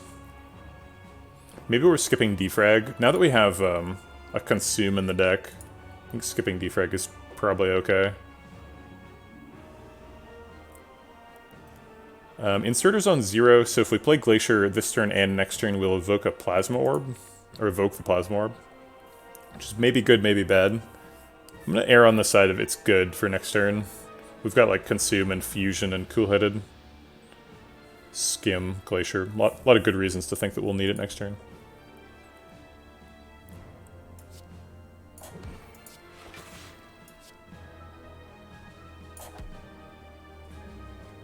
Do we even survive this turn? I guess we've already committed, but... Taking a ton of damage. We do not survive. Okay, well there's the Lizard Tail. Oh, Awakened One. Why are you such a jerk? We can, like, Glacier Panic Button. Which kills this one, blocks out for a bunch.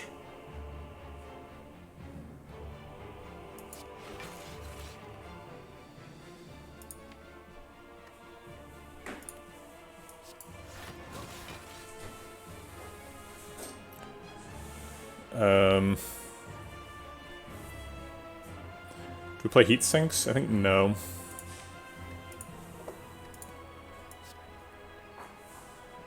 So Panic Button is fine this turn, because next turn we're blocking with Incense Burner anyway.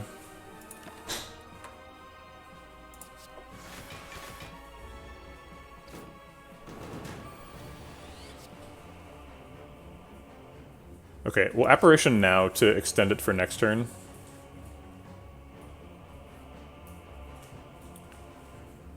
Oh, that's true. That's actually not good, because then if we get a Bias Cog, it'll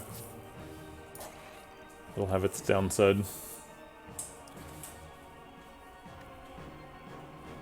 Alright, we need to redraw that Consume quickly. Rip and Tear is great. We need to kill that cultist really soon. We're, like, way late on killing him.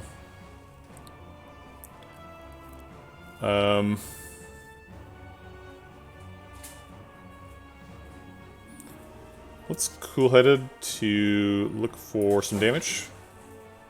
Oops, I should have played the Rip and Tear before I shuffled.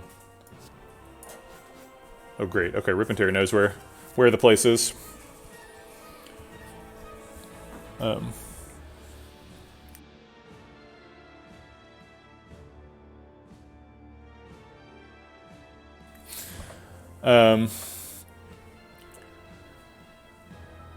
We could skim, but we need to like play attacks on this guy next turn. So I don't want to do that. I don't want to play Capacitor either, because I don't want to make him mad. Random question, what mic do you use? That's a great question. I have no idea. Hold on, let me look at this thing really quick.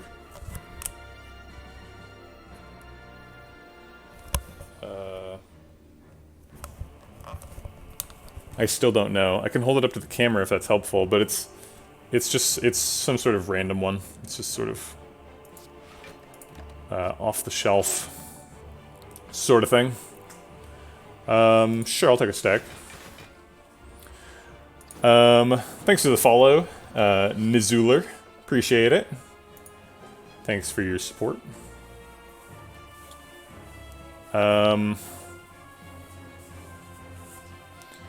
If we charge battery consume, do we survive?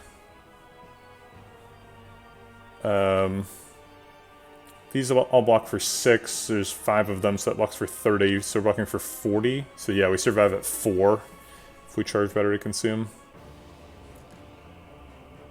Awakened One's really got our number here. Buffer blocks for 36 too. So we could like... But that makes us die. Like exactly, because it blocks the cultist, and all this block is wasted.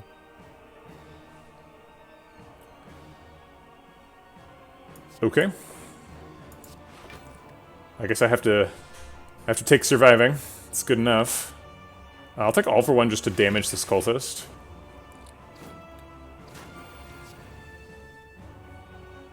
Does all for 1 get anything back? Does not.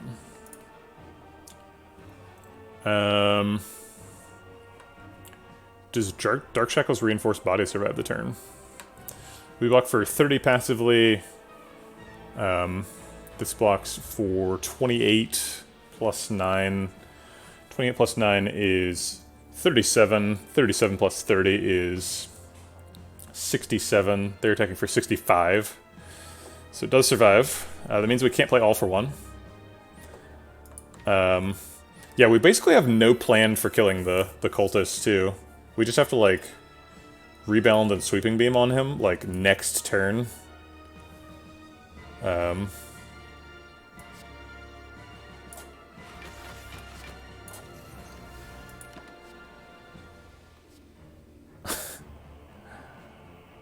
Buffer actually doesn't really help us now. Because Buffer just blocks the cultist, and then we get killed by Awakened One.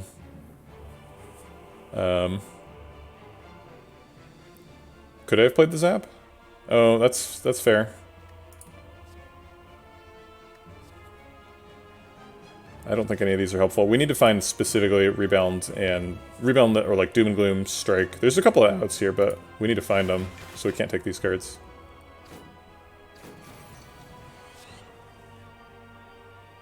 Sweeping Beam, Doom and Gloom, that'll do it. Whew! That's close. Dang. Almost murdered by a cultist. Looks like we're making it out. So, Sweeping Beam, Doom and Gloom leaves us with 30 block. He's hitting for 40. So we actually do die still. Sweeping Beam can draw Panic Button. Can it draw energy? Enlightenment? Yeah, Enlightenment makes Doom and Gloom cheaper, and then we can Doom and Gloom dual cast. We're not very dead. We're close to dead. Alright, Sweeping Beam, save me.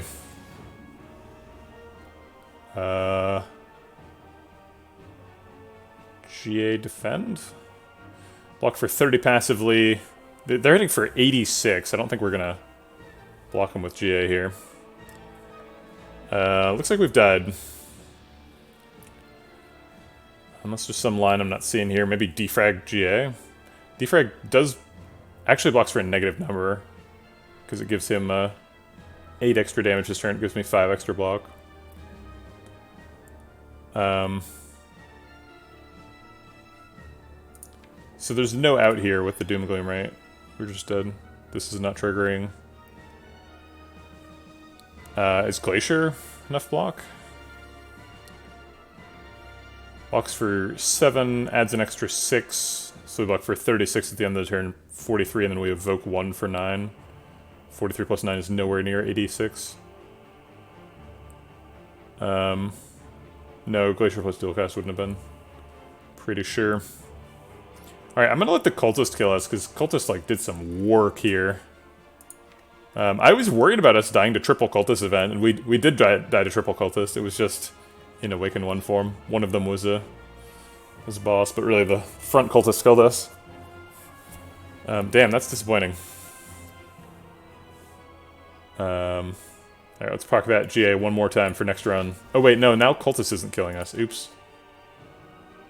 Huge mistake. It's really Nerlies that let us down. Nerlies needed to give us some damage.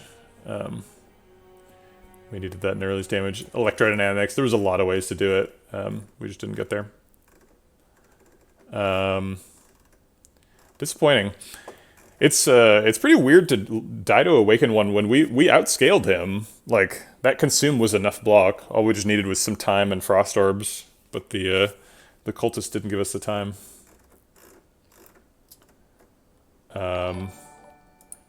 Thanks for the follow, Brian to Brian.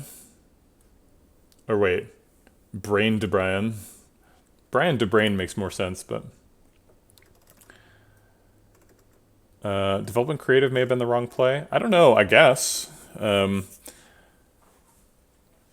It could have been. The deck doesn't really have any damage in it, though, is the problem. Like, all the damage in the deck is Doom and Gloom, Strike, Rebound, Sweeping Beam, right? Like, that's literally it. So, we needed an Earliest to give us more damage, and we needed to, we, like, skipped a couple of pieces of damage, too, on the cultists. Weird way to lose. I don't think I've ever died to a cultist in the Awakened One fight, but that cultist manhandled us for sure. I definitely thought we would have enough time to get online. We almost did, but not quite. Getting hit for 86 in the cultist fight is rough.